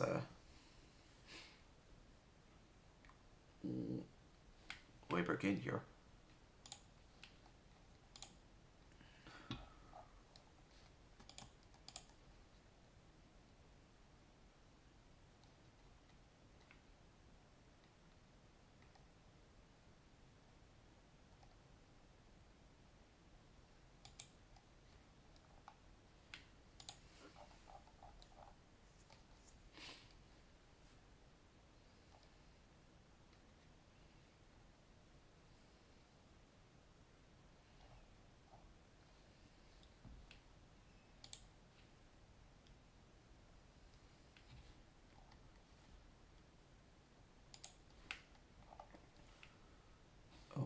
What is this here?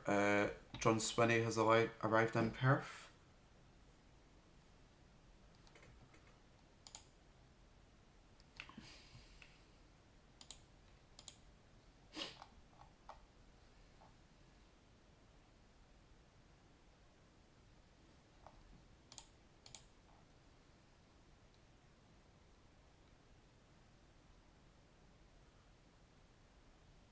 Trotsky Admirer also. Welcome back. So in Newton, just try to have a look for some of these gains here. Rushcliffe. Just so we can figure analysis very much what we're looking for here. And this is interesting. This is somewhere that must have been very close last time. What would that be? 46 to actually 46-35. That's not that close, but Tory vote share going down a fair whack, not massively, but a fair whack in favour of reform. the Greens dragging a lot of votes in from Labour, and still Labour vote share going up rather significantly to take it. And also turnout still down 5% despite being up at 73%. So it's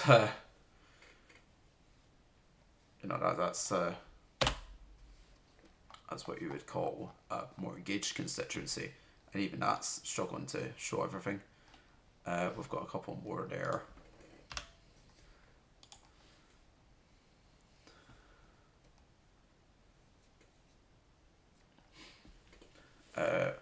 Labour holds Swansea West according to Channel 4.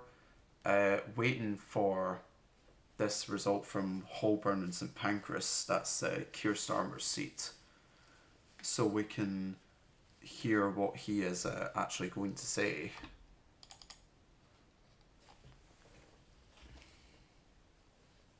And he'll better prove that.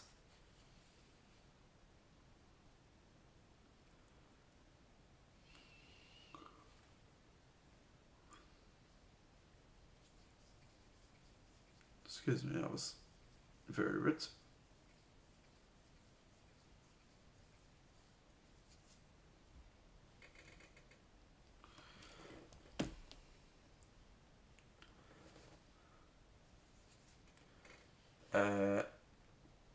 That's a Labour hold in Pontypridd, Wales.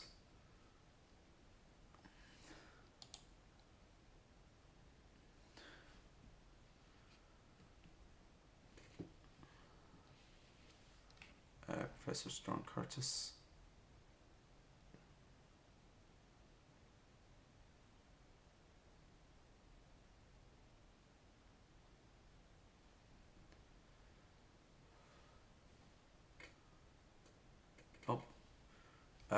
Result in there from Chorley.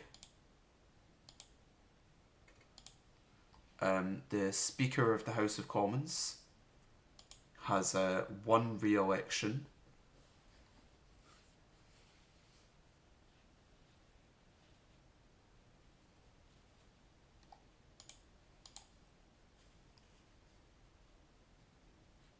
Getting a wee bit serious here.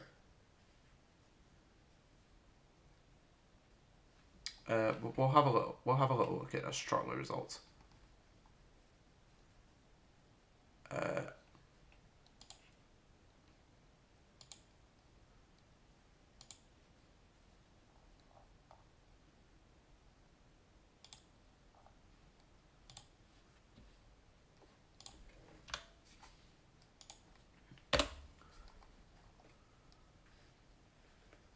So let's see. Yep, that's about right. So it is.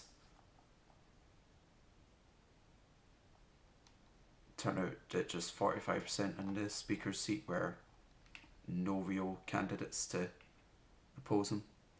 A true affront to democracy this is, that the Speaker just basically gets re-elected without any opposition. Oh.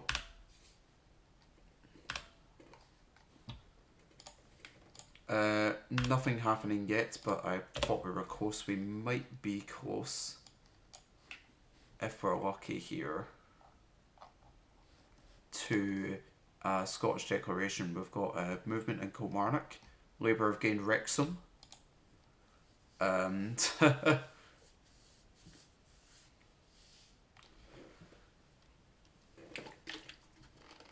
getting a result here in Rochdale.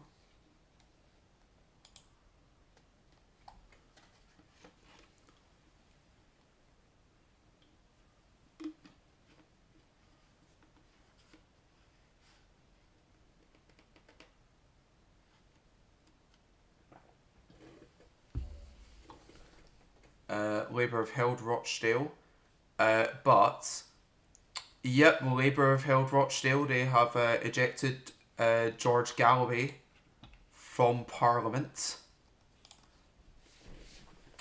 Once the BBC get that through, we can have a look. Was fairly close, only 3% in it, but George Galloway, after all of that, only in Parliament for a couple of months and back out again. Reform in 17% in third place, ahead of the Conservatives on 10%.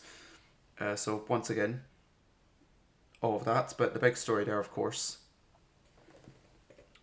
George Galloway is out of Parliament. He has been kicked out by Labour.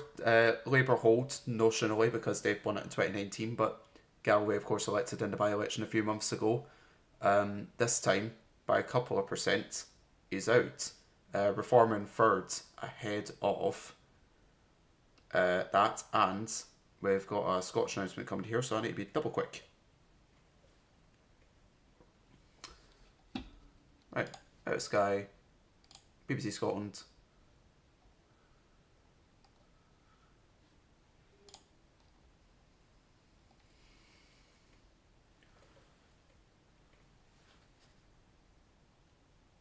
Kilmarnock and Loudon constituency. That's our first one in Scotland here. Kilmarnock and Loudon, first Scottish seat of the night. SNP, 13,900.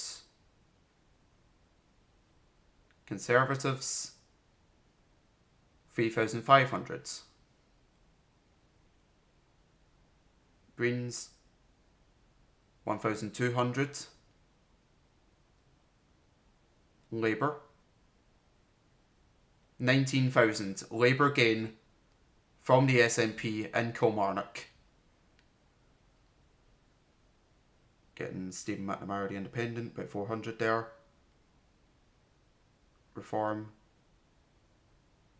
3,400. Very close to Cowie there. Lib Dems, 350 was that? And Labour gain Kilmarnock and Loudon from the SNP.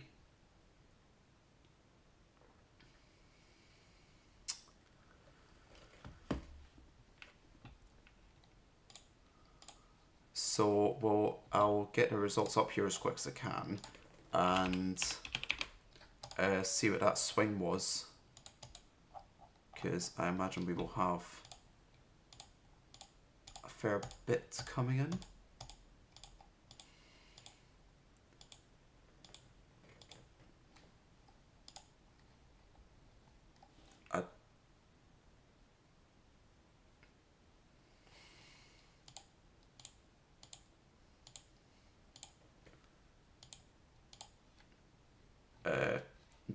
Lillian Jones there for Labour. I'm rather happy with her election.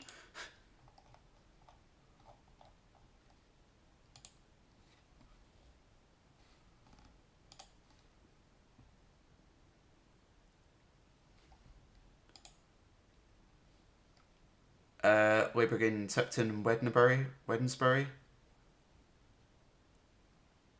Dinner as well. Sefton Central withheld. Still trying to get these figures up from the BBC website. Galloway, in my opinion, Galloway's kind of thrown away any form of socialism he had. He's went properly populism. And any proper socialist intent he had's been kind of thrown out as a result of that.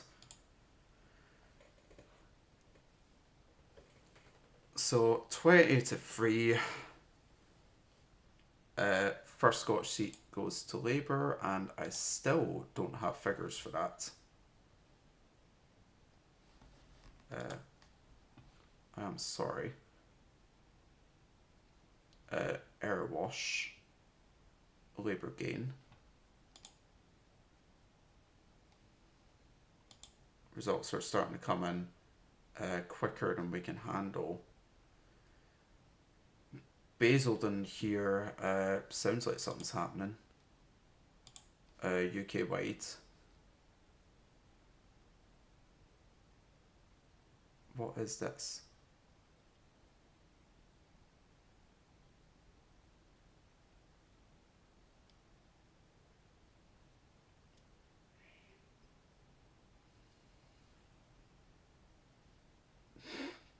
What? Okay.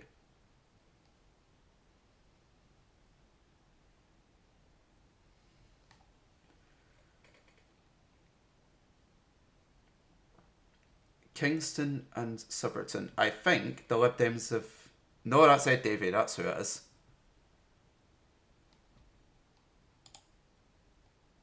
I think Ed Davies just been re-elected there.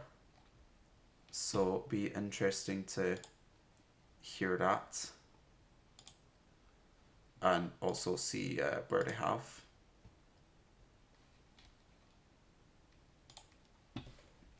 See if I can get those Kilmarnock results before. There we are, yep. So we'll bung that in, send that along.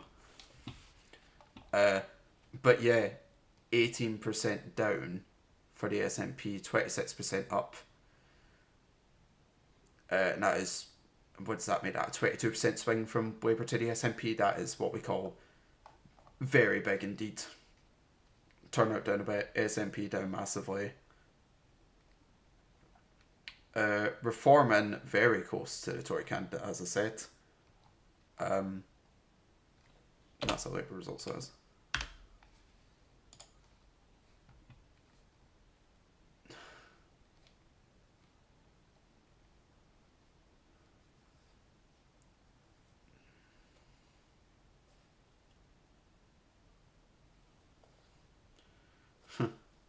And here comes Ed David to speak.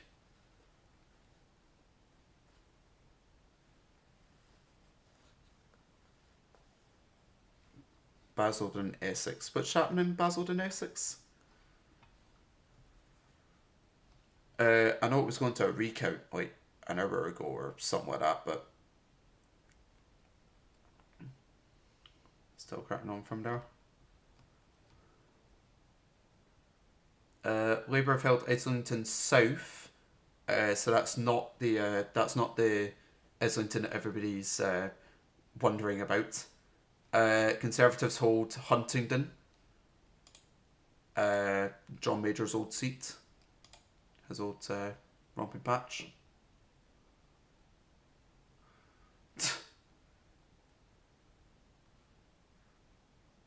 Yep, Ed Davey kept his seat. I'm having a listen to his acceptance speech here.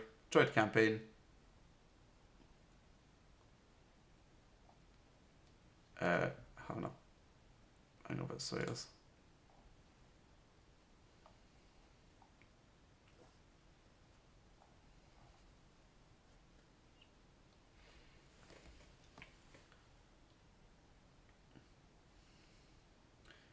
So, first result here for Scotland in Kilmarnock, and a 22% swing that comes out to from the SNP to Labour means that they take the seat rather comfortably.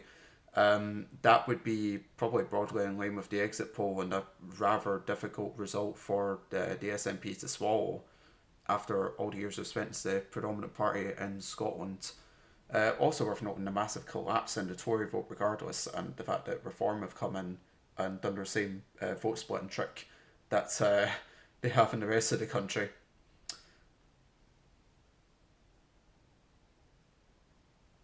Send that off to the story.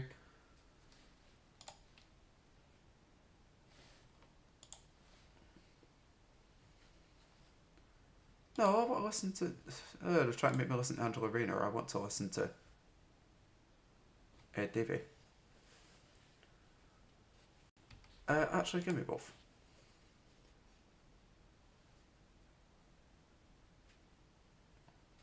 So, Reform second in Angela Rayner's constituency, double the vote share of the Conservatives, just over half the vote share of Angela Rayner.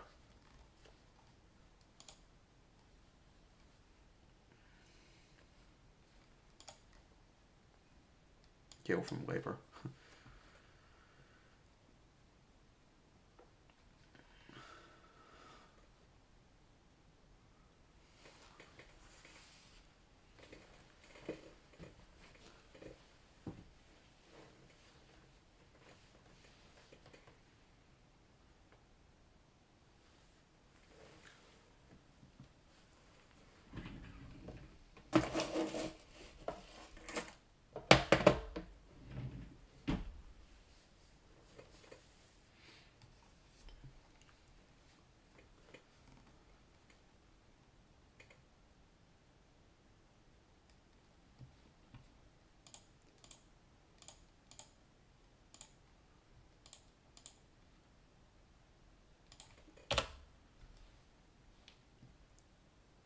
Labour gaining Southport.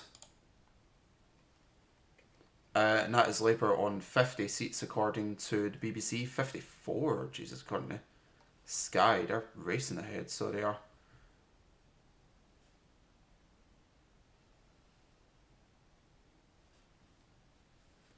So I'm gonna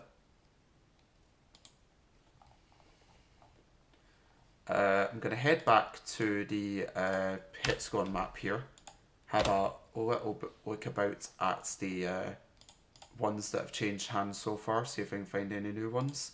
Tipton and Wednesbury. So what do we have here? A massive collapse in the Tory vote for Sean Bailey. Ah, right, okay, there's a find. London mayoral candidate in 2021. Yeah, 2021. And de-seated in rather unceremonious fashion, almost overtaken by the Reform candidate. Yeah, that's that there.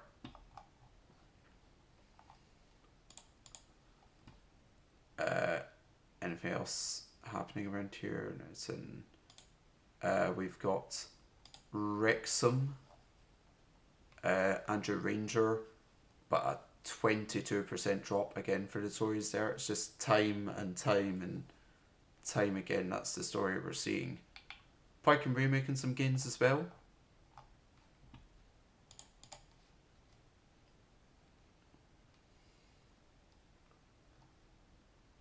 Have a look at Colchester as well, I suppose. Don't think I had a look at those results the last time.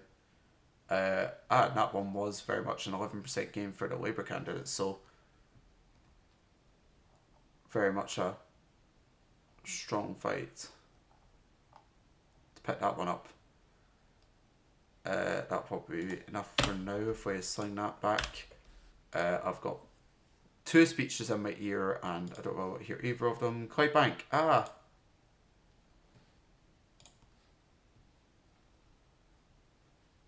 Western Bartonshire. Looks like another Labour gain. I think I just heard 19,000. Yeah, 19,000 as opposed to the SNP's 13,000 in Western Bartonshire. So that is second Scottish result of the evening and the second Labour gain. Repeat that one more time for the Snapchat people. Western Bartonshire, the vote shares have just went, but second Scottish seat of the evening, second Labour gain, 19,000 to 13,000 as compared to the SNP.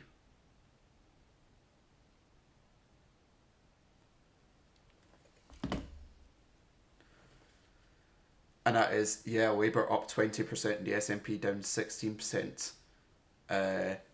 Reform in third place, a distant third place, mind. And yeah, it is very much, very much not a good night, it would appear, for the SNP. Labour coming back, Western Bartonshire in their grasp again. And it would appear the exit poll is looking pretty good.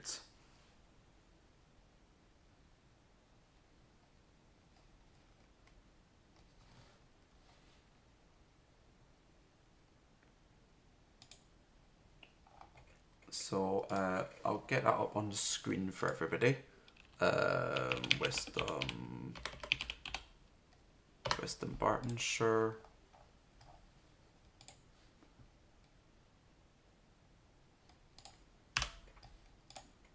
And we can stick that on. And yeah, we are looking at big 20% gain there for the Labour candidate, 16% down for the SNP. Turnout down, but very much. And the Reform candidate, for all I said, distant third, actually the only other candidate to keep his deposit in that seat. So strong one.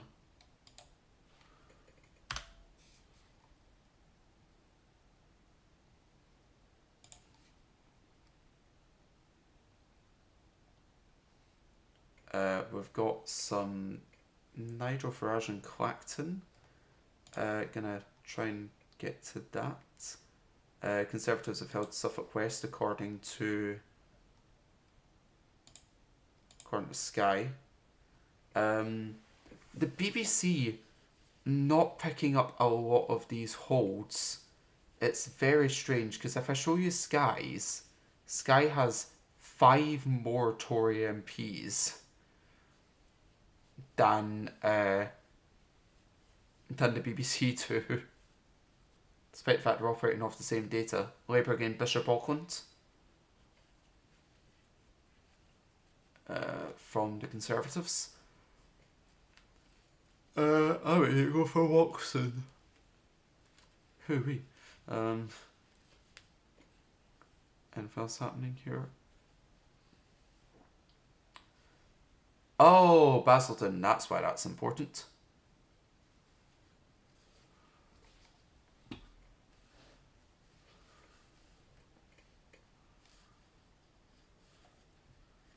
Sky News at Camden, BBC at Basildon. Yeah,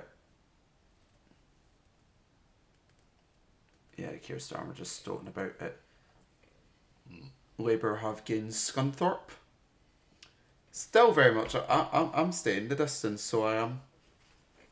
I'm going to be up until the back of 6 following this, and then I'm going to be going to work right afterwards. And if it wasn't for that, I would be on the air until past 9, however long it took to get through to the final results of this evening.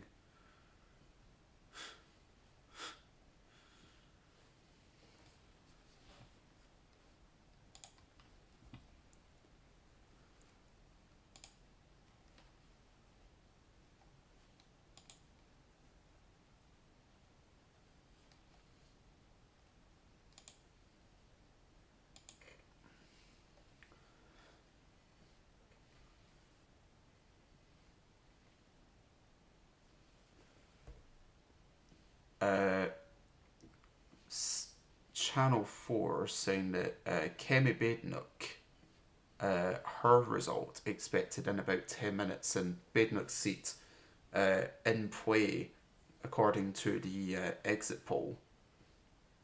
So, sorry, I keep doing this, I keep forgetting to switch back to my face, but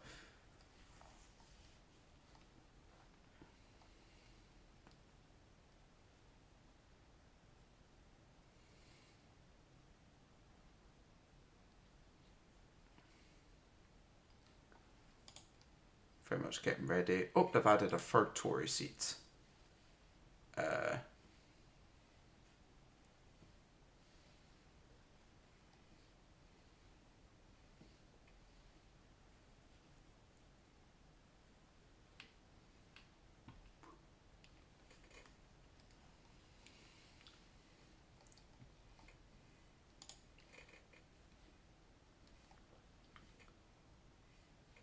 So Labour holding Makerfield, and Leicester West and Thurrock, gaining Thurrock.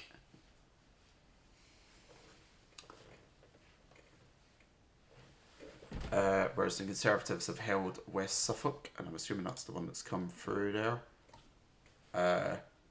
for their number 3.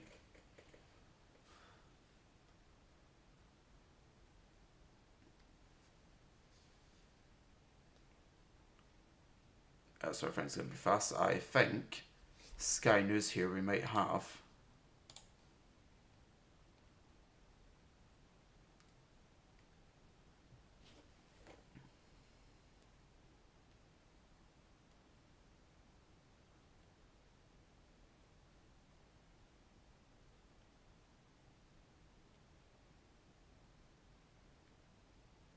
Yeah.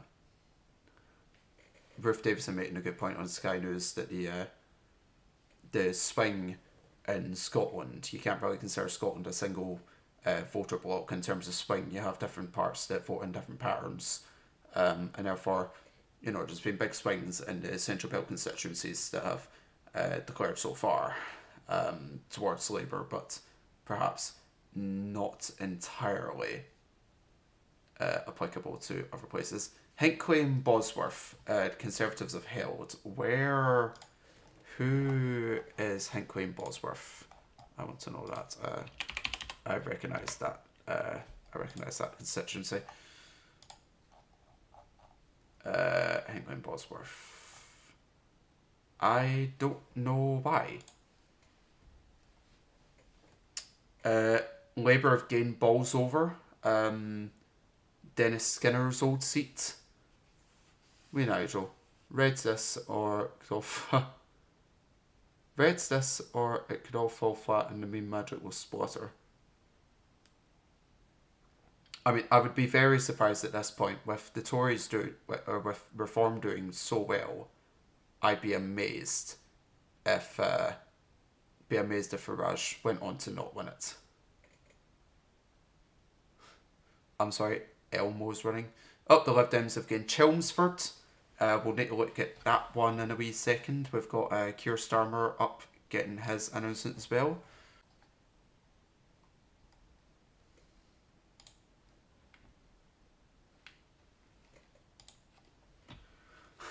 The monster raving Looney Party candidate. I think I just disconnected for a second there. Apologies. Yeah, North East Cambridgeshire also Tory hold.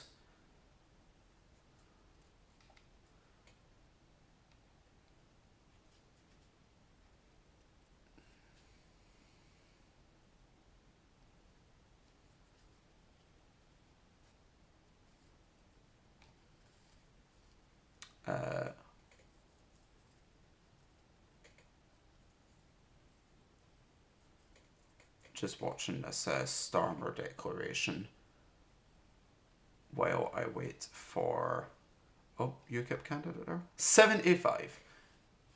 Conservatives hold Huntingdon. Just trying to remember to refresh that thing. Still not had Starmer here. Elbow.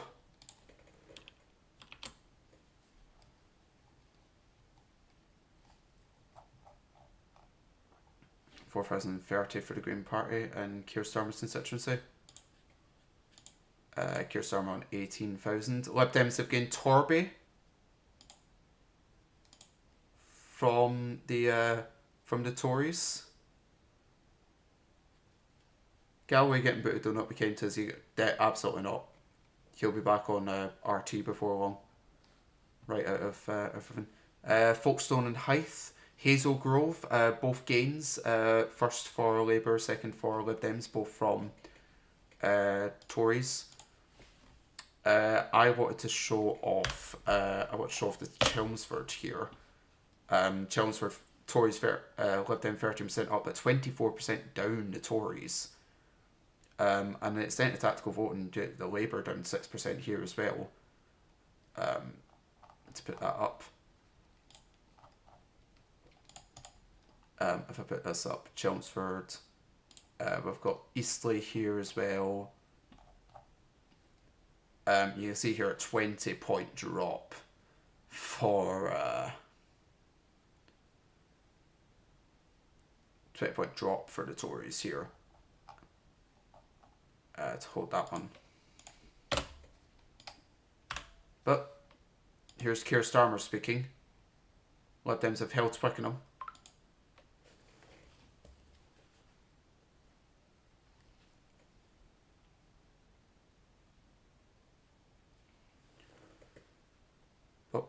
Keir Starmer's been re-elected. He has held off stiff competition from the Tories, the Lib Dems, Elmo, the Monster Raving Looney Party candidate. British democracy at its finest.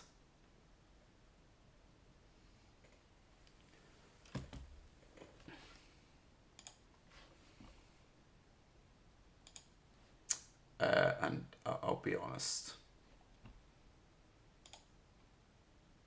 No.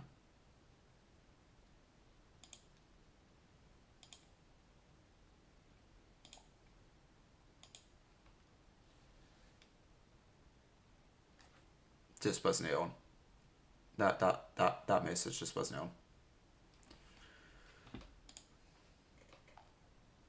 So we will chill out. I will speak to no one if I need to.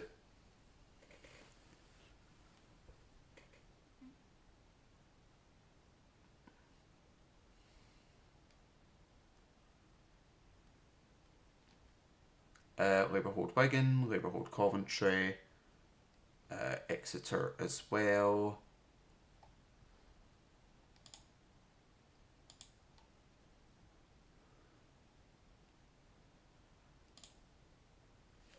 So Tories down on 32 seats so far. Is that the text message?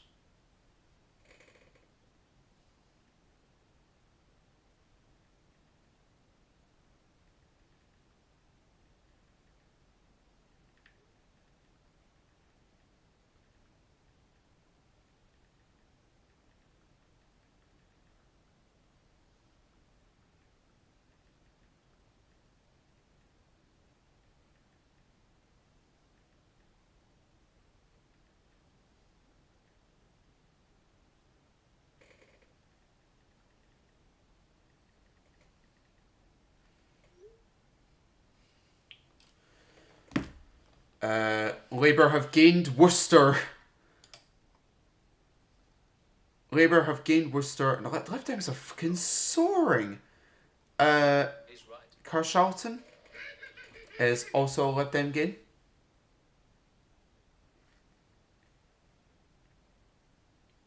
Alex Chalk was the seat. I have no clue who Alex Chalk is, but like, so Channel 4 say, lost the seat. We'll go on Channel 4, it's been a while. And I'll try and get up Carshalton here if the BBC will have it. Excuse me. It is 4 minutes past 3. So 5 hours since we got the exit poll. And very much Carshalton and Wallington.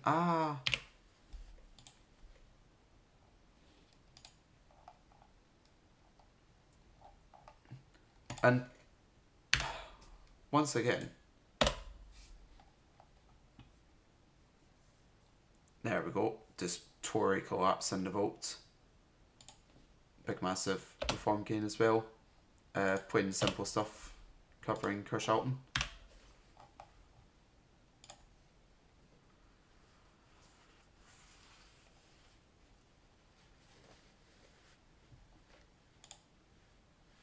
So, yep, that was that. Keir Starmer speaking as Prime Minister there.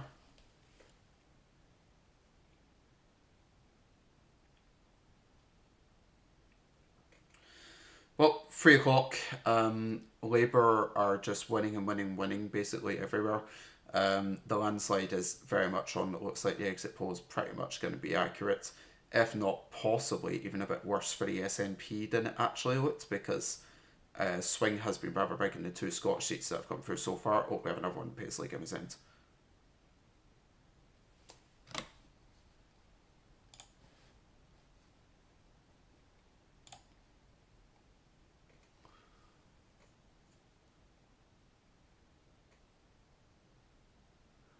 Another Labour gain in Scotland, in Paisley, Renfrewshire South.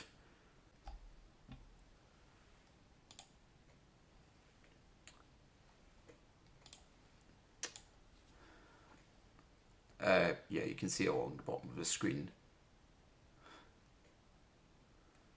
Having a few reconnection problems occasionally here. But yeah, as it is. Third Scottish result of the night, Paisley and Renfrewshire South. Familiar story, Labour gain.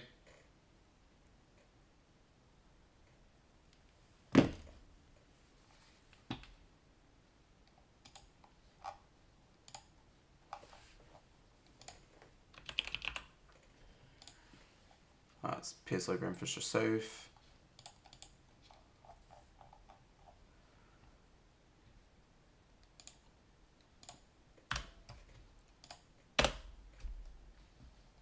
And once again, it's 20% up for Labour, 18% down for the SNP.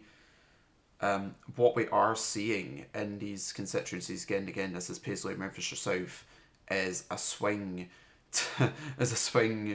of about 20% from SNP to Labour. It's a very terrifying situation for the SNP to deal with. For Labour, beyond ecstatic. They're just pulling through again and again and again. Central belt here.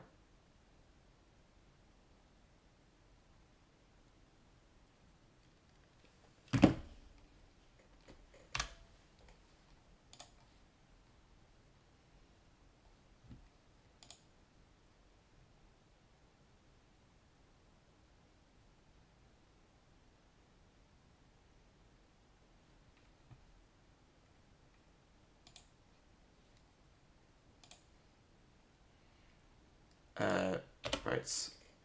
What constituency is this getting announced in? When is this?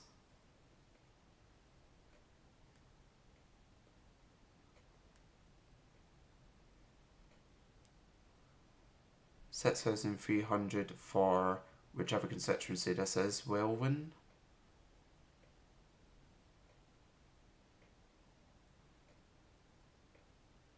Green Party 2,300.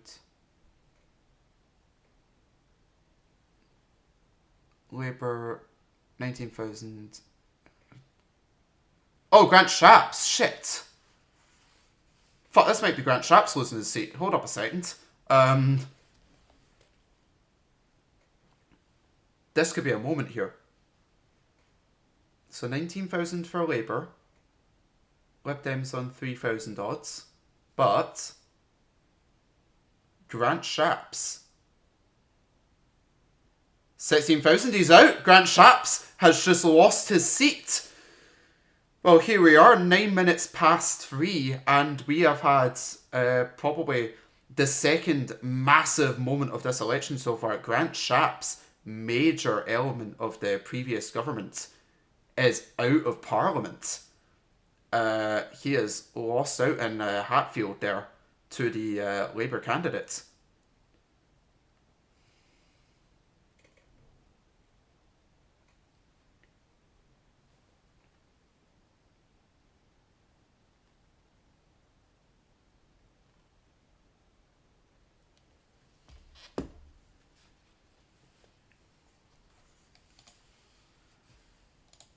You can see more coming through here.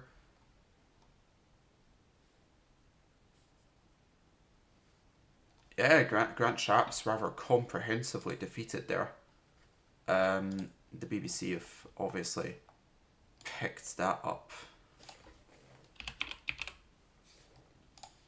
rapidly.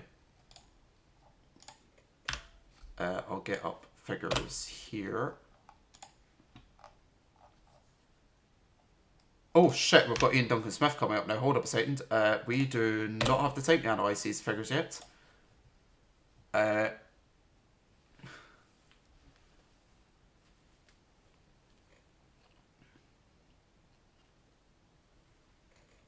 Okay, next step. This is Ian Duncan Smith, former Tory leader, pension guy. 17,200. That is a fairly strong figure. He might just have held this. Going to be tight. Conservatives gain Leicester East. Left them 1,200. Pretty strong one.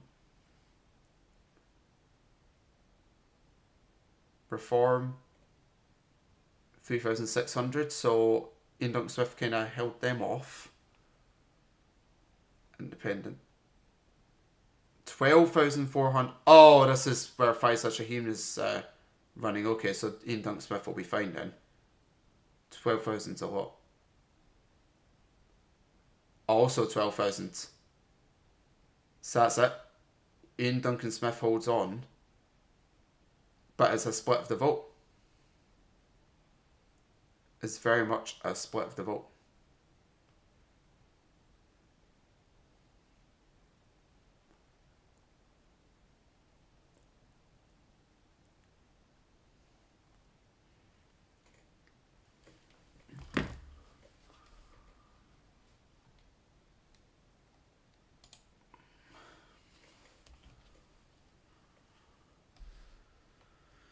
So, first off, We're having a look here at the Hatfield results. Grant Shapps losing his seat, 19% down on his vote. Reform pulling it along.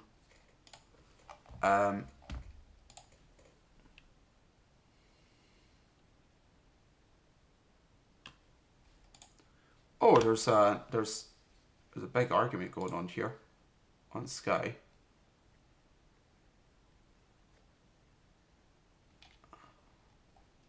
We have on Lothian East.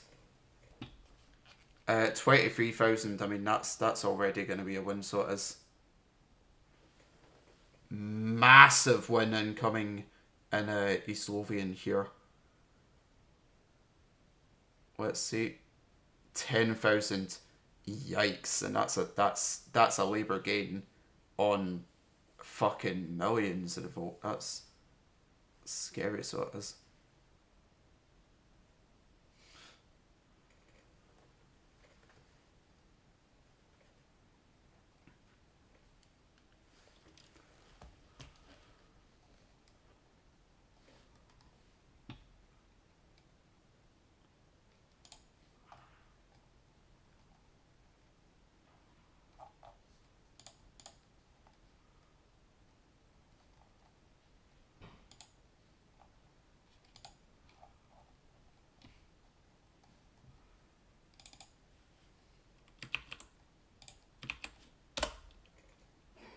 Oh, forgot to change my thing. Okay, well, you can see.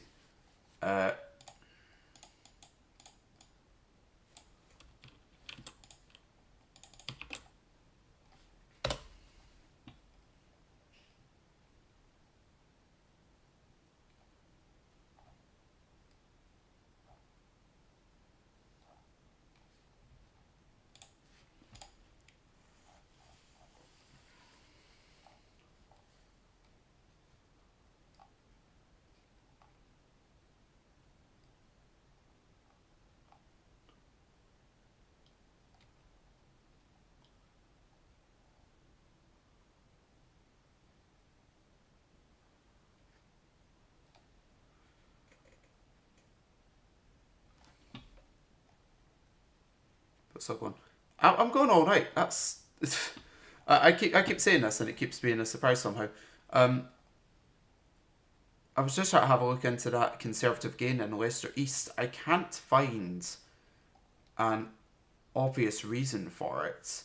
It just appears that out of nowhere, Shivani Raja has managed to gain Leicester East. So congratulations to her, I guess. Or her. It's a very interesting one. Oh, going to Aberdeen now.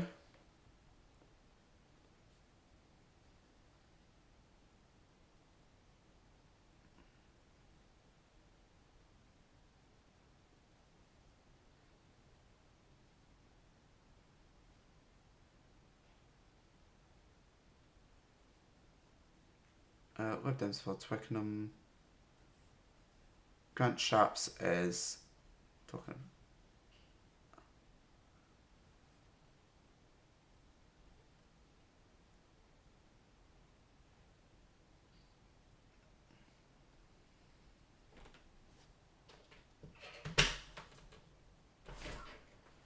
Hello. Is this 12,000? The SNP have held a seat, ladies and gentlemen. The SNP have done it. They have not lost Aberdeen North. They're never going to lose Aberdeen.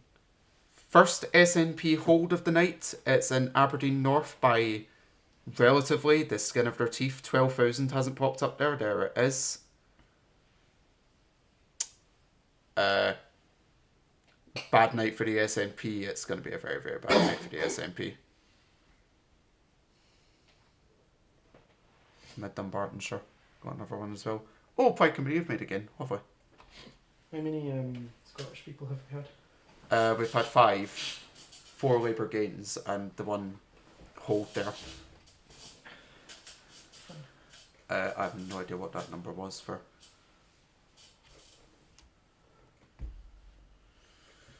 No idea what that number was for whatever seat this is. Gonna need to have a look at some of these Scottish figures in a second. I think if Labour just get 326, they no longer need to worry, like at all. Well, yeah, they don't need to worry anyway. They're over 100 seats. I need to refresh this. Right.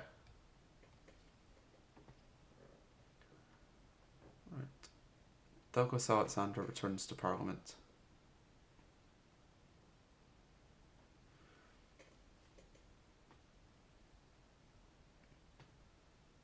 So, East Renfrewshire, Labour gain.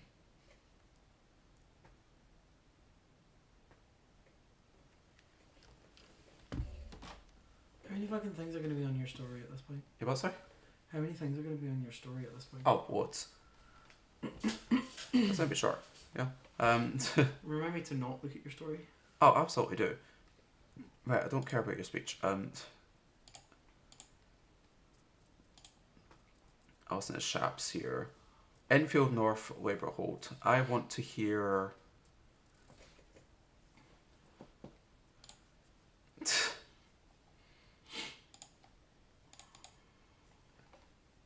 Head sleep, good night. Oh, good to have you. Cobster. Night, Colby. Cheers. So we're going to have a look at... we've had a look at Lothian, Kilmarnock, East Renfrewshire. We'll have a look at these East Renfrewshire results first off.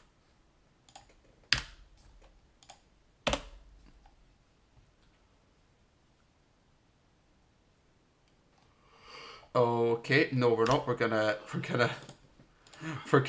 head again. Oh, shit, it's Farage. It's Farage. Ladies and gentlemen, it's Farage. The Lib Dems have held Richmond Park. SNP have held Aberdeen North. We've already had that one.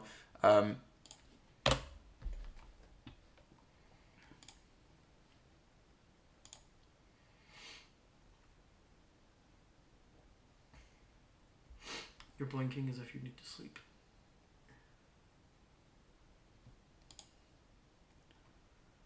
Labour have gained Burton and Exeter? Exeter? No. Ugh. Upper Exeter. Upper Exeter, yeah. Exeter. I prefer Exeter, that's... No, Otoxter? What? We're having a look at this at some point just for the lols. I would have a look at these figures, but apparently there are 3 results coming in. We've got Nigel Farage's seat, we've got the Conservative Party chairman, and we have Islington North, which is Jeremy Corbyn running against the Labour Party. And we've got Jeremy Fine cobbling the street to number 10. Jay, thanks. The hell is that he's doing? What is he doing with the hexagons? Put them away.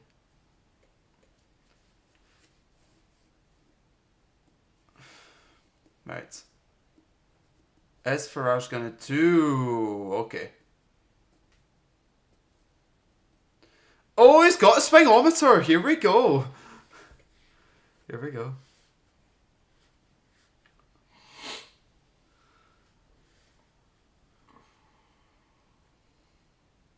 Lipdins. Yeah, the swingometer's going wacky. We could probably actually find the time. Braverman about to declare as well. But we can probably just about find the time to have a look at these East Renfrewshire results. And again, 30% gain in the vote for Labour. I mean, they were in third last time round to SNP and Conservatives, but they've absolutely shot up and just cannibalised that vote. I want to have a look at a Toxeter. Burton and a Toxeter.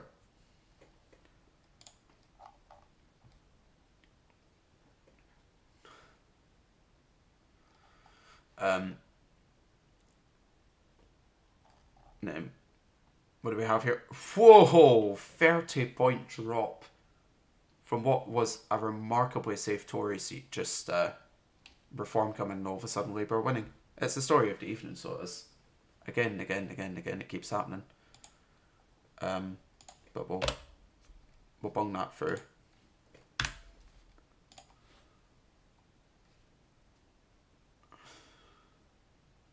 Labour have gained rugby. I don't know what that means.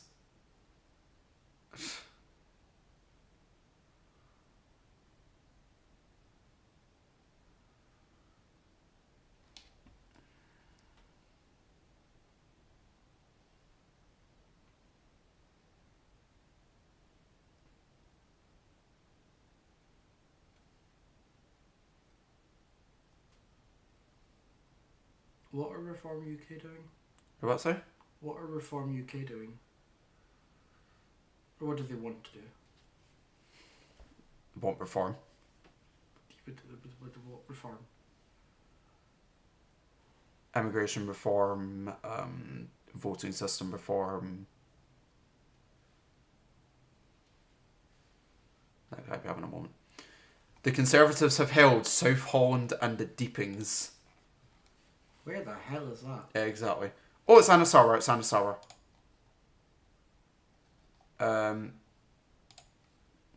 Yeah, hold up a second. This is important.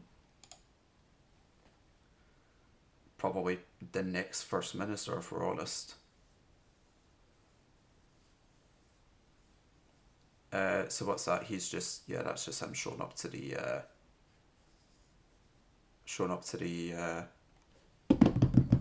Emirates. There we go.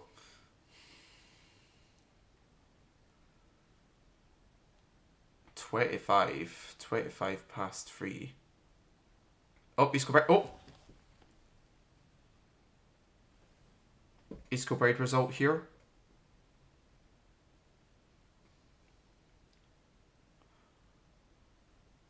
Oh, and we're getting Corbyn result at the same time? Fucking hell. Okay, this will be fun. Grant still on 13,000 for the SNP. That's never going to happen. Labour have gained the seats that they have. 3,000 for a wait. Jeremy Corbyn. 24,000. Jeremy might have done it.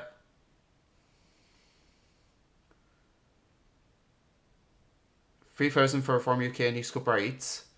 This is a weird Joe cast.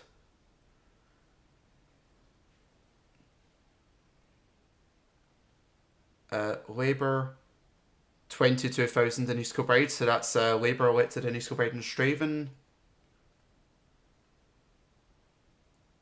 And up here in Islington North.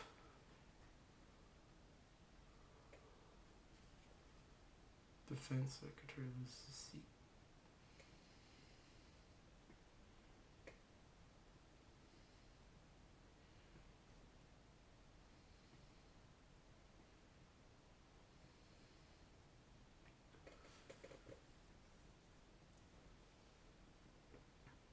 Waiting for the Labour candidate here. Labour. 16,000. Jeremy Corbyn has won as an independent. That is mental. Jeremy's done it. Ladies and gentlemen, that's going to be fun. That's going to be fun and games. What does that even mean that he's won? Oh, Lib Dems gained an Abbott. What does that mean that he's won, by the way? Right, let's find the... First of all, let's refresh. Yep, we've had an independent. I did not think he was going to do it, to be honest.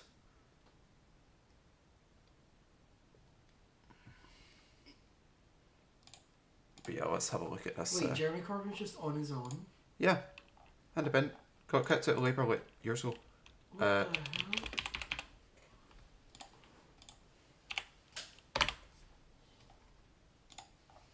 Has Cumbernauld been done yet? No. No.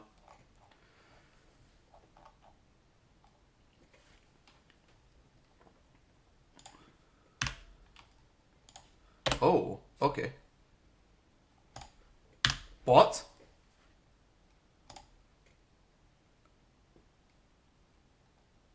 Wait, what? What? I'm sorry? Okay, it's all kicking off here. Sorry, give me a second. A government person's just lost to a Gaza candidate.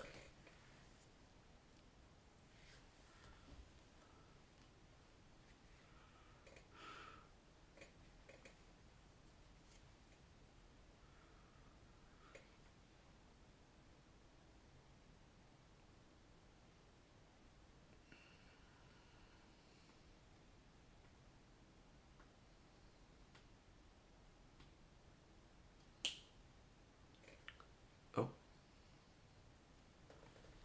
Right, we're getting Clacton.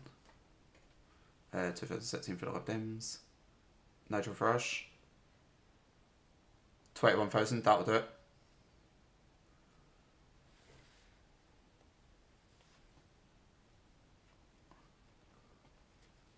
Click Party 48. 317.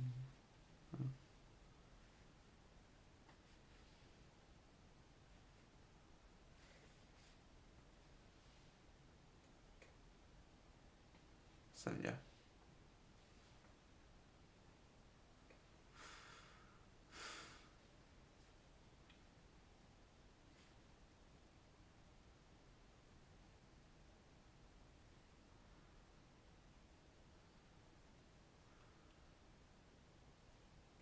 So, Farage is in. At the 8th attempt, Nigel Farage is in the UK Parliament. Lord help us all. Which was Nigel Farage again? Remember Brexit? Him. Oh, fuck off. That's all the explanation we need. Now, I want to have a little look. What's he going to do now? Fucking, instead of Brexit, it's going to... Campaign for things. But I want to have a look. Oh, shit, Bonnywick. Shut up, Nigel. Midlothian.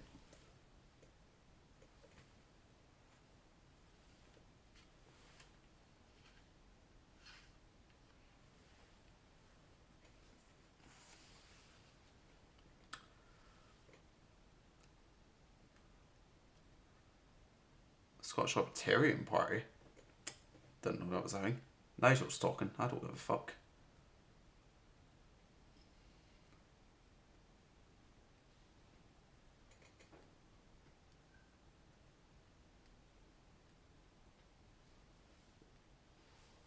Douglas Alexander returns to Parliament. So we haven't had any of either of the big ones here.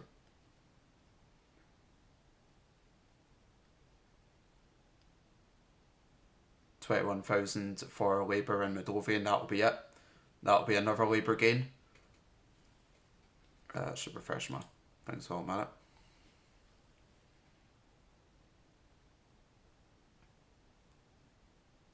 it. $13,000, massive.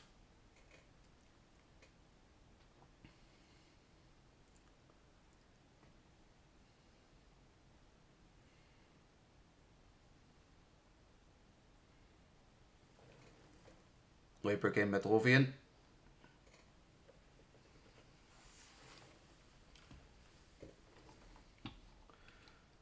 Glasgow came out yet? No.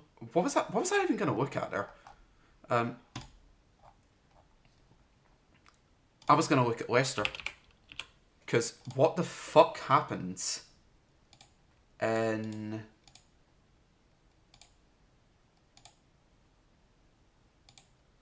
That happened. What the fuck happened in Leicester South?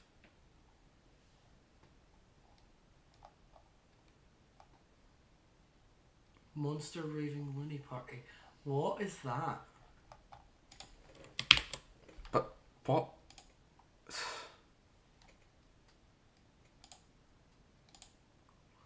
Communist Party of Britain. Oh, great, the thing's broken. Great, well...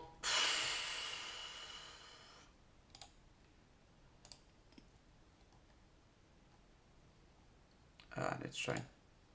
What's up? Give me a second, I need to actually flip this over to Here, Nigel. Nigel says, just the first step. Well, Lord help us all.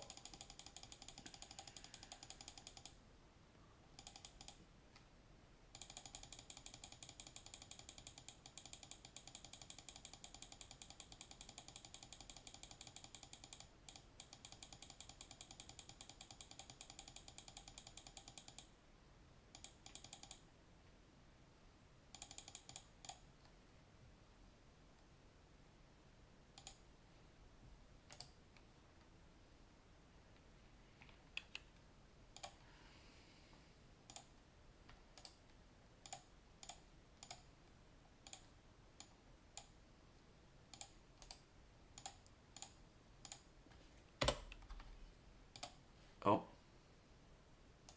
He looks like he's on the verge of death, so he does. What's his name again? The Defense Secretary? One second, just gonna... Who is this? The Defense Secretary. Where is this?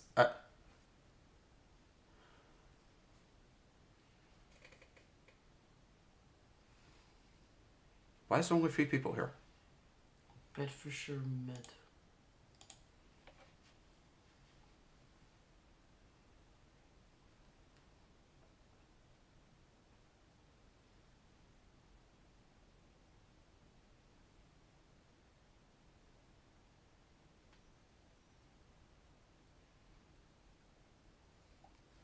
So I think the Tories have won that one.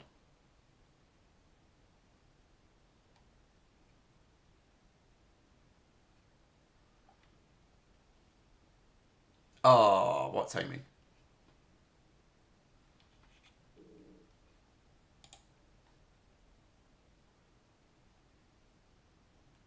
Oh, the Deputy Prime Minister.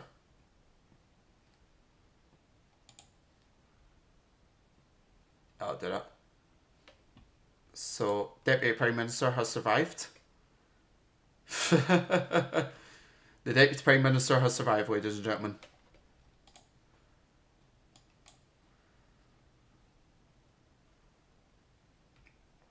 What was I looking at? This.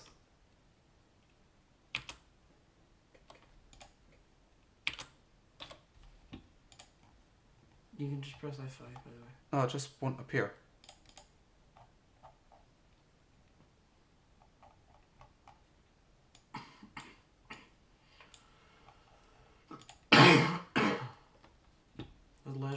Has Leicester South done theirs? Has Leicester South done theirs yet? Has Leicester South done theirs yet? Yes. Right, I want to hear what thing you said there. Oh, Aberdeen South scoring. SNP have held Aberdeen South. Stephen Flynn, the Westminster leader, has held the seat.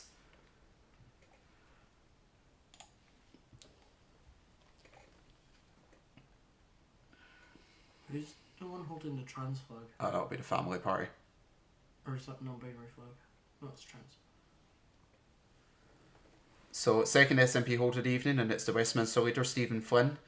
I mean, if that's your SNP, if that's your Westminster leader, and only holding on because of no tactical vote between Labour and Tory voters, that says a lot.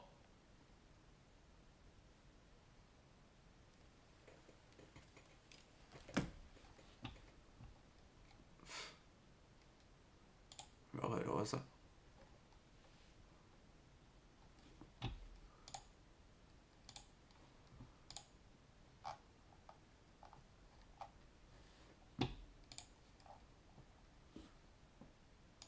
Is Glasgow been done yet? No.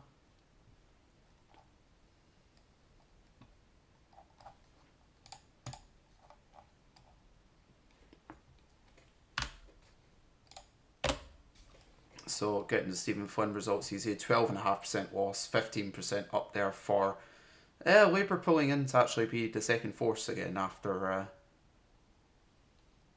Tories being the one pushing close the last time.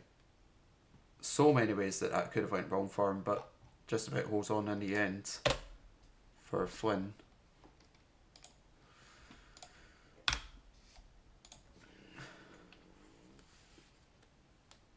A few conservative codes coming in. We've got Orpington, Romsey.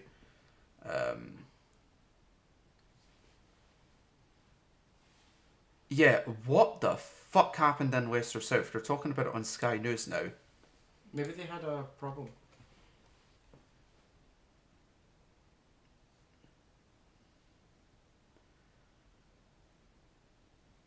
Oh, Labour again. Falkirk. Falkirk is a Labour gain.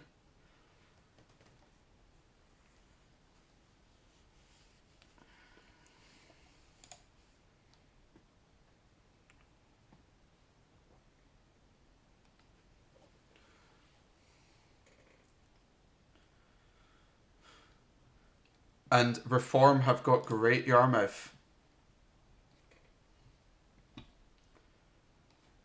Right, here we go. So turn that down a little bit. God, they're so excited tonight, so they are. I'll be honest, they're having an absolute ball. If I flip it back in here, we have a couple of things. First off, Falkirk. Oh, Glasgow City's not done yet. No. 30% up the Labour vote share of leapfrog the Tories, leapfrog the SNP, Alba's done nothing, the Greens didn't make their deposit, Reform did. That was that there, and we're getting Ewan Steinbank into Parliament. I want to have a look at Leicester South, where independent running on a pro-Gaza platform has managed to de-seat a sitting Labour MP in such prevailing national conditions. Absolutely mental stuff there. And then we've got Great Yarmouth. And I don't know if this is even going to be on the BBC yet. Nope. Unless I click through. No, but this is a Reform gain in the waiting. Where have all my things gone? All of my videos have just shut up. Oh no, it's just Sky. Okay, let's have a little listen to Jeremy Vine assembling the opposition benches.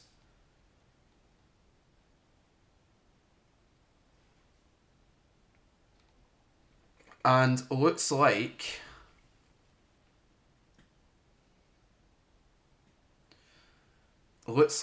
the BBC have revised the exit poll. They have taken the projected Labour vote share down to, or the Labour seats down to 405 instead of 410, and taking the Tories up to about 154, and that leads to a Labour majority of 160. Still very high, but Labour the Tories doing slightly better than expected at the beginning of the evening.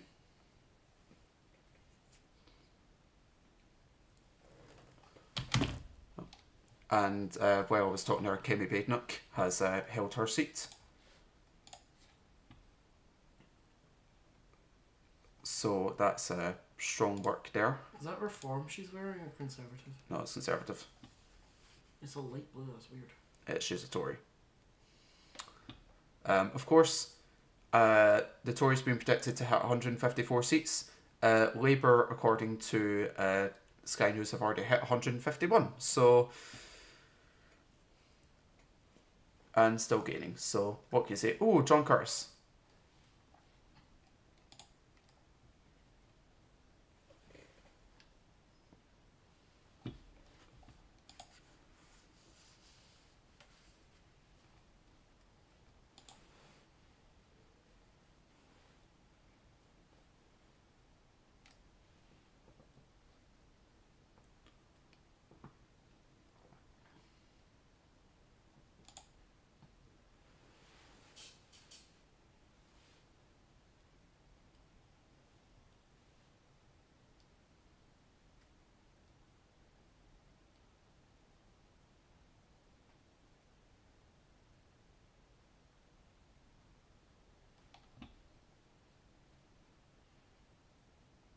Yeah, but what's... Oh! Carlisle. Oh shit, yeah, hold up a second. They have taken... I need to have a look at this new exit poll, because... Okay, so we are having a look at the new exit poll because the SNP now predicted to go down to just 6 seats in Scotland. That's back down to 2010 levels for them. This is looking like a major moment for the SNP. Reform expected to maybe just hit 4 seats. And remember, they already have 3. They're missing one on the BBC website. So... a lot of seats that you thought might have taken swinging to the Conservatives, a few from Labour, a few from the Lib Dems as well.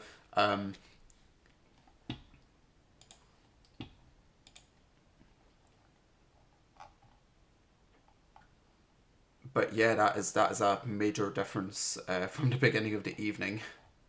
Do we have these Great Yarmouth results yet? Yes, we do. We can have a look there. Refresh that as well. And 41% drop in the Conservative vote share.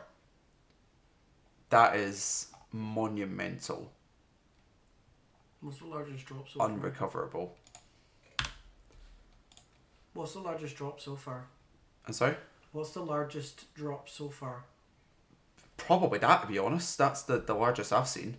Oh, Amber Valley has Labour gain. Milton Keynes North, Labour gain. So many things, just Labour gains. Again and again and again and again.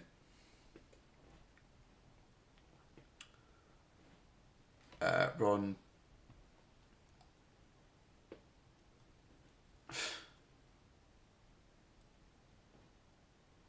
But yeah, the SNP looking like they're heading for near wipeouts.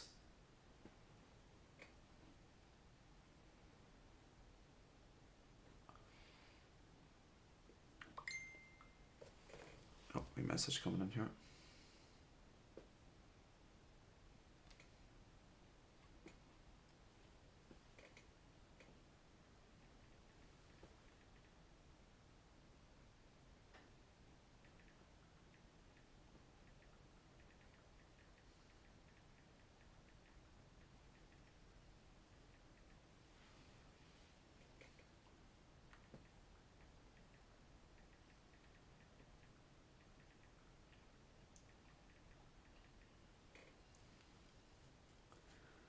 Alliance making a gain from the DUP in Northern Ireland, Lagan Valley. We'll have a little look at that if I can. If it ever wants to pop through, we've got some results coming through.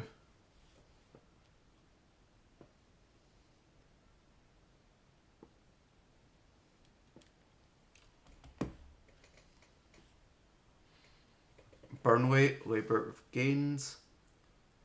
SF a hold. Sinn Féin. Ew. Sure. Often Jacob Rees-Mogg going to be, he's wearing the things there. Perth, John Swinney having a great talk. Then in Perth, he'll be having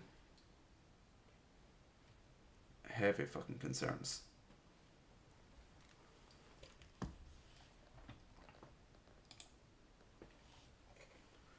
Tories now down 76 seats.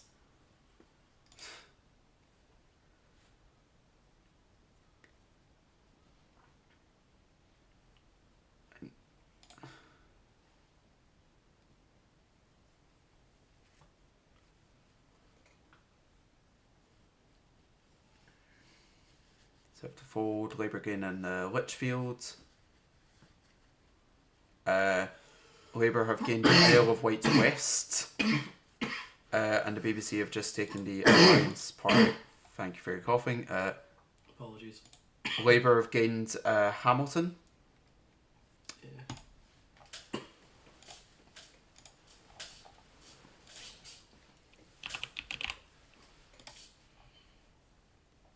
Where is that? Oh, Ireland. Where is that?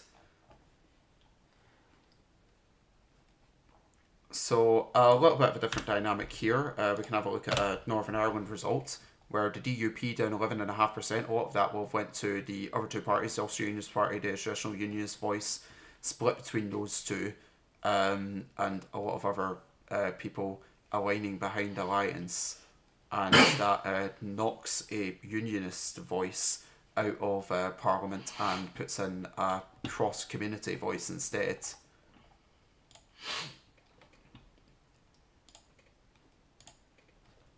So, an interesting wee return there. I think it's all Hamilton and Clyde Valley there as well. Yep, we can have a wee look at the results for that as well. And once again, it is going to be a 19-point swing. Tories way down as well, Reform coming in. Same story as always, really.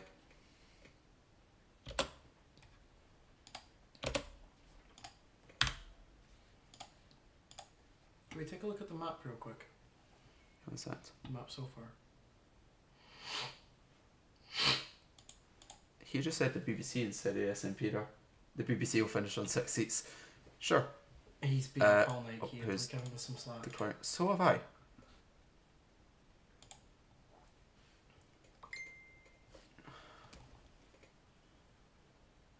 To be fair, that guy's been sat in front of the studio lights. Gillian Keegan has just lost her seat. The Education Secretary has just lost her seat massively in Chichester to the Lib Dems. Oh. What does that mean for education? Oh, shit. The Education Secretary has just lost her seat, and now we're getting Swella Braverman's seat as well.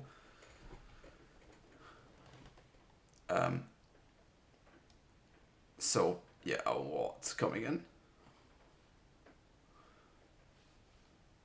Swella Braverman's 17,000. She may very well hold on that. Probably should.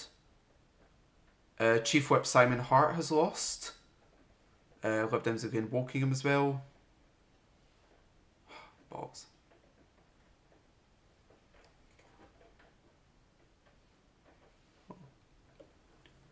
So Swella Braverman has held on, but Gillian Keegan has been knocked out.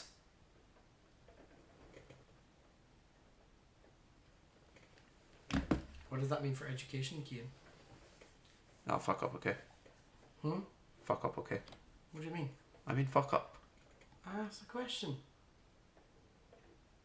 I mean, somebody else will run education.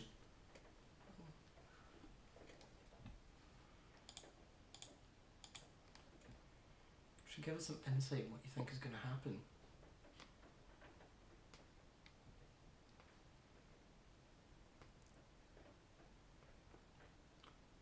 So, Labour again, Rutherglen. Oh, Perth.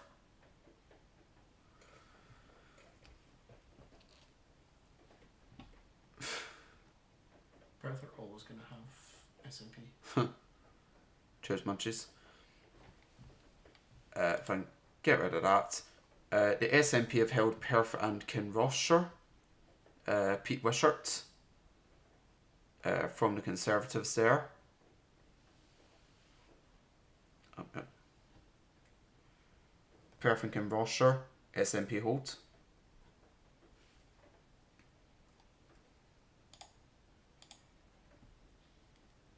Any predictions?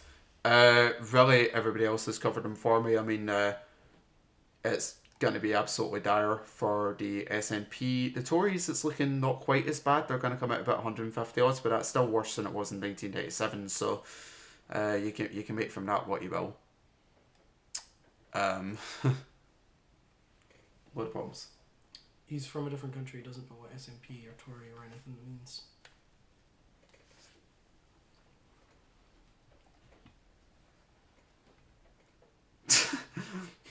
Stephen Flynn asked, were the SNP beaten well? Answer, yeah. No, the answer was, sorry, well, yeah. Oh, Bristol Central. The Greens have gained Bristol. Ladies and gentlemen, we have had a moment. I need to get the maps up so we can start talking. I need to stop hearing you. I need to start hearing you. Is that the first green one?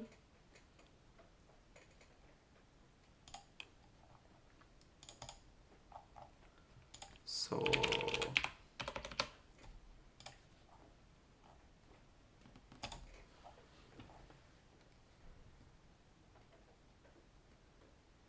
Yep. Tangum's just lost Bristol. Oh, I'm enjoying this, guys, so am. Connor, I have Google. Way. Han, go to hell. What you don't have is me showing you the results for Bristol Central. Here they are. Cara Denyer for the Green Party on a major fucking swing from Labour. Don't know what else I can really say. It's just first Green elected. Might have a second one, or maybe not. Try and bat around and get this in. Is there anybody else I want to try and...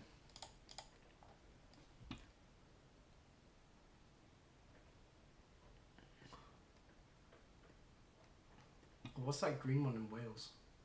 Oh, Plaid Cymru. Oh, of course. The Welsh National Party. Or Party of Wales.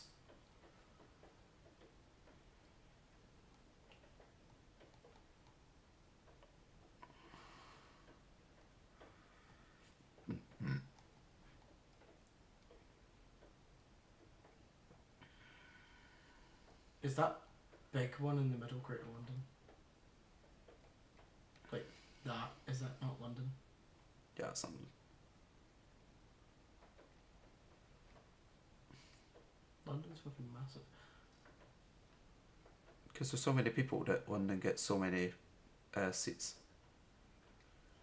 So having a look for Brighton.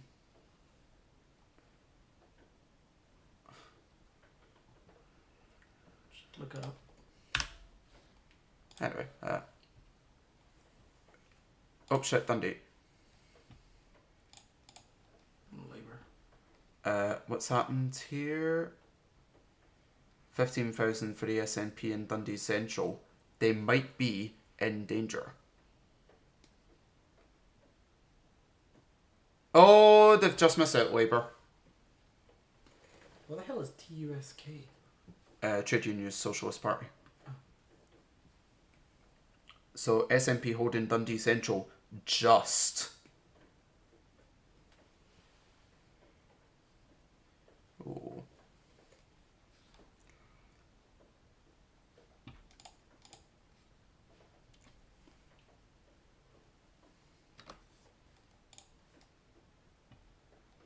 Want of an official mark.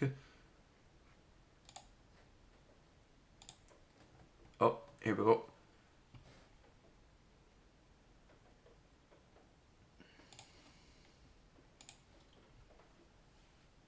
Basildon.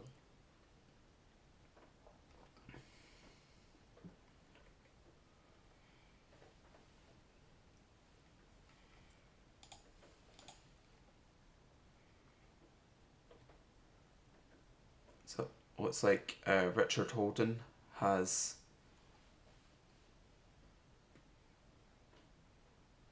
looks like he's held on.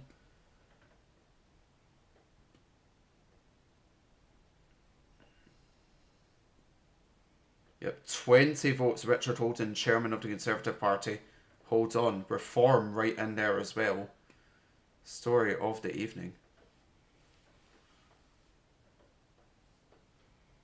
Edward Sainsbury. Does he run Sainsbury's?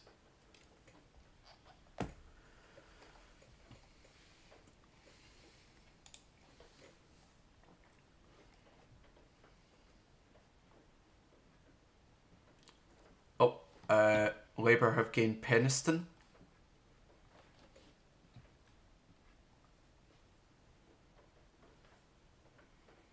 Where's Penistone? Oh. Richard Tice as well. Go team. Labour have gained Motherwell. Labour have gained Motherwell, and we're watching Richard Tice as well for Reform.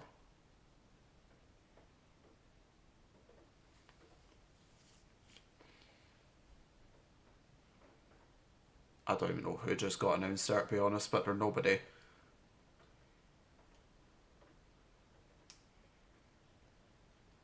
Oh, Ayrshire North as well. The Labour seats in Scotland just keep coming, so they do.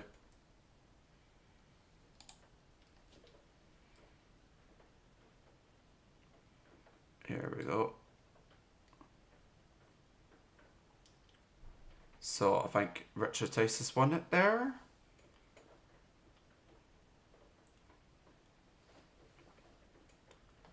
Yeah, Richard Tice has done it. He's elected. That's the third Reform UK.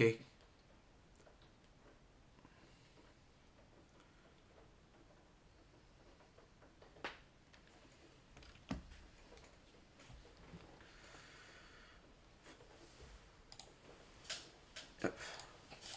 But we have a thingy called Boston. Boston.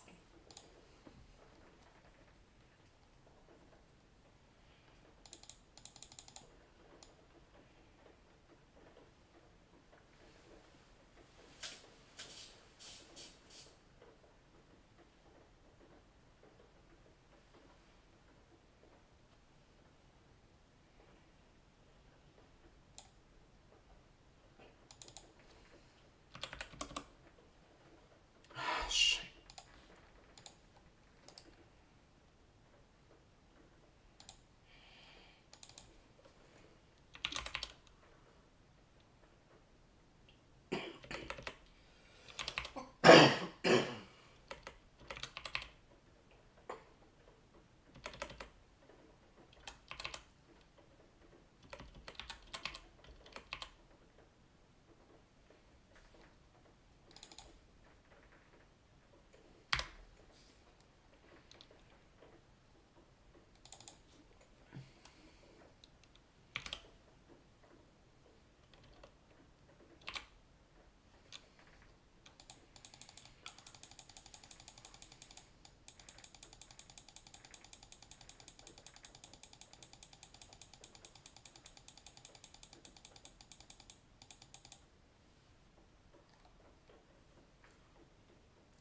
Oh, there's a Glasgow seat getting announced here, but I am busy. Right, they haven't said anything yet. It's not ours. Not our particular seat. Milton Keynes.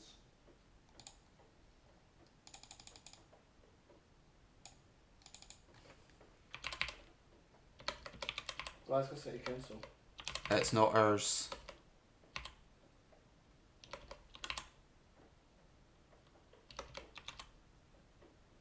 Oh yeah, you've got all the different sections of Glasgow Yes. City. What are we, Glasgow City Council Central? We're north. Have they?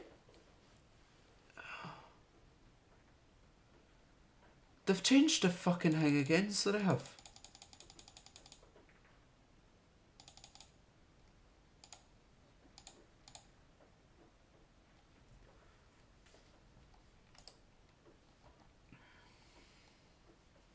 So, yep, Glasgow North East has went Labour.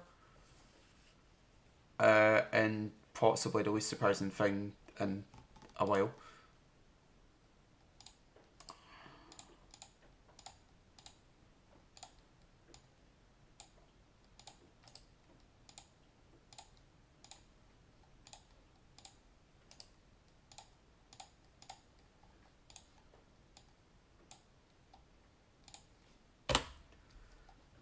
So let's. Oh, Reform have gained Boston. Okay, we have things to look at. Oh wait, that was Richard Tice. Oh, John Curtis. What wasn't John Curtis?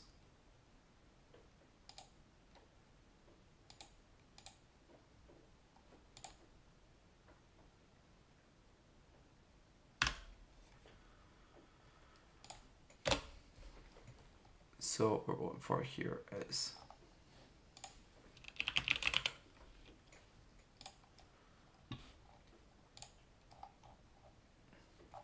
North East, Glasgow here, massive collapse for the SNP vote. big for that. Which section is that of Glasgow again? Give me a second, I'll go back to the map, we can... So, that's...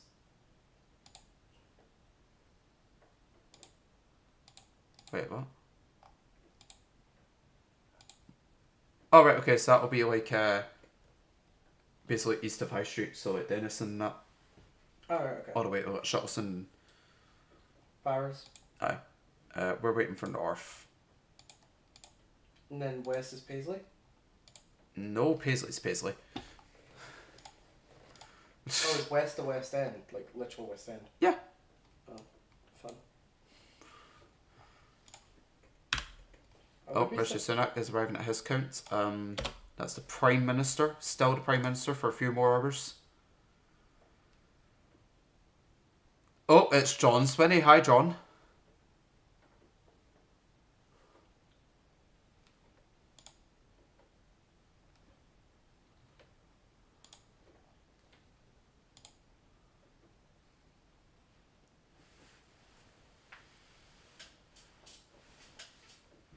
Has Downing Street's constituency been done yet? What, sorry?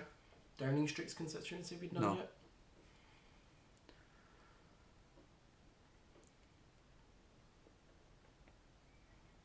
So I say we have a little check, say, of Twitter and see if they've got anything happening. Been a while since we've made it onto Twitter. We're getting actual results through.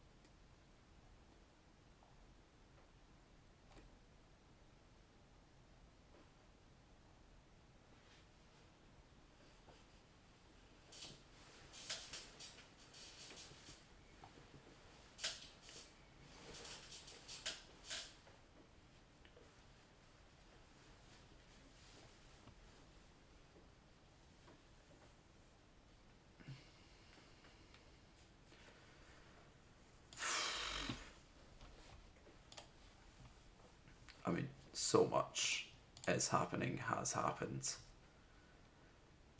We seem to have had a little bit of a break. We can chill out. We have hit 100 Labour Conservative losses, 97 Labour gains. The SNP have just lost Sterling to Labour. Oh, here is Penny Mordaunt. Penny Mordaunt in Portsmouth. This. Sorry.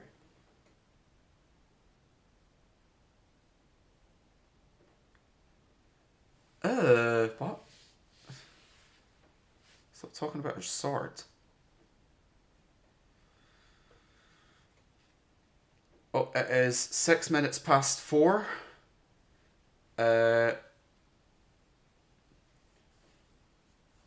6 minutes past 4, and we can say Labour have won more seats than they did at the last election.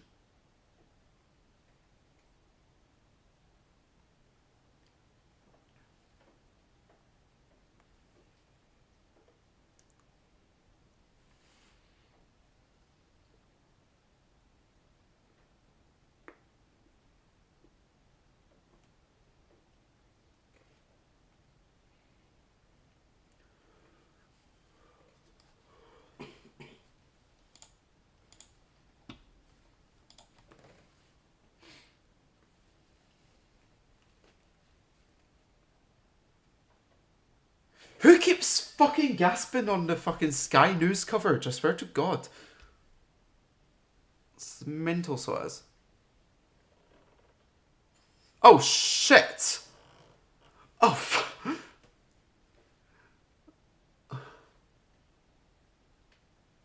Greens gains Suffolk.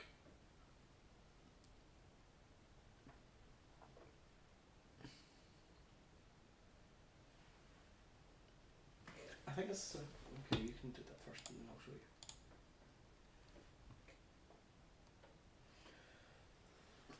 you.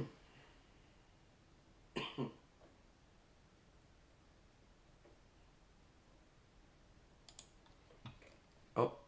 We have had another green.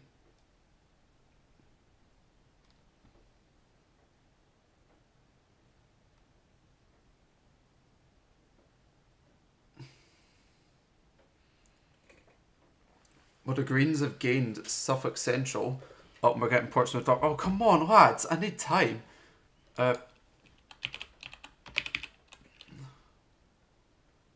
Coastal, Suffolk Coastal, not Central. Was...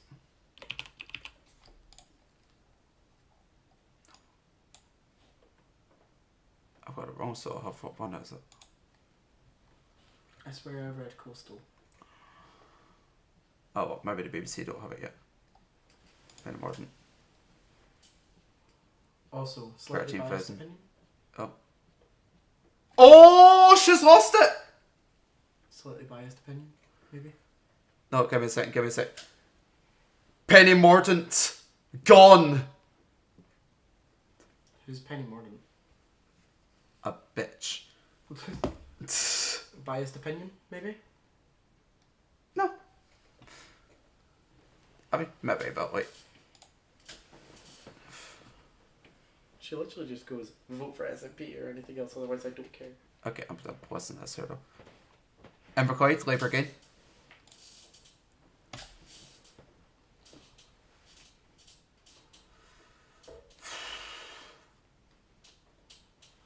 Oh, wow, wow, wow, wow, wow. She looks like a cow. Oh! Oh, they're all falling now, so they are. Oh, nice cameo. Hey. They're all falling now. Johnny Mercer's just lost his seat as well, so he has. Oh my goodness.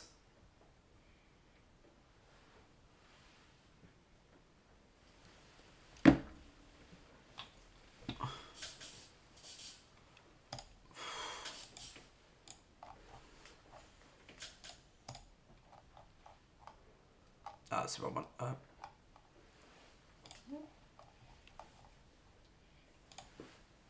thought I was right, Coastal.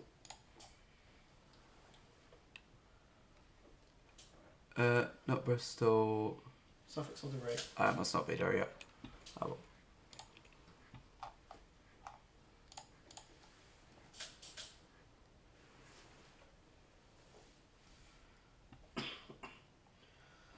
So where is...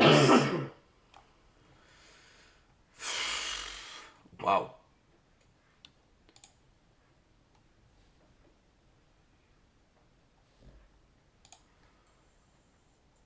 What? Sinn Féin set win the most Northern Ireland seats. Northern Ireland, sure. Northern Ireland's kicking on. We don't even care because we've got bloody Johnny Mercer and Penny Mordaunt losing their seats. So if we can have a Portsmouth North.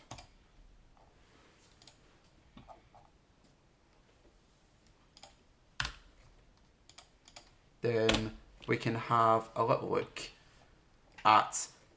I mean, look at that Reform coming in, just absolutely bombing it there. I like the look at that map. That map's cool.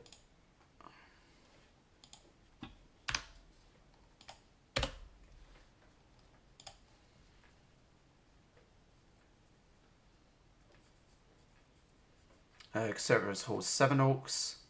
I've heard another gasp. What's happened? The Lib Dems have gained Glastonbury.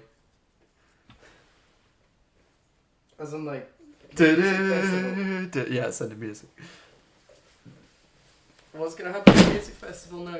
What have you done? What did you break? And Somerton. Labour have lost 110 seats so far. Labour have lost? 110 seats so far.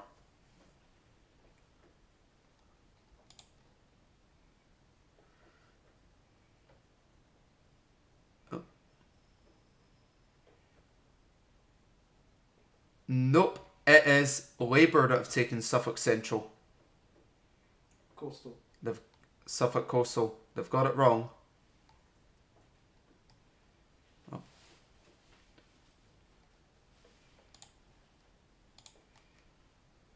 Gonna listen to, yep.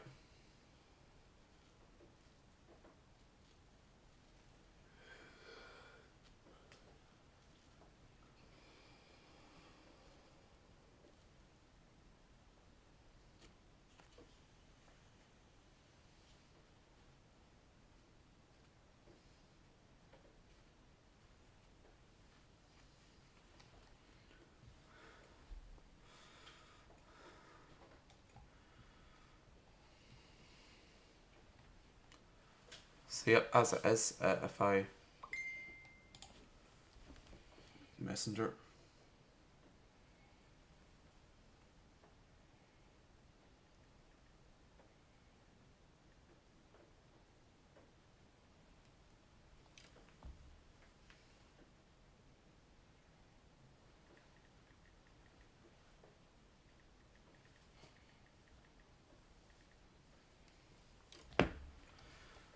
Right, I want to have a look. I want to have a look at these Scottish seats as they exist. Midland Berkshire's made by the Lib Dems, as has Edinburgh West.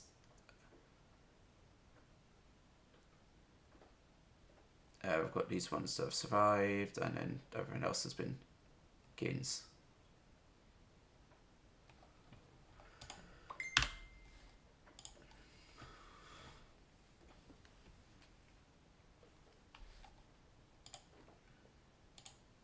Oh, we're getting an announcement in Kelso for the Borders.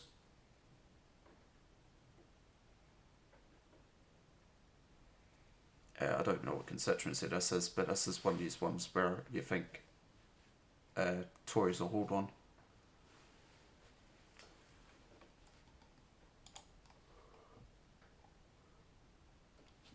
Conservatives, 18,000, that'll do it. So that's a Conservative hold in the Scottish Borders. Yep,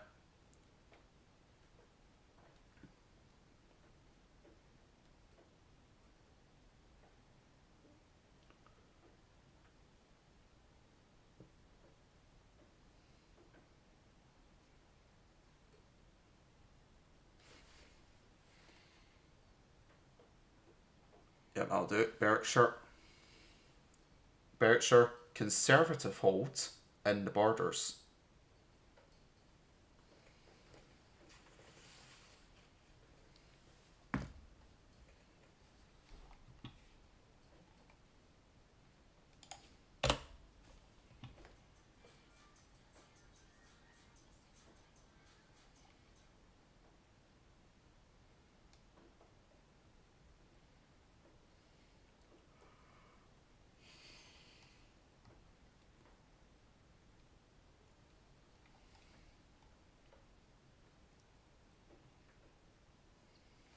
Right, time for Proud 6.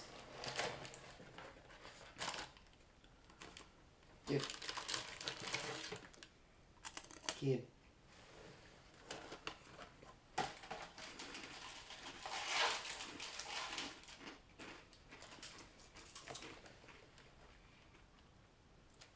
Oh, Glasgow East Labour again.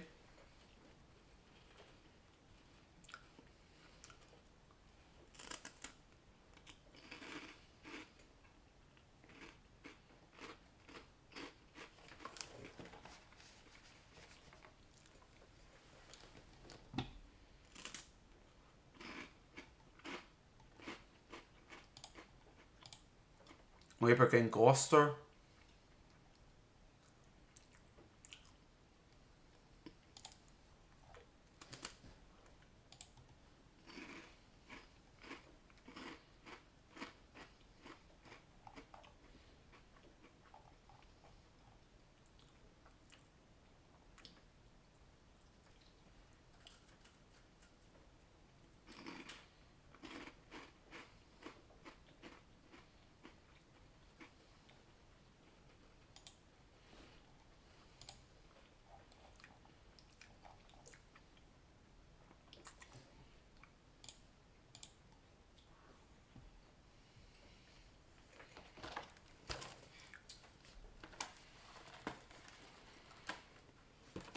So, Did the old guy drop out of thingy after all? you what, sorry? Did the old guy in the US drop out after all? I can't remember his name now. No, not yet. Joe Biden, the president? Yeah, him. No.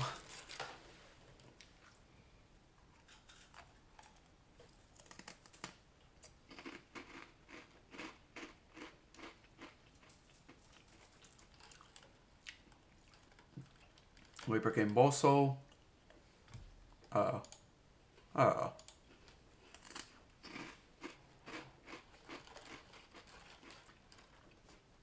See the SNP down 20 seats out of the 24 that they have held prior to the election that have declared. Labour have gained Coatbridge. We're getting close to...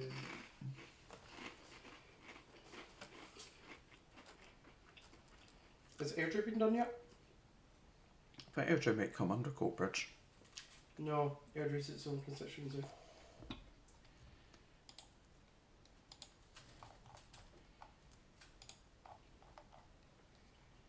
People don't usually class them together.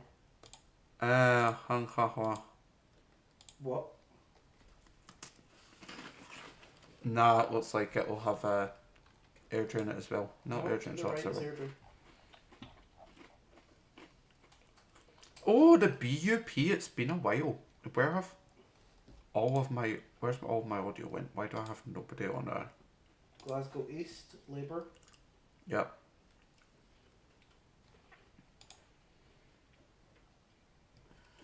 Which one's Glasgow East again? Is that like... Is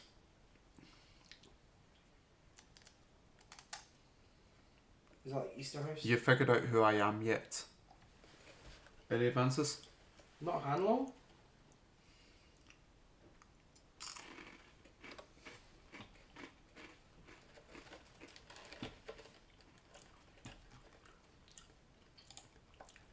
I mean, you could be Clarity, but like, the chances of that are very low. I feel like you wouldn't be interested in a fucking UK election.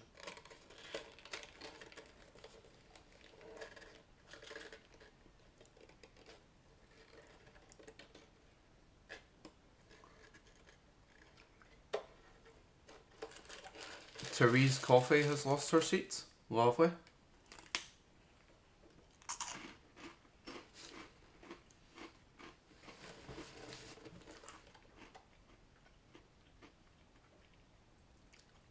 Kazuto?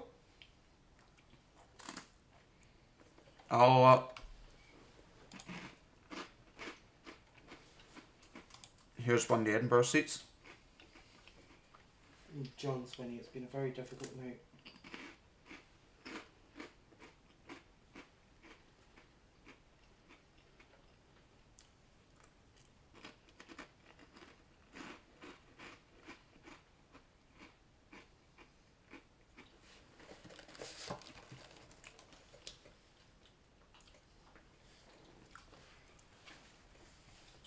Right out of sorts here, sorry.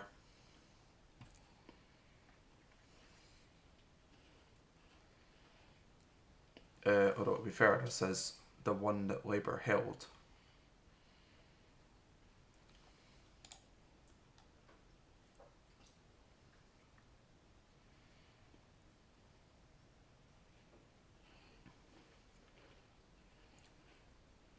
So Labour hold Edinburgh South, not a surprise.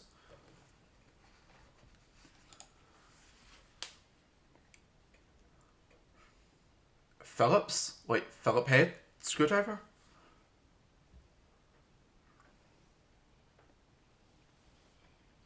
Dirty.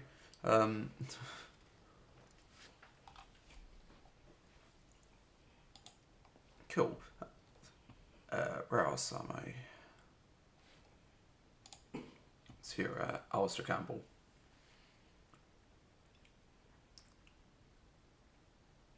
Oh, we've had a Lib Dem gain in Westmoreland.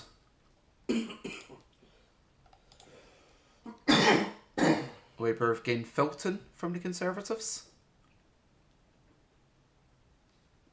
This is the timing. This is when you expect things to just be flying in. Oh, Alex Salmon's on the BBC. Fuck that man. Oh, okay.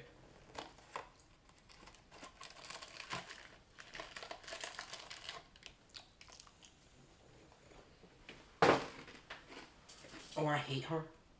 The one that's talking in your sky one. Absolutely hate her. Oh, what's happening up here? Bath.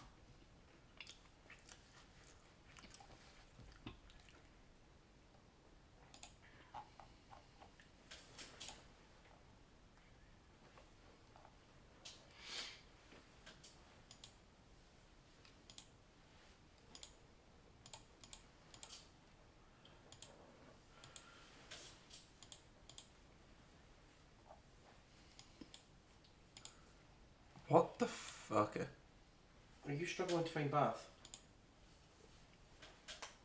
No, I'm trying to find Aaron. Open. Oban's north. Cheshire Mid gained Labour from Conservative.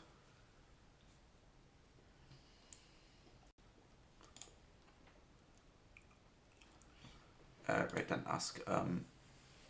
What about this one? That's earlier. Oh, we've got a little Channel 4 thing. Colchester.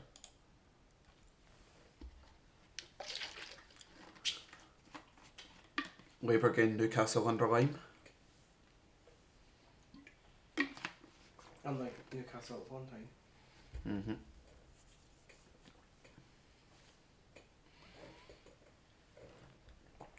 Oh, live in Glasgow.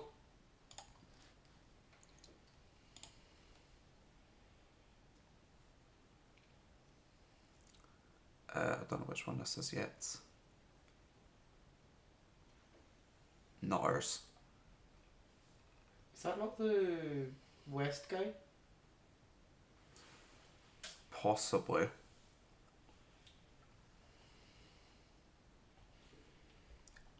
So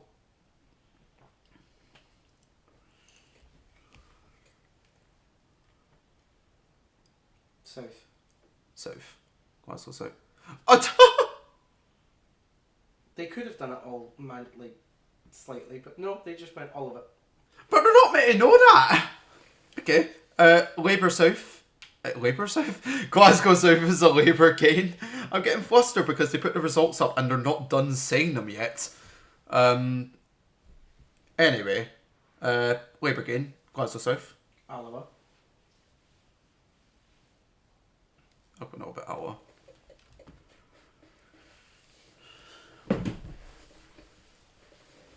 Cumbernauld Labour gain. Ugh. That one just kind of slipped in. Where the hell have they said that? Nowhere. It's just on here. Huh. Can we take a look at Cumbernauld real quick? I mean, this set up is a moment, so it is. Yeah, you know what? Let's have a little look. Lib Dems gain Yeovil. Where the fuck is Yeovil? Exactly. Let's. I mean, I can imagine somebody from Yeovil going, where the fuck is Cumbernauld? Cumbernauld is very well known, Keaton. Not in Yeovil, isn't it? Yeah, I don't think even Yeovil know where Yeovil is. Anyway, that's 17% swing, easy peasy. Yeah, last year they won by a landslide. That's about right. So that's not surprising.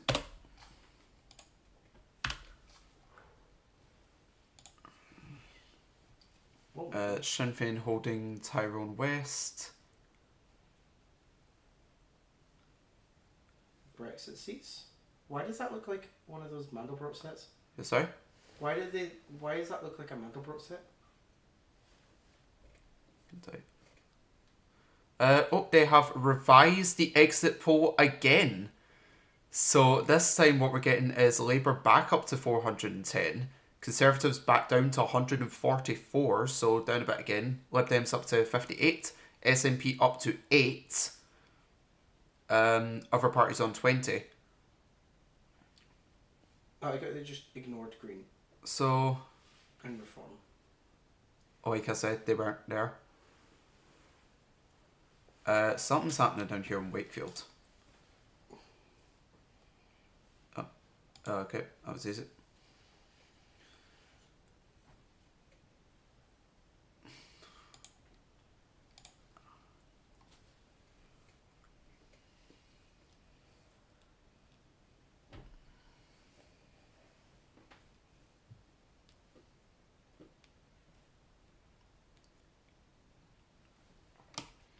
We are getting close to a point where Labour wins. Yeah, to a point where Labour are going to have won the election. I still have, what, at least an hour and a half here before I need to get going. Mm-hmm.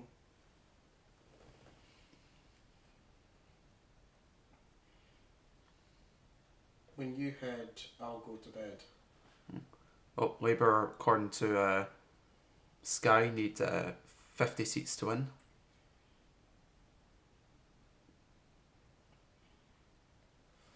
Can I slide it up to Sky's explanation here?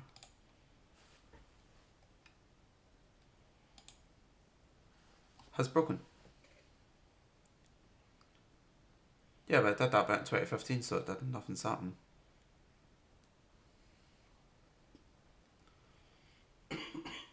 Yeah, there we go. Glasgow South, Cumbernauld, Kirkintilloch. Labour have held Canterbury.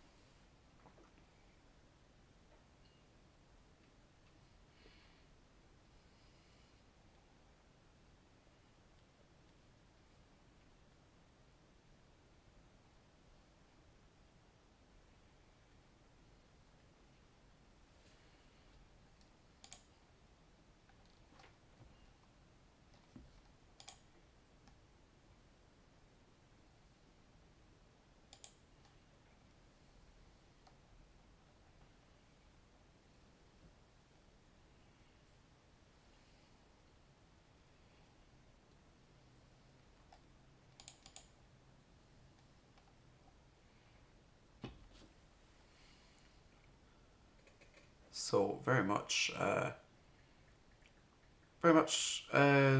seats piling in right now. Clapham is a Labour hold, but trying to, more or less waiting for the Prime Minister's to come now so he can have his big concession speech.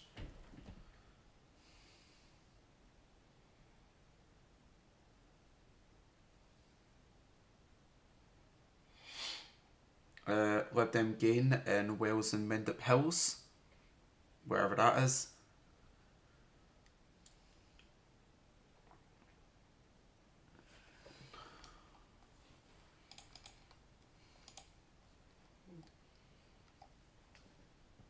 Oh, let's hear. Here's Jeremy Vine's swingometer on the BBC.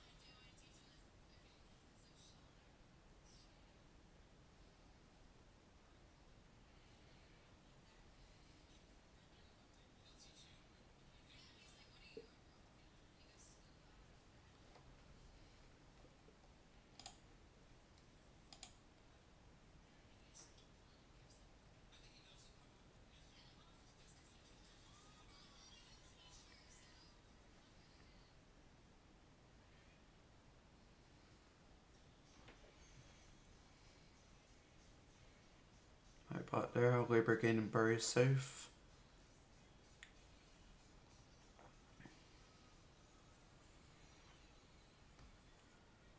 A lot just flying in right now. But on 37% of the votes, I mean, that's not the kind of vote share that you should be having to win a landslide.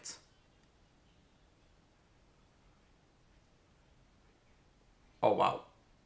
Oh wow. Labour gain Ribble Valley. We can have a little at Ramic Valley, I suppose, if it's there.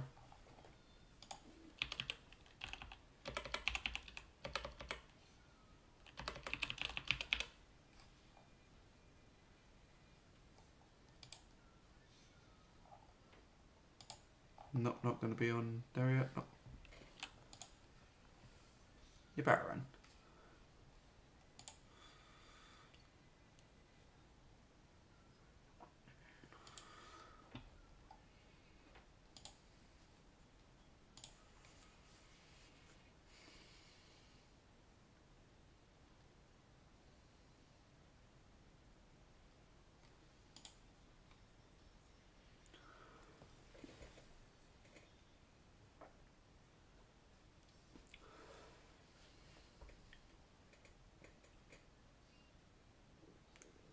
Oh, Ayrshire Central goes Labour.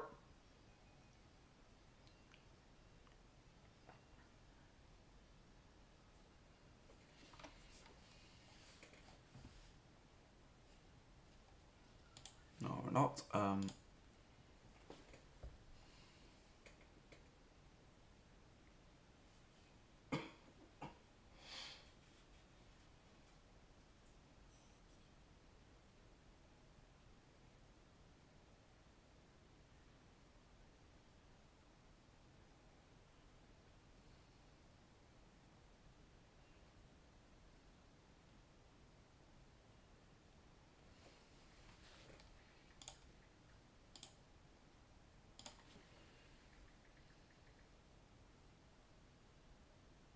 And that is for which constituency are they sharing provisional results? Oh, for Rishi Sunak's.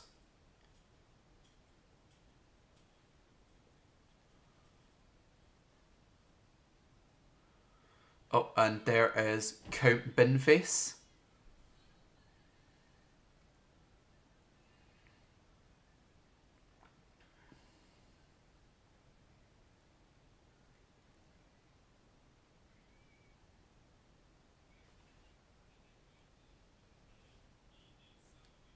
Yeah.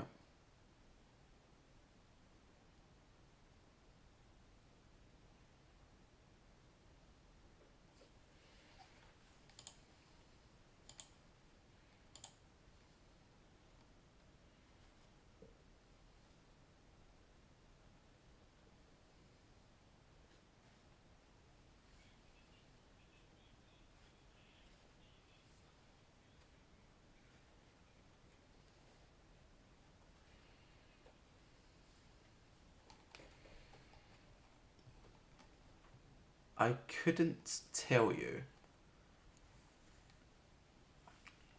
what you're meant to be seeing here.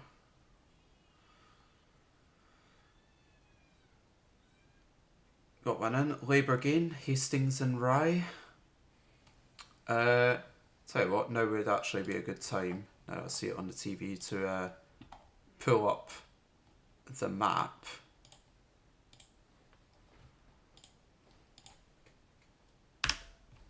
So first off, we can have a look for the map, and second off, we can shove it into cartogram and look at all the red. All the red everywhere. And if we do that, look at the gains. Remarkable.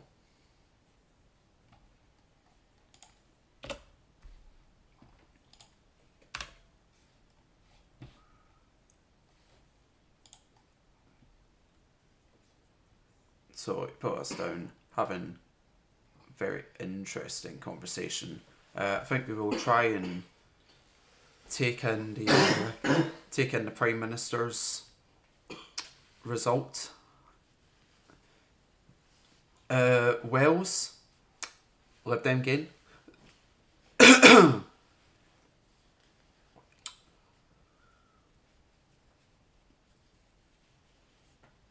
Glasgow North, where are you? Yep, let's go down. Here we're at.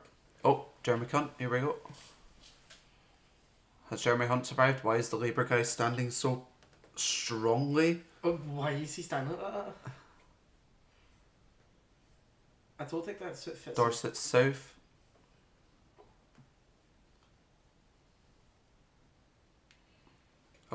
Science Minister has been lost her seat.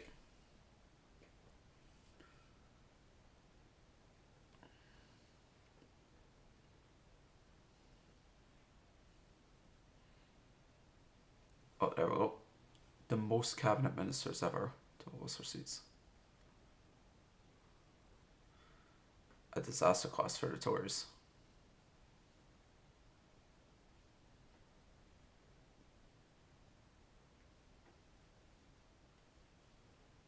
Are these like the people that you're surrounded by in Democracy 4? Yeah. Is that basically the people that are getting kicked out right now? Yeah. How fun. Hey, some of them are surviving. Alright, well, here's...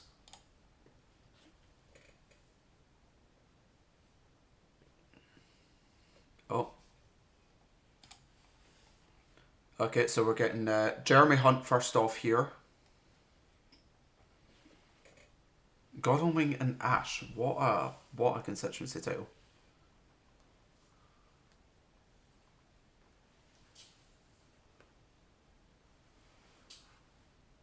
Glasgow West, Labour again.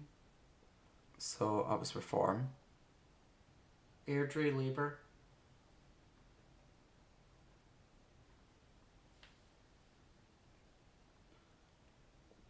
I don't even know who just got announced there. Somebody else is talking on the thing.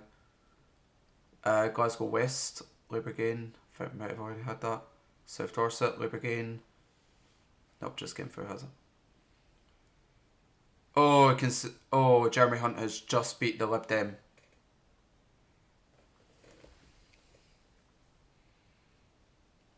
So Jeremy Hunt survives by less than 1,000. And here comes Rishi.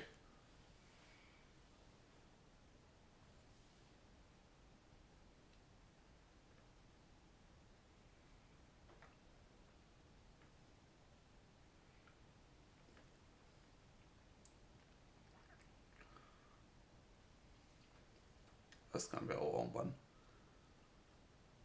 Count bin face. Hey, 308 bin faces. So Archibald Sanson.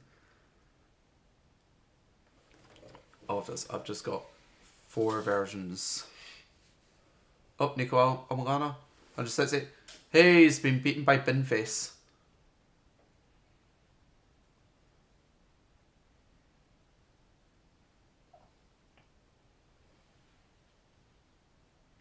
$23,000, that'll do it.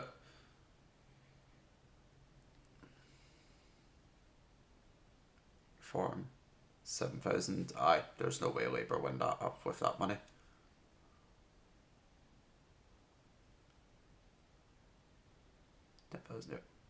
Oh, air train shots, so Labour gain. And the Prime Minister has kept his seat.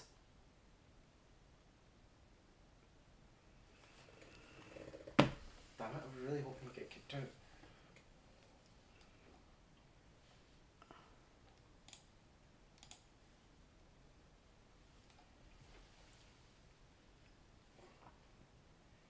Oh, he's talking on Sky, but everything else is still waiting. Oh. Who is holding an L behind the Prime Minister? He's a learner.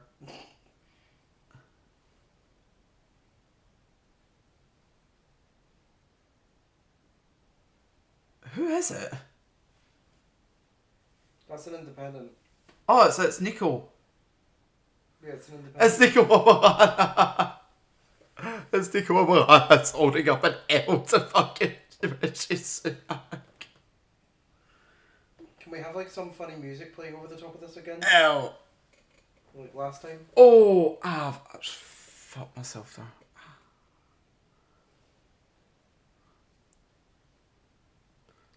Oh, so Rishi has called Kier.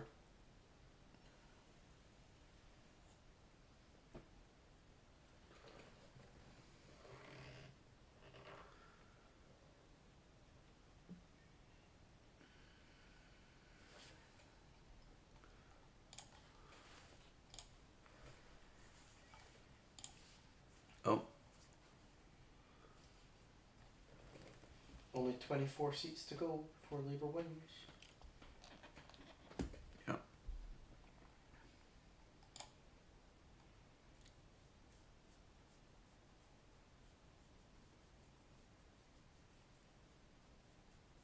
Oh, good one.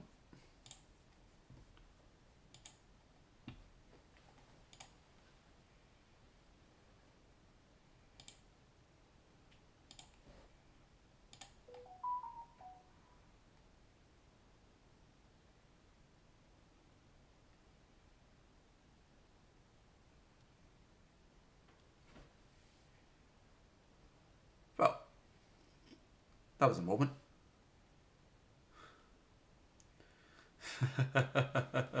Rishi Sunak. Labour Yep. has won this general election.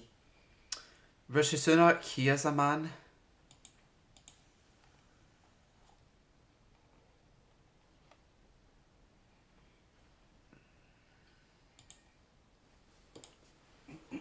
And that'll be it. Yep. So, do you think they held this general election because everyone was screaming "fuck the Tories" outside of Westminster? No, he called a general election because he had to call a general election before January next year. Yeah, I know. And he thought his best opportunity was in. Two more gains, Gillingham and North East Derbyshire, both Labour gains. What is that middle one? DUP, Ireland. Uh-huh.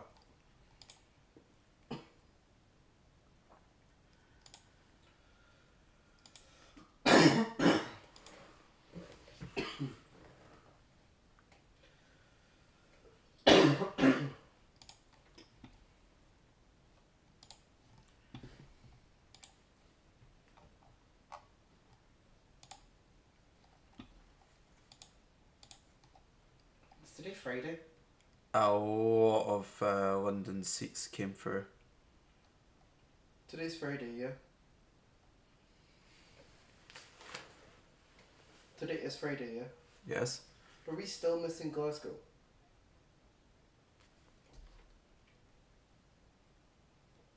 Yeah. Glasgow's north and Glasgow what?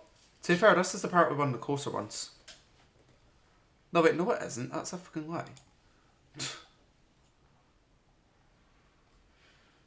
Glasgow North is supposed to be majorly Labour.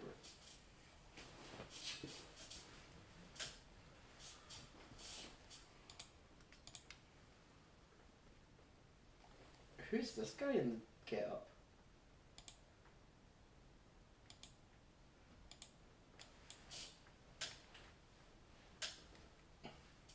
I love his outfit. It's so cool. Cool. He must be sweating. Trying to better for. We are close to a resolution to this. I'm going to take a break for a couple of minutes, and when I come back, we'll be ready for the final stretch as we approach a Labour majority. With a Lib Dem gain in Melksham.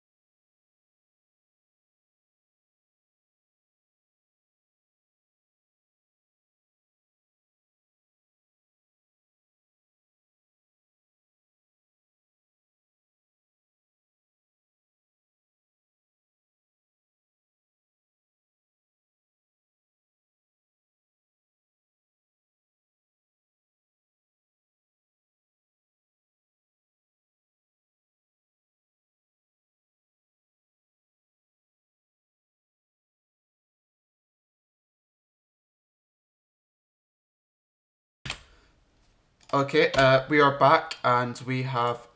No,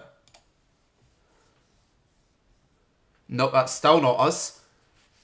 That is the last remaining Glasgow seat that's not us. Glasgow Centre or Glasgow. Glasgow Southwest. Oh my god. Oh, I really thought that was going to be Ulster. Yeah, take a look at Ayr. Right, give me 2 seconds to get myself in here. I'm assuming that's going to be a Labour gain in Glasgow.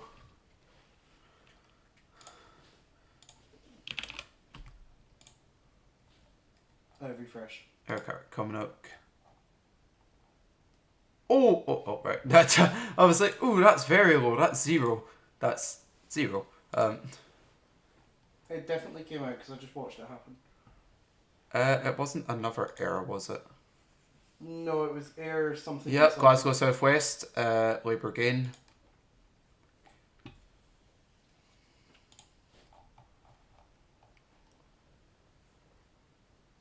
It was definitely that. Definitely wasn't North Ayrshire and Arran. No. That came out ages ago. It was 3 names. Like Ayr something and something. Okay. Oh. It was showing on the bottom right one if that helps. Right. Oh, more Glasgow City Council? No. Oh, we're coming very close indeed. Labour gain Worthing West. Gillian Keegan speaking to Channel 4 here.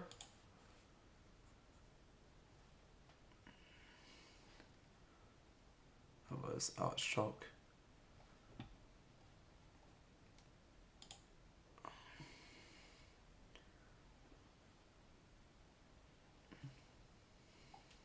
Lord Chancellor. Wow. Yeah. Fancy title. Wait, hold up. In what world is the Lord Chancellor an MP? Edinburgh South West, Labour gain. Belfast South West, DLP hold. Is that one again? The Labour card? I'm actually gonna pull that one away and shove this for STV player because I want Good Morning Britain at 6.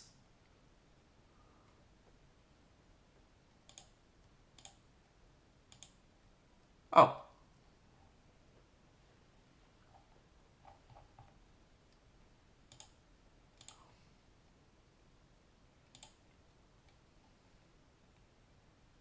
Ugh, get her off my screen. Screw that bitch. Okay, Nicola's too loud. Of course she is. She always is. Oh. Is she not in prison yet?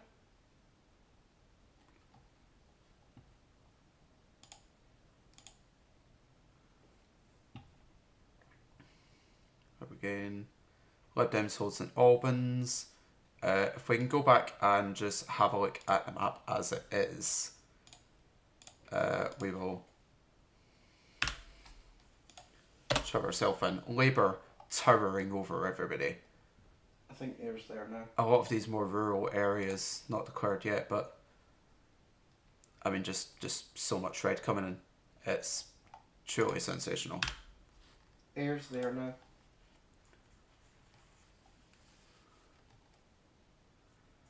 It's stunning.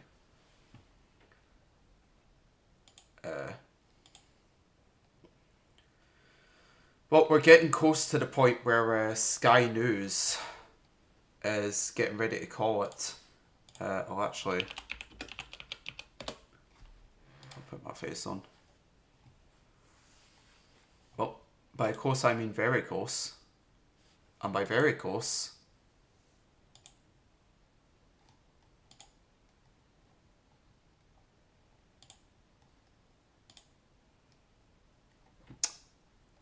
And that is that. The time is 4:54 AM on Friday the 5th of July 2024.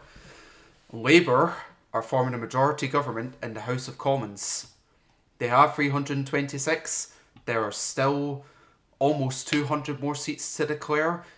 Quite a few of them expected to go to Labour as well. They should be over 400 by the time all is said and done.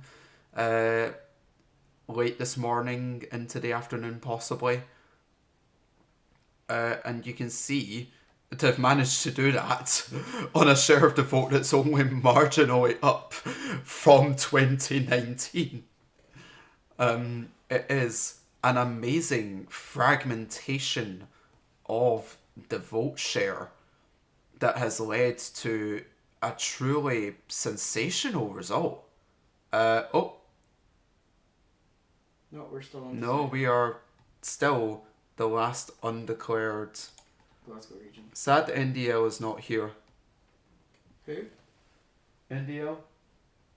Who's that? Do we get further elaboration on that, Munchies? I genuinely have no idea who you are, Munchies, either.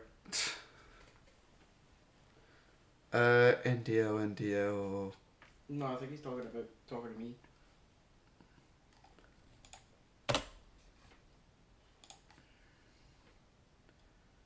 Anyway, yep, Sky News have called it. They've got it up. BBC still counting up their seats, so according to BBC, still 9 short. We've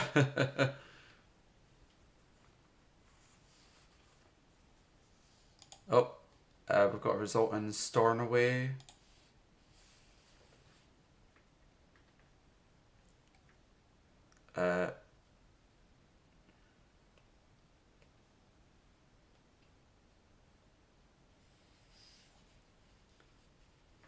It's the Western Isles, where it's going to take twice as long because they're announcing everything in Gaelic first. That's funny, actually. I rate it so, I do.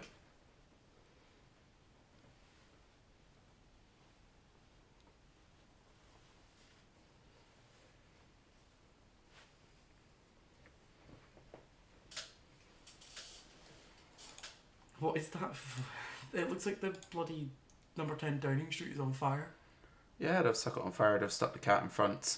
And here is everybody waiting for Keir. We're here for Keir.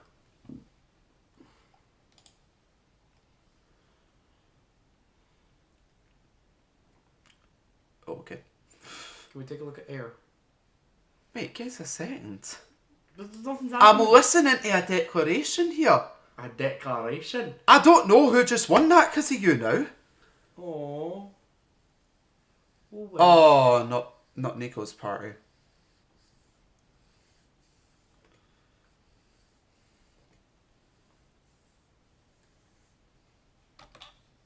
Anyway, I'm going to assume that was Labour winning the Western Isles. I don't know because of the guy sitting next to me, but that's the most likely outcome.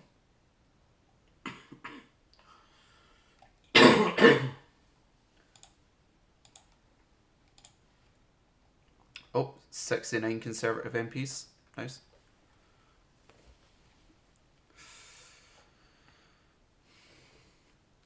And just shy of 5 o'clock, it is over.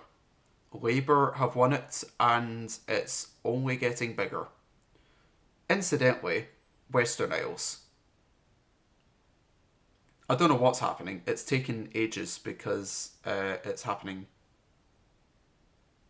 Yep, Labour have taken the Western Isles in a landslide. See, I didn't miss the declaration. Screw you.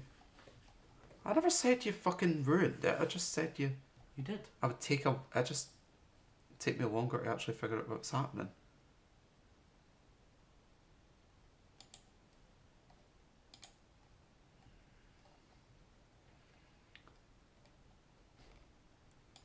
So that's that.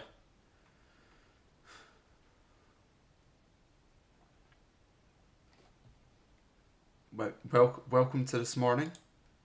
Oh, the BBC have changed. You know what that means.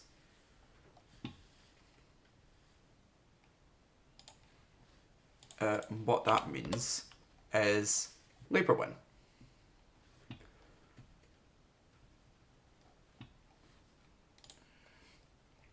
which means one more time tonight, hopefully, I need to change this fucking display.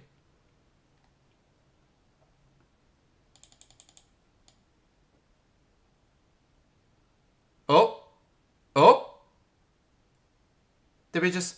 Jacob Rees-Mogg's gone. What? Hey! Who? You do realise there's people right next door? Yeah. And it's a bedroom.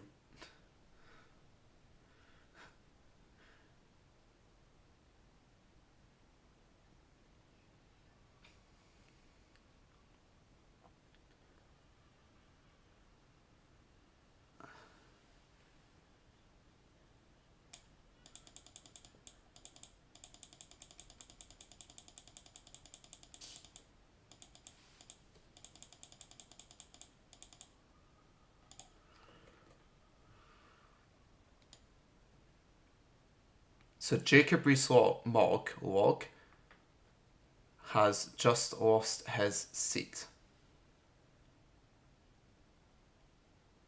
Oh.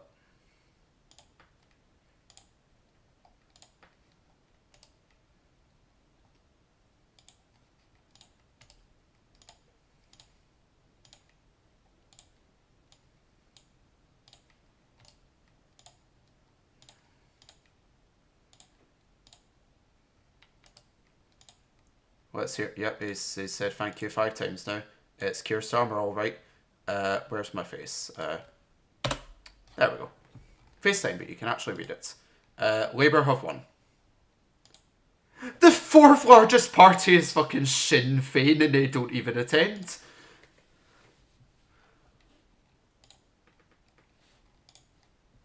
How's SNP done? Labour did it.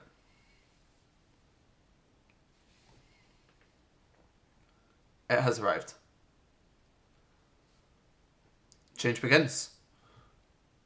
So he says. And watch them do it again where they just don't do anything for about 6 years.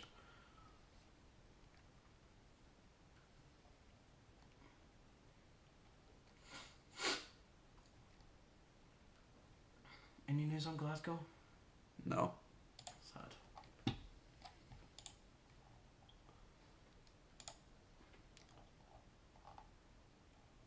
Oh, Diana Bott wins in Hackney.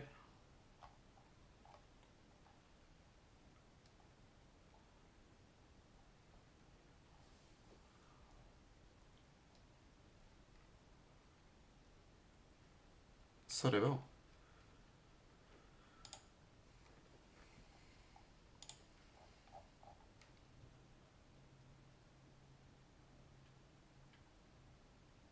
So small. He's too small. Note. Oh yeah, I forgot we were with Martin Rhodes. Yeah.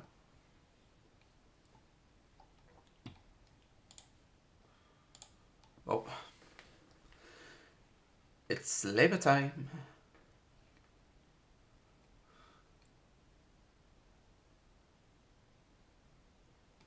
Why do I have a feeling work is going to be hell tonight?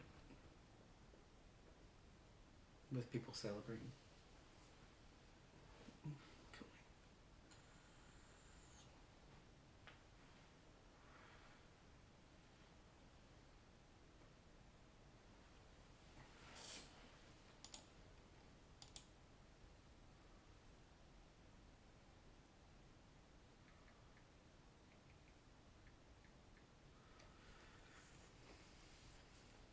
Wigan, Labour hold.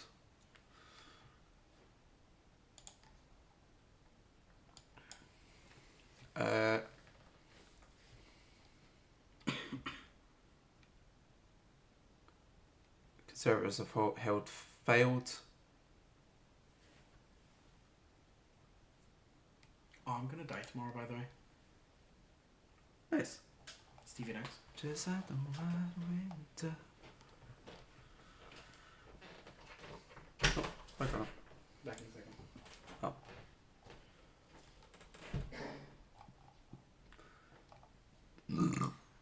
Excuse me, I was very rude.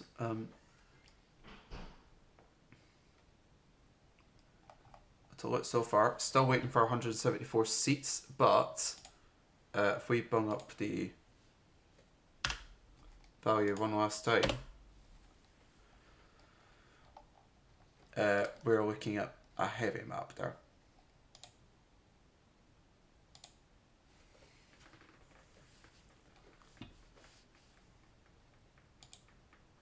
So many seats have changed hands. Still don't know what the fuck happened in West or East. So confusing.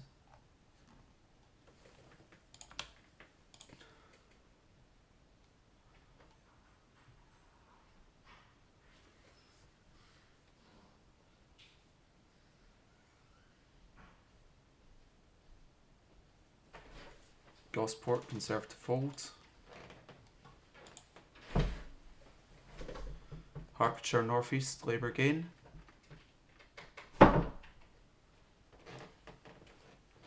Harlow, Labour gain. Ew, Carlisle. Wait, that came out ages ago. It's like 2015 all over again.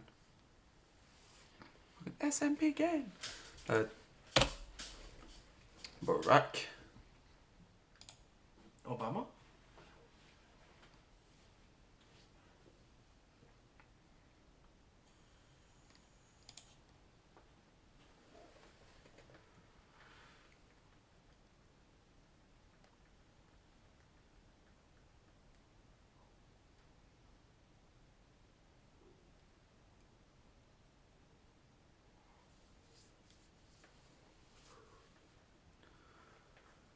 Oh, Now we have the boring part. yes. Now we get to see everything, like,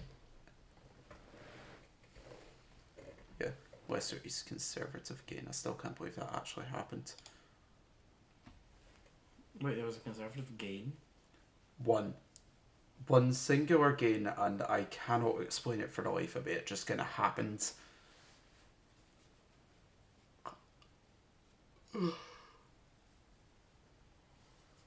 Oh, okay. Herefordshire North, green gain. So we do have something to look for, actually.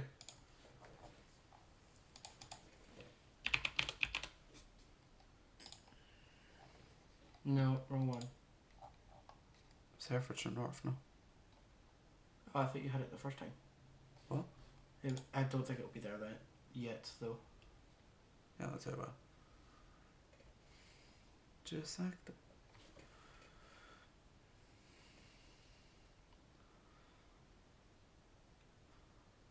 Norfolk Northwest, Conservative hold. 11 SMPs.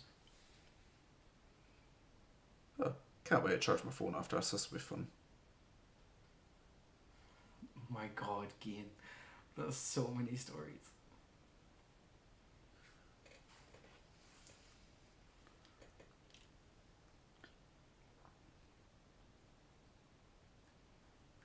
Is this why you have like a ridiculously high snap score? Oh god. Who the fuck's Ali S? Harley Stevens. Alistair? Whoops. You checked in before you went to bed. He didn't say anything. For work. Yeah, Somerset North East. Here we go. I knew there was something. Jacoby Smog.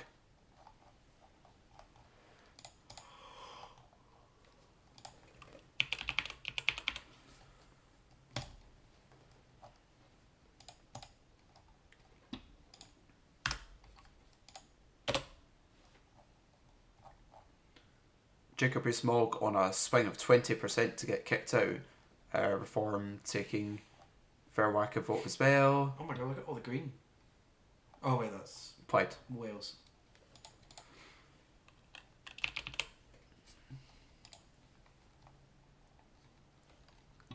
Changing a country is not like flicking a switch. Yeah, this is the person who's Herefordshire allegedly won. Look up Herefordshire again.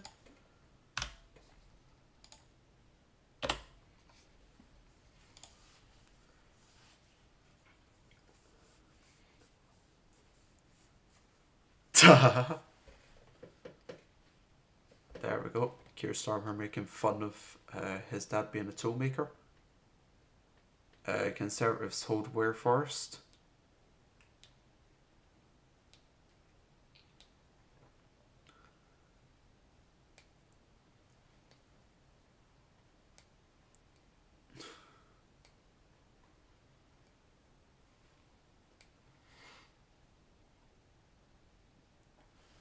And the guy just on the left holding the Welsh flag. Sad on his own. Oh. The Conservatives have held Chingford.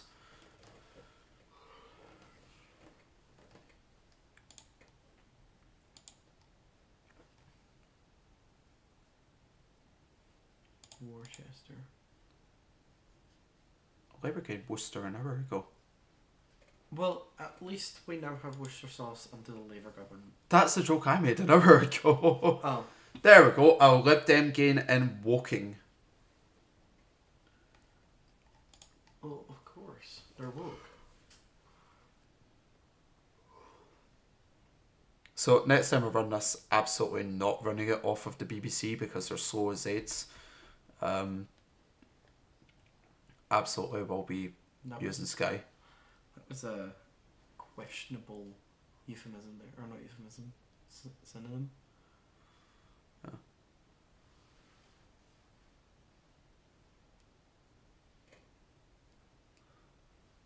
Your chin's off the screen. What? Your chin is off screen. Oh no, my chin is a free.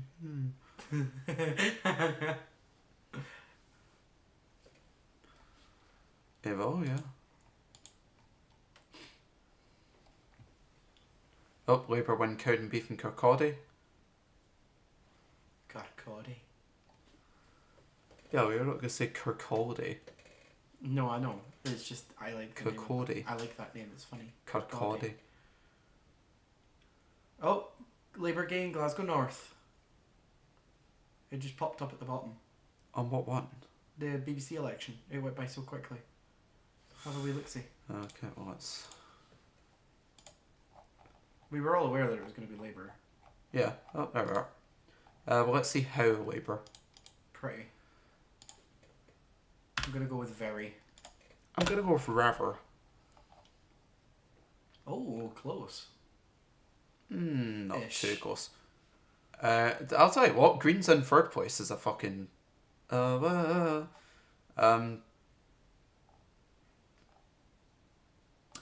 They'll be fucking raging, so they were. The Independents vote United.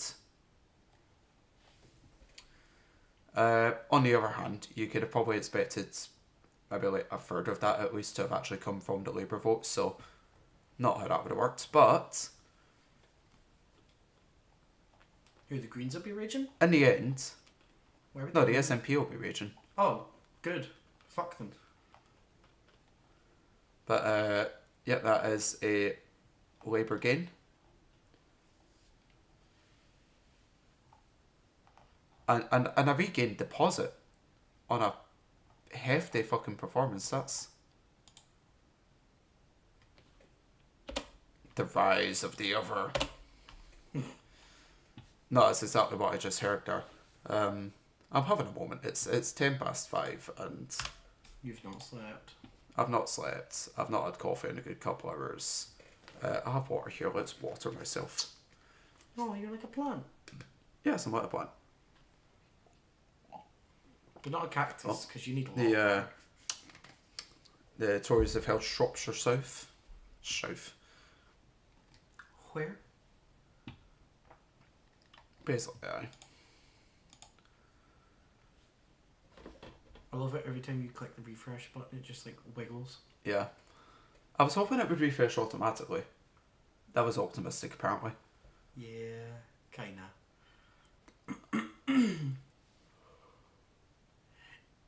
Yeah, BBC are a bit slow, aren't they? Oh, hold up a second. Yeah, yeah, they're very slow. BBC think there's only 346, but it's 353.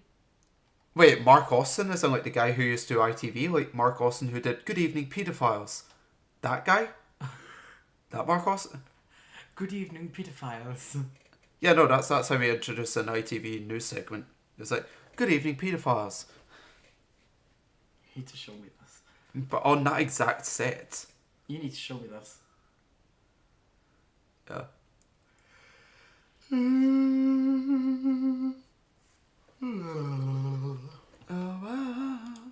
Oh, I've lost Sky. I love how Good Morning Britain is just like caught up. They've just ignored everything that's happened and just went, hi. So Labour won.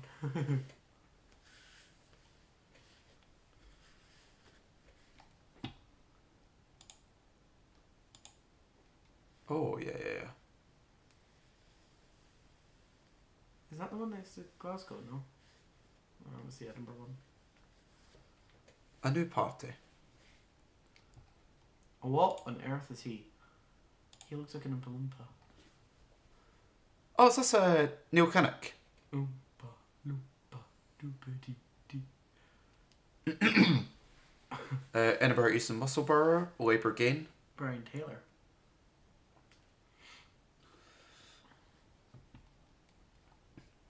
I tell you what. Yeah, hold up a second. The fucking exit polls changed again, so it has.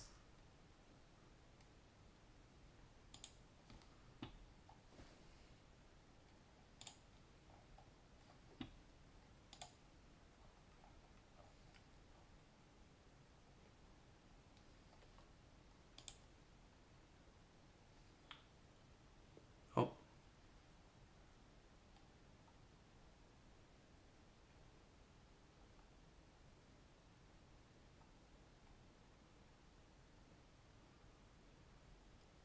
But where is this?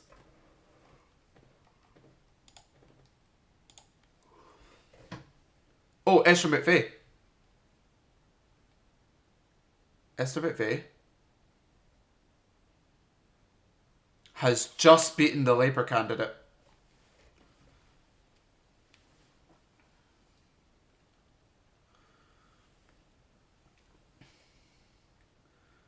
The election might be over, but the results still keep on coming. Esther McVeigh just about keeps her seat. And hat. Kieran, look at that hat. Oh, she's had that hat on all evening. It's fucking amazing. That hat is fucking impressive.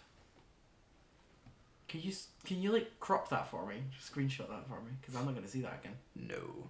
Oh. Win Shift S. No. The sun is a deadly Why does Reese Mogg go away? He's just about to do karaoke. Oh, we should. So Hampshire East Conservative hold. Glenroe Office and Mid-Fife, Labour Game, Mid-Fife. Mid-Fife. God, SNP only got 2. Why does Green have 2 people?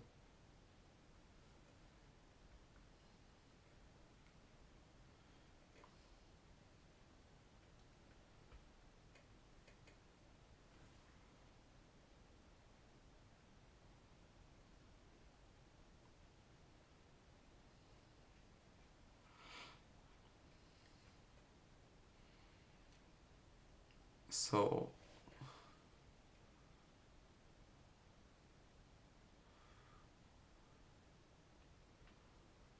where would I? Queen Sweep of Glasgow, Tyrrell and Falmouth, Labour Gain.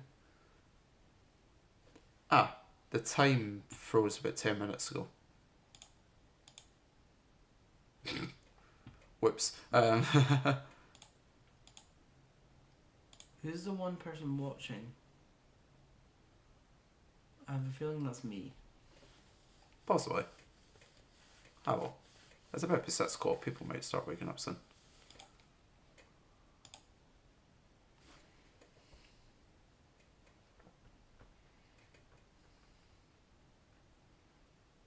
So did you like completely ban him from your stream, or did you just block his messages?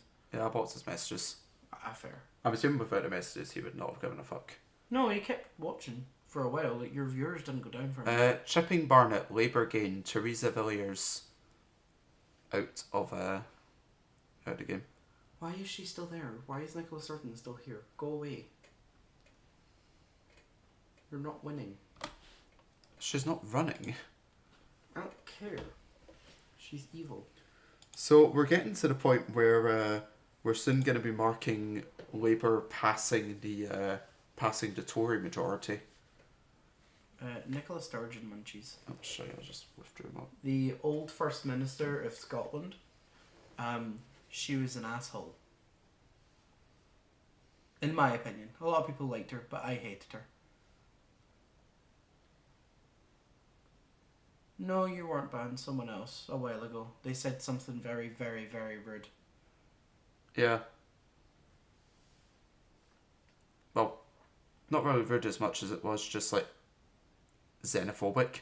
So Yeah. it's a shame they were throwing some. Yeah, they were throwing some good crack, and then they decided to bring xenophobia into it, and I was like, nah, yo, that's it. Just fuck off. I think it was a he as well. Yeah, maybe don't really care. They said I'm an equal opportunity discriminator. they said 30 years ago they worked in Her Majesty's service. That would be a guy. Oh shit. Shut up, Ruth Davidson. So Liz Bailey 9000. Yes, I think you've won that. Oh, Tonbridge? Tonbridge. This should be a Lib Den target.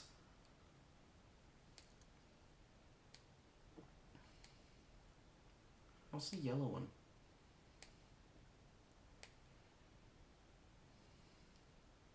Oh, 156. Oh, he tried. Oh, the green has beat you.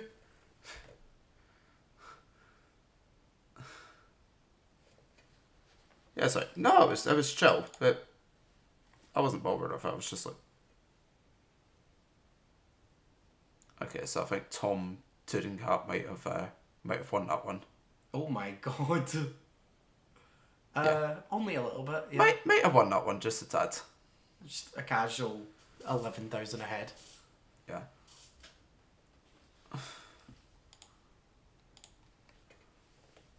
Are you going to do this for the presidential vote? Not to the same level of detail. You recorded me saying that.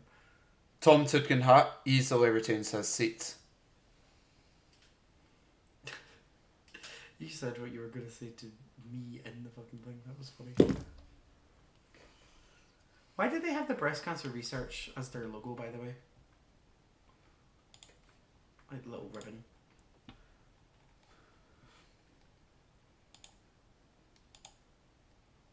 Oh, you've got another viewer. Hello, new viewer. What? I don't know. I don't have viewer stalking.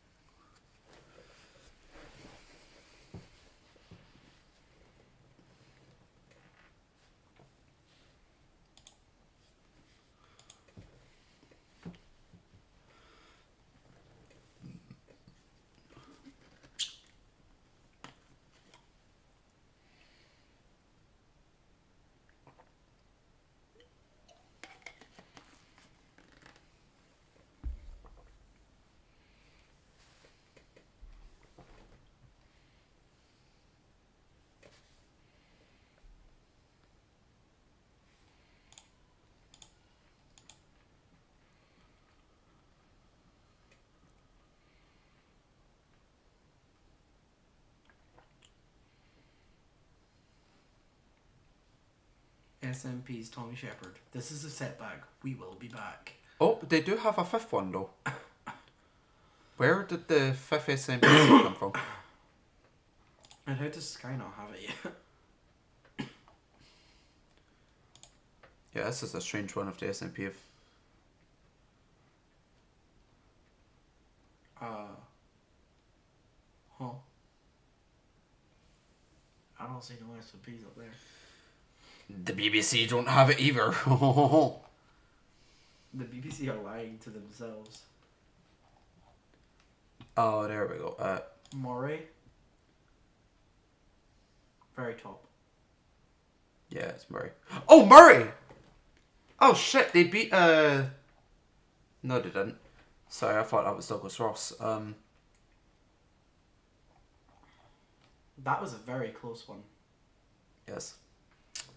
Yes, I'm gonna show the vote share on this one. The SNP came scarily close to losing a seat to the Conservatives, which would have been perhaps the most embarrassing outcome of this election. And there's a lot of embarrassing outcomes that have come out of this election.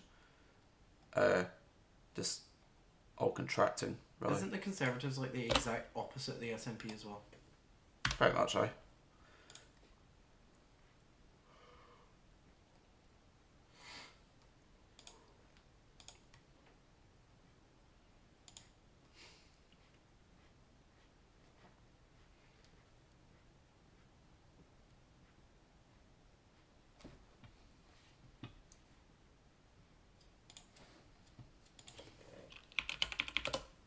gonna have a wee look at Twitter here. Oh my god, you got the old profile picture. Hearing from Liz Truss's count that she may have lost.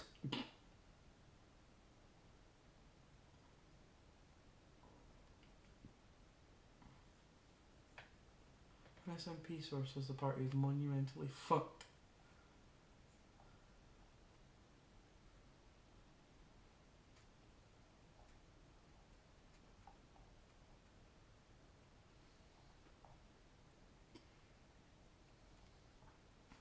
Why is Cumbernauld Kirkcudbright there? Glasgow North.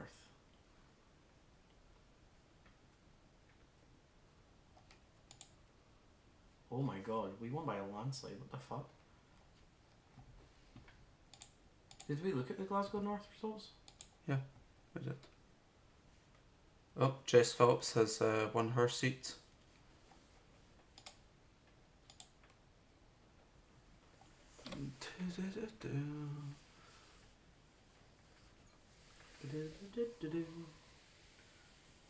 $2.4.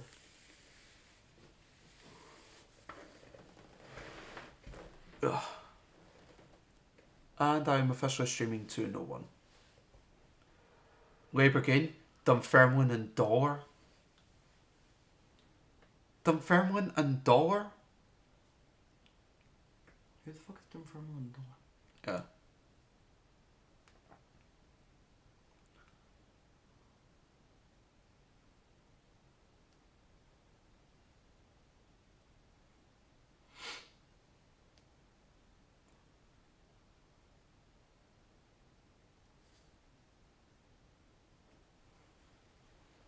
Oh, welcome back.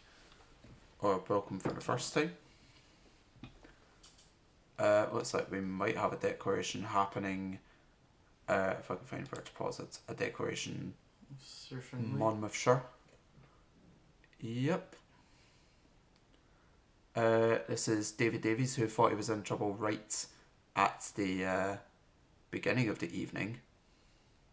Yeah, urge you Glasgow North figures if you want to look at them. Oh, nice. Fair work. Oh, they're like tag teaming it. They've got a bloke to read the results out in Welsh and then a lassie to read them out in English. We know it's in Welsh and English, we can hear it. Daft tits.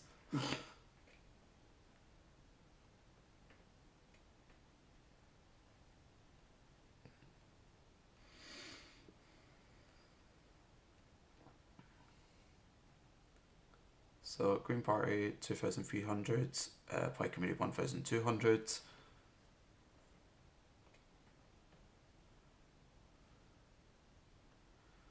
County Meath Labour gain, Labour 17,000 in Monmouthshire. That'll probably get. Oh no, that's the Tories 17,000. True and Fair 255. No folks given. And the Labour have done it. They have taken David Davies, the Welsh Secretary. And that is a Tory wipeout in Wales. And that, 10 ministers have lost their seats. And that is the Welsh Secretary, David Davies, meaning a Conservative wipeout in Wales.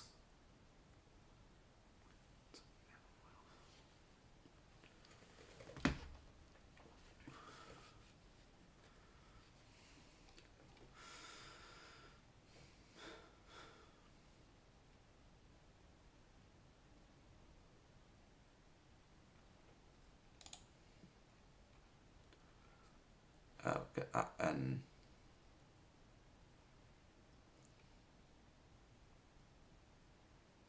I'm gonna need to listen to Radio 4 as I go down the road. I thought you were going to say Radiohead and I was like, yes.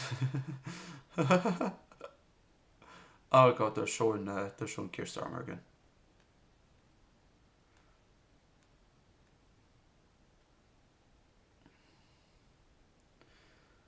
The ITV news forecast just keeps going down. ITV ITV think that the Conservatives might only get 127 seats, and that the Labour majority might end up being 178.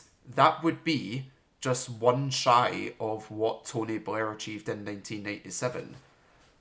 And that was an odd number, like a parliament with an odd number of seats. So, that would be Keir Starmer on the level of Tony Blair with a vote share that is on the level of Jeremy Corbyn, which is like, what?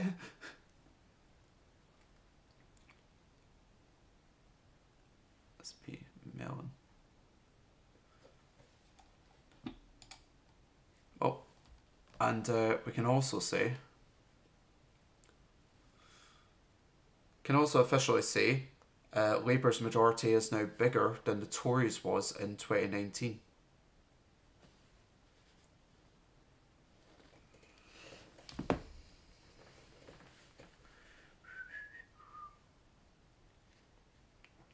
Popularity? Okay. Wait, the SNP have got 6. Where did the sixth one come from?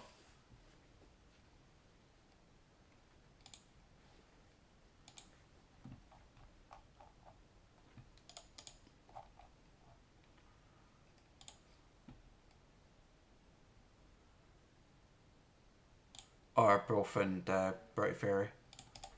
Let's have a look at these results then.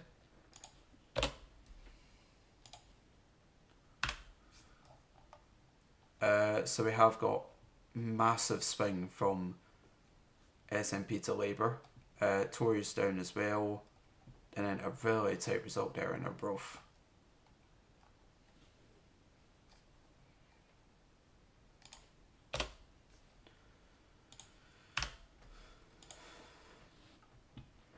Oh, yeah, you're going to have a tiny reform group, so you're...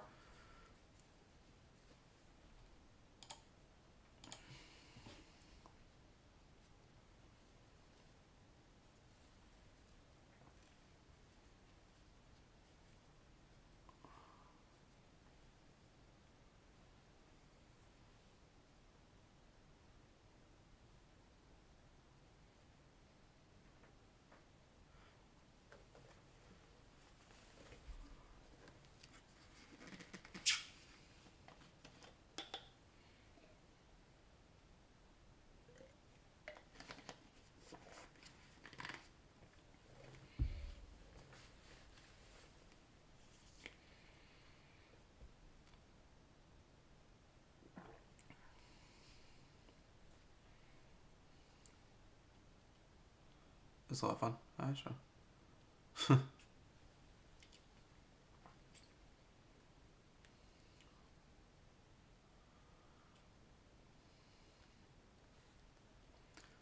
Ugh, just tired. Oh, live to Glenrothes. I like how the first person I said was Melon and you said, no, it's not me.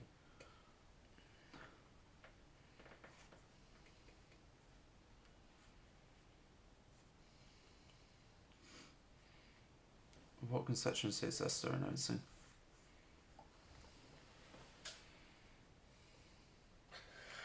North East Fife. Oh! From such a close seat in previous elections, that is major.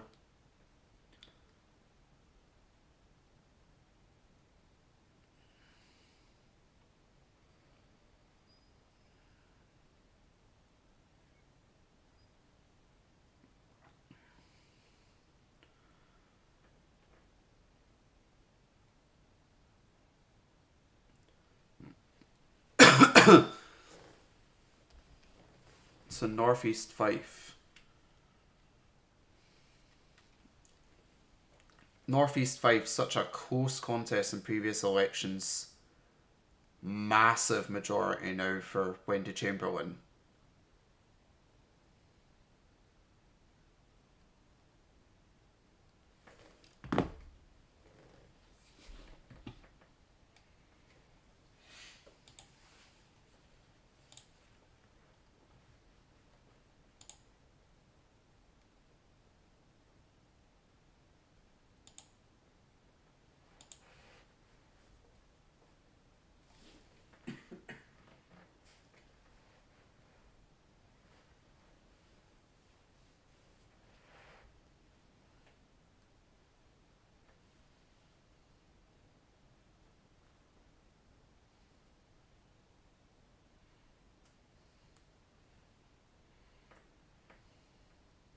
Oh?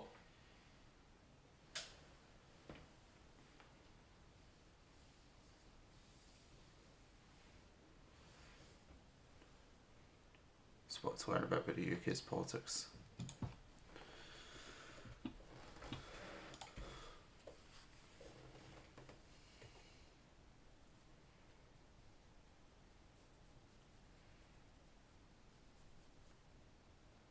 How many have won purely off of Gaza? Just the one? Yeah, as far as I'm aware.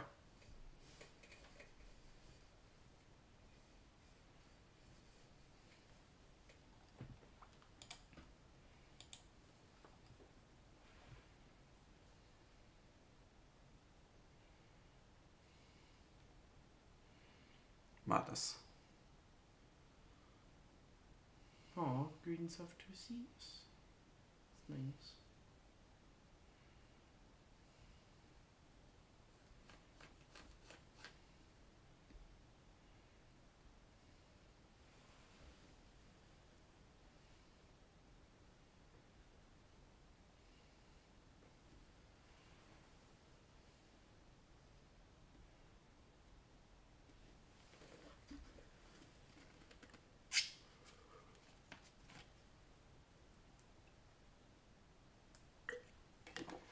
South Cambridgeshire. Lib Dem gain. So it is a Labour landslide. What's that country they're showing? Ireland? Is Labour what you guys wanted? Is that Scotland? Yes. Kinda. I wanted the Tories out. What did you vote at SNP? Getting the Tories out kinda means getting Labour in.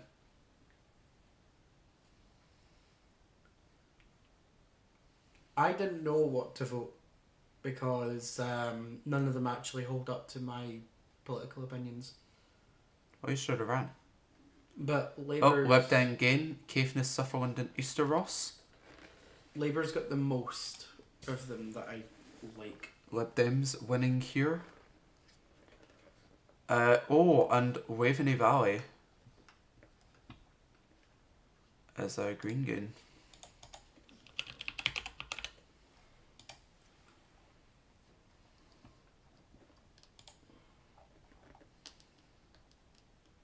Oh, fucking landslide, Jesus.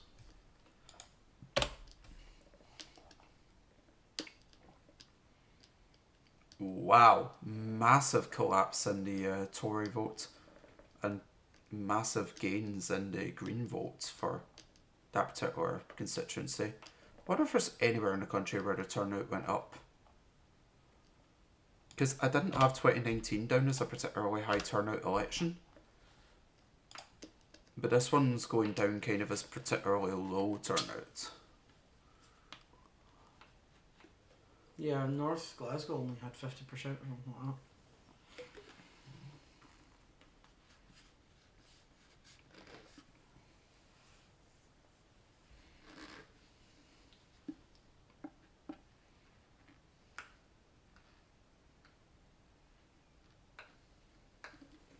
Oh, Aberdeenshire North.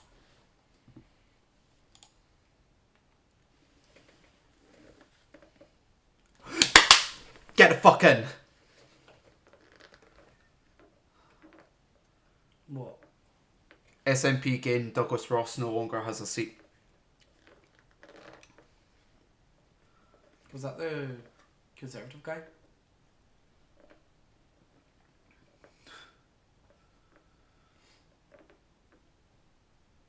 So that is an SNP gain from the Conservatives.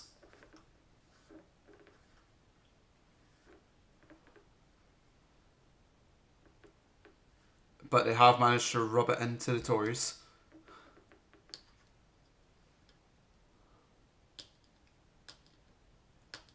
Yeah, it's been Strosons all day. Oh, we've got a Tuxeter again. Our favourite.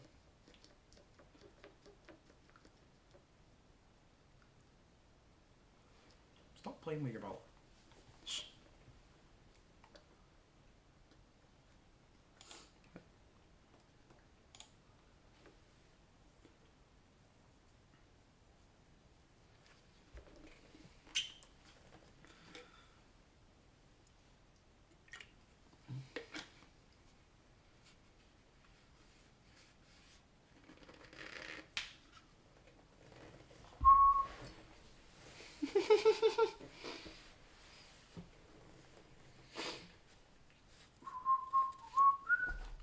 fuckers.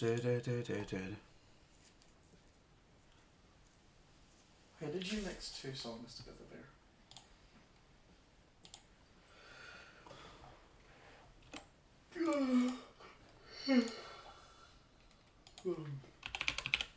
So we've got Murray, SMP Gain. Oh, I forgot about Joe Hart, so that. Yeah, if I can shove that in, we can see SMP unpopular, but Douglas Ross, I think, personally, very unpopular, and then the Reform candidate kind of surging on that. And then that's an SMP moment.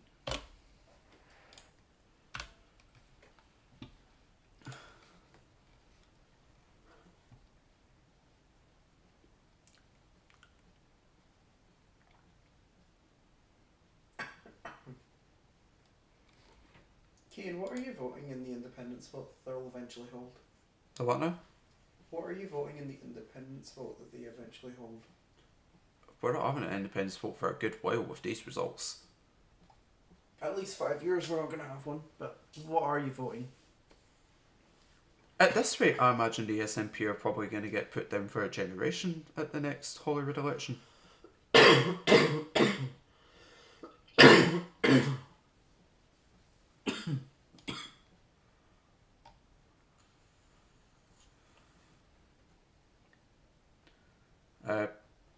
I mean, I would say this sets the Labour up to comprehensively win the next Scottish Parliament elections. Set up a thing with maybe the Lib Dems or maybe a confidence supply thing with the Tories. And then at that point, the independence question is probably dead for a good 10, 15, 20 years. So I think that moment has very much passed. Right, but assuming that... Not assuming, but given the theoretical that they did win, would you have voted yes or no? Well, I think that's a very interesting question. How is there 12 more others than last time? Oh, yeah, because other places exist. It's a very interesting question. Dodges the question. Ugh. The fact that others have more than Greens. Or are they just about the same, actually? No, Greens have to. 2.5% of the vote is a.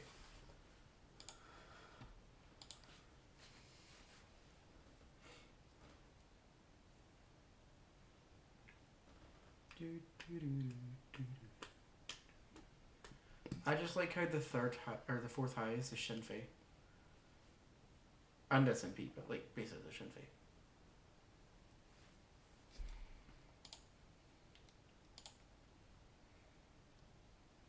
Negative infinity decibels.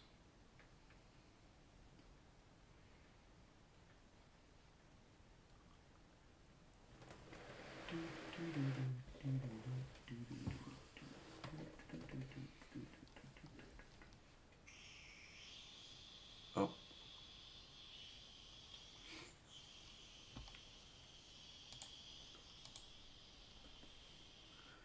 Yeah, I'm just having a listen along at this point, to be honest. Having a chat about Northern Ireland on Channel 4, which is an interesting strategy. Oh, alright. Alright. County Devon. Still counting Braintree.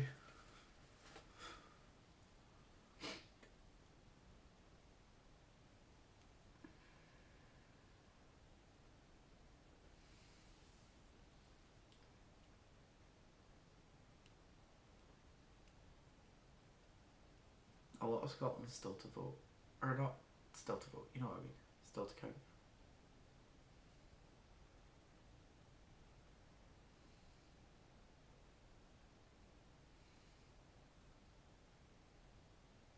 I think Andrews voted. Or counted yet? Are they like Dundee? Is what, sorry? St Andrews? Oh, I'd imagine probably not.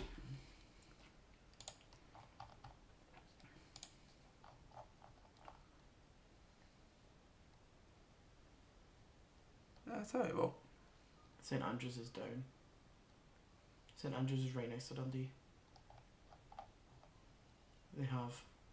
Yeah, it's northeast Fife. It's like below Dundee, it's in that little dog face. Yeah, it's right on the coast, at the tip of the dog face.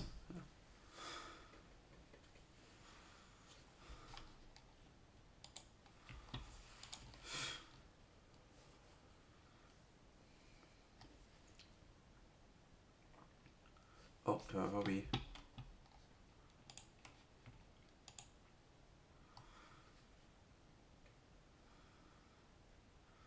Right, Somerset North. When it takes you so long to renounce your thing that it is like bright outside again. Yeah. Oh, shipplate, Librarian. Why does this guy have such a good camera? What the hell? Why not? Like the rest of them have mediocre cameras and this guy's recording like 16K.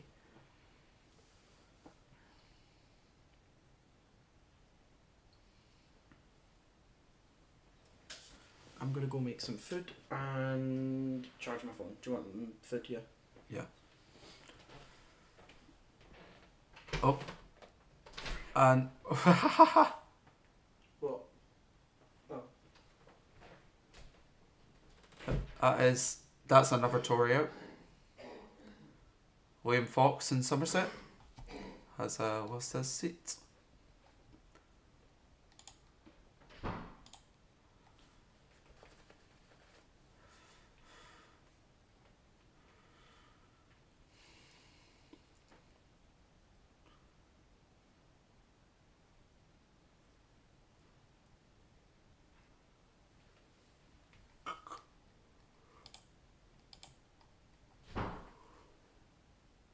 Mm.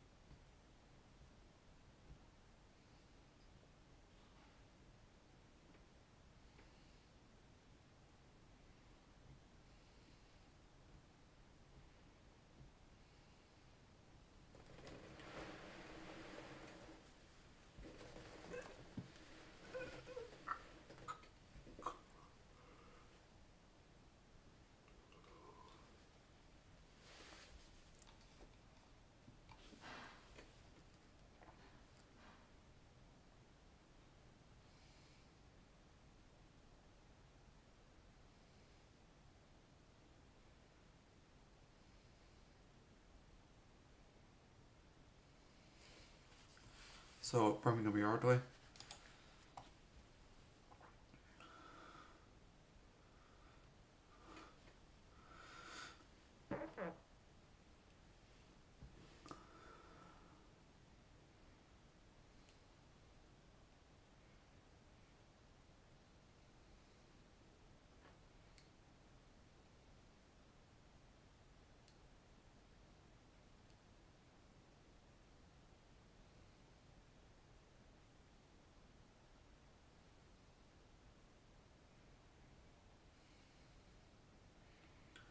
So, sorry, I'm absolutely knackered at this point, but...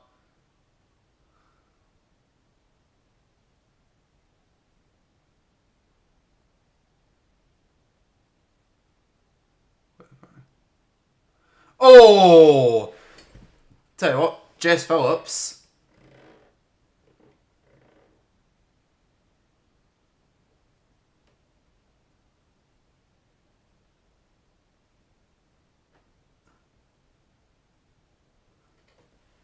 Jess Phillips only just managed to keep her seat there.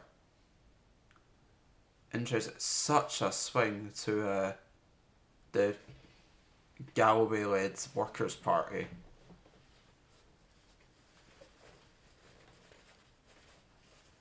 That was interesting. Oh, Aberdeen, shit.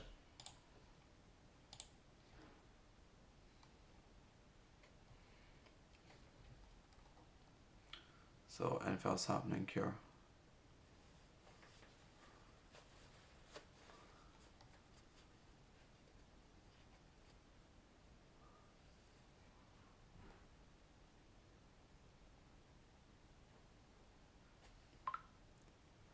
Oh. There's the Tories kept Gordon and Buchan.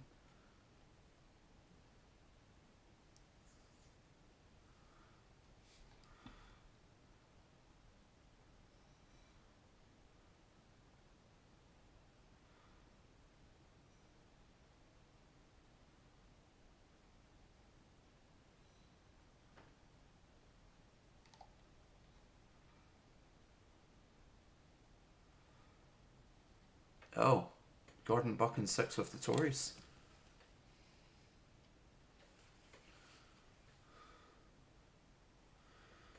Oh, Gordon Buchan sticks with the Tories. Well, notionally it was a Tory seat. Practically SNP took it in 97 in 2019. So yeah, Tories in effect taking a seat off the SNP. Wow.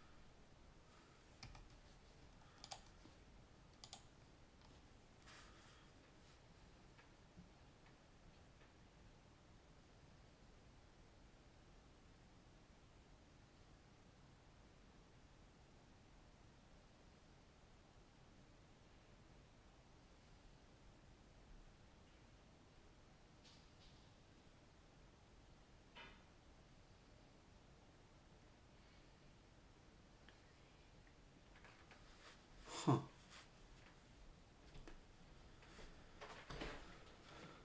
Hello. I can't be bothered cleaning up the steak pan right now, so Oh, thanks. if you want bacon or anything like that, you can run to Greg's or something. Okay. Where did you park? Outside Central. It's Alright. not far. It's not far. Yeah.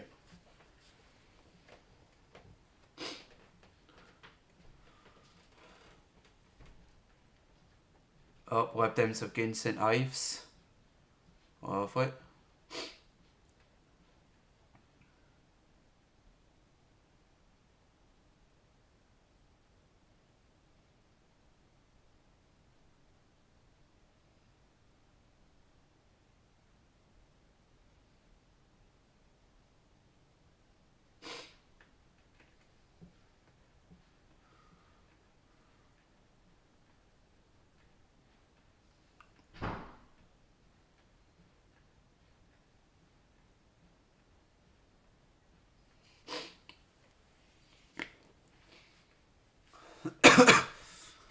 So, Labour gain in Ashford.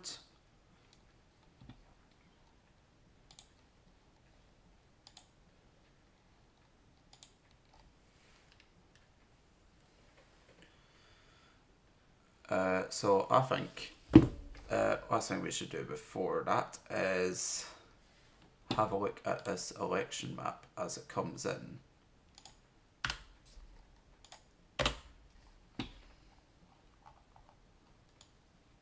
You can see a lot of reds chilling everywhere. And a lot of Lib Dem orange as well, dotted about, especially here in southwest and down south and a few places. Hazel Grove is was Lib Dem place possible. And then a few surprises as well. And what on earth has happened? I don't even know what's just happened. It's been such a ridiculous night. Glad to have been here. I might never see anything like this again. You may never see anything like this election again. Or you might see it again in 5 years' time. Who knows?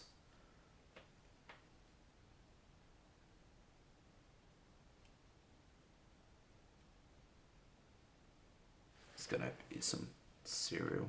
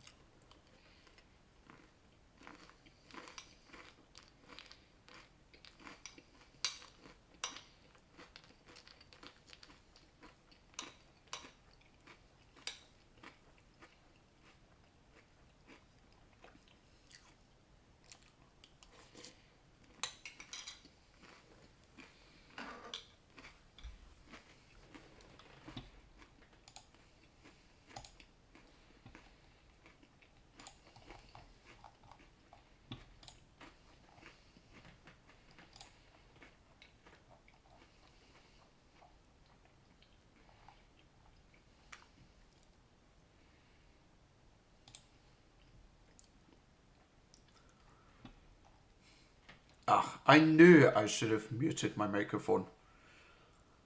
I just figured, I need scran, you know?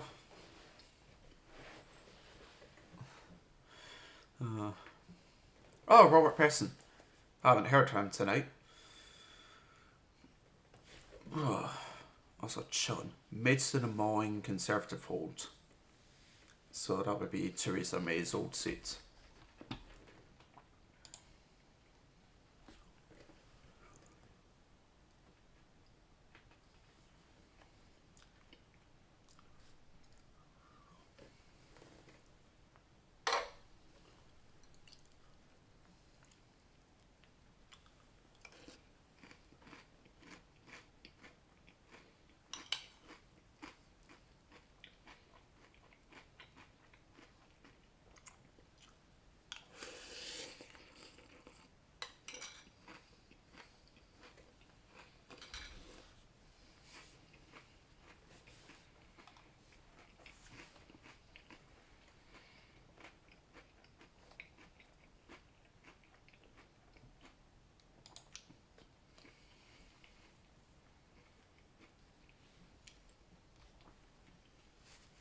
Right.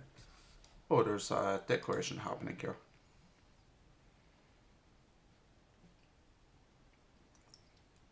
Sherwell. Don't know where that is. Oh, Banbury. So it looks like the Tories won rather easily there. Oh no, there's still Labour to come. No.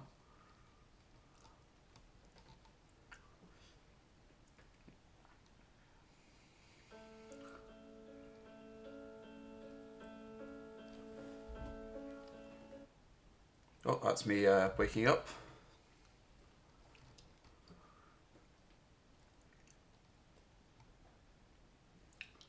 Oh, Victoria Prentice has lost her seat in Banbury. But look at that in a minute. Wow.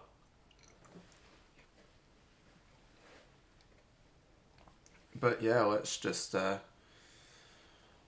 finally see what is happening.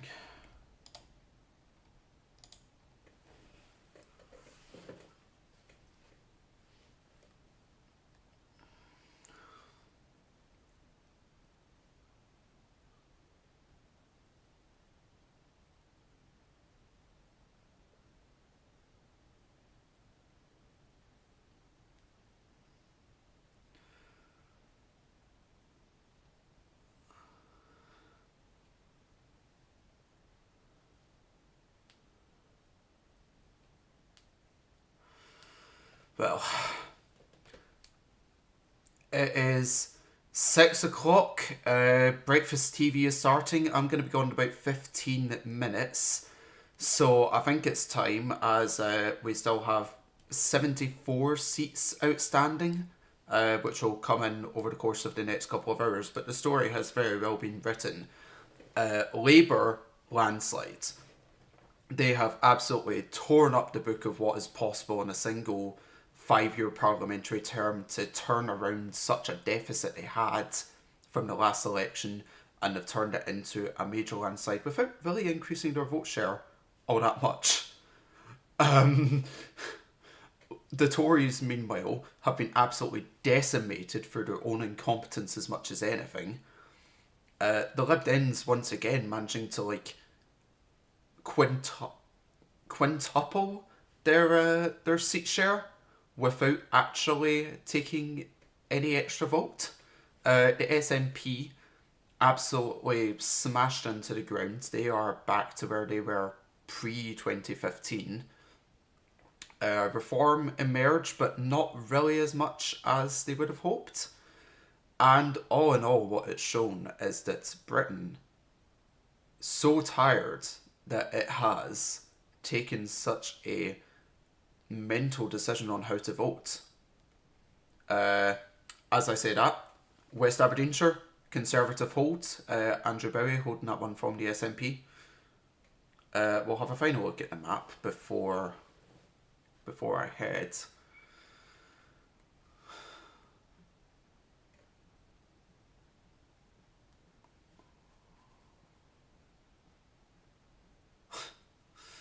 And yeah, let's crack on.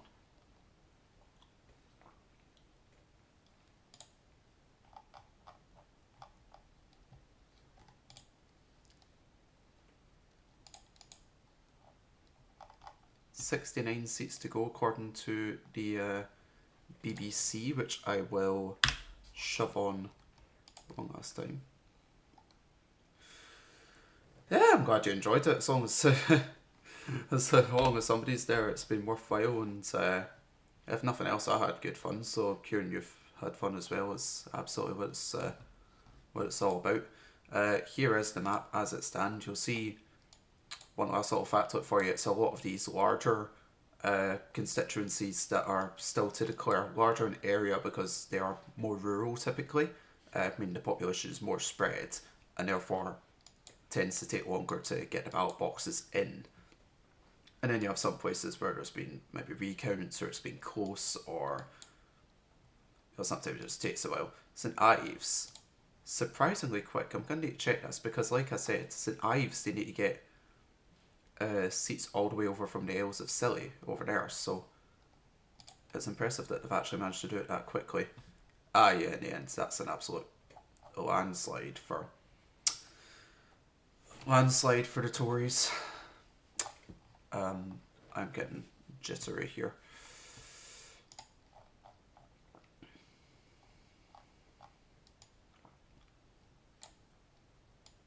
So yeah, that's the game now.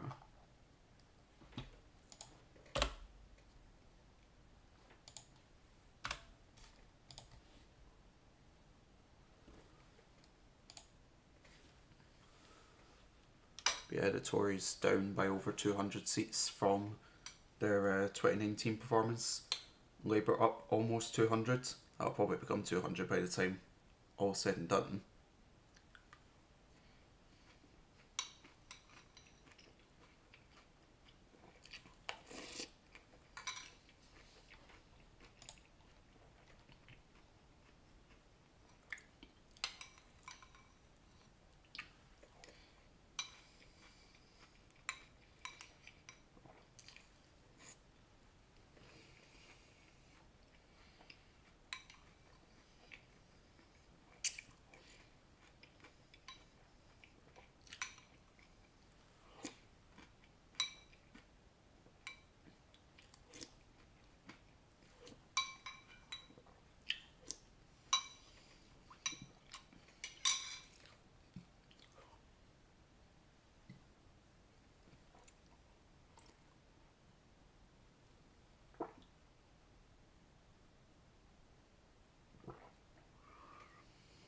Oh, Labour, nope, the Tories, sorry, According to every other source apart from the BBC, the Labour Tories have now crossed the 100 seat mark.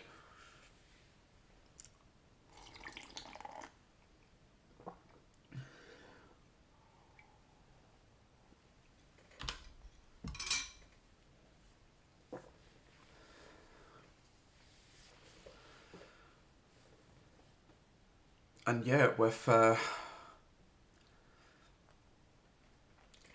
all of that sorted out and only the minutiae still to solve, I'm gonna call time there. So thank you for being here with me tonight, for the good, for the bad, for the absolutely mad, and yeah, look forward to the next 5 years. Let's see what is gonna happen in this country. Thank you for watching. If you've enjoyed it, obviously subscribe. I will see you next time, 5 years time from now, when I next use this channel. Or maybe November. We'll see how I feel about US. But until then, have a lovely day.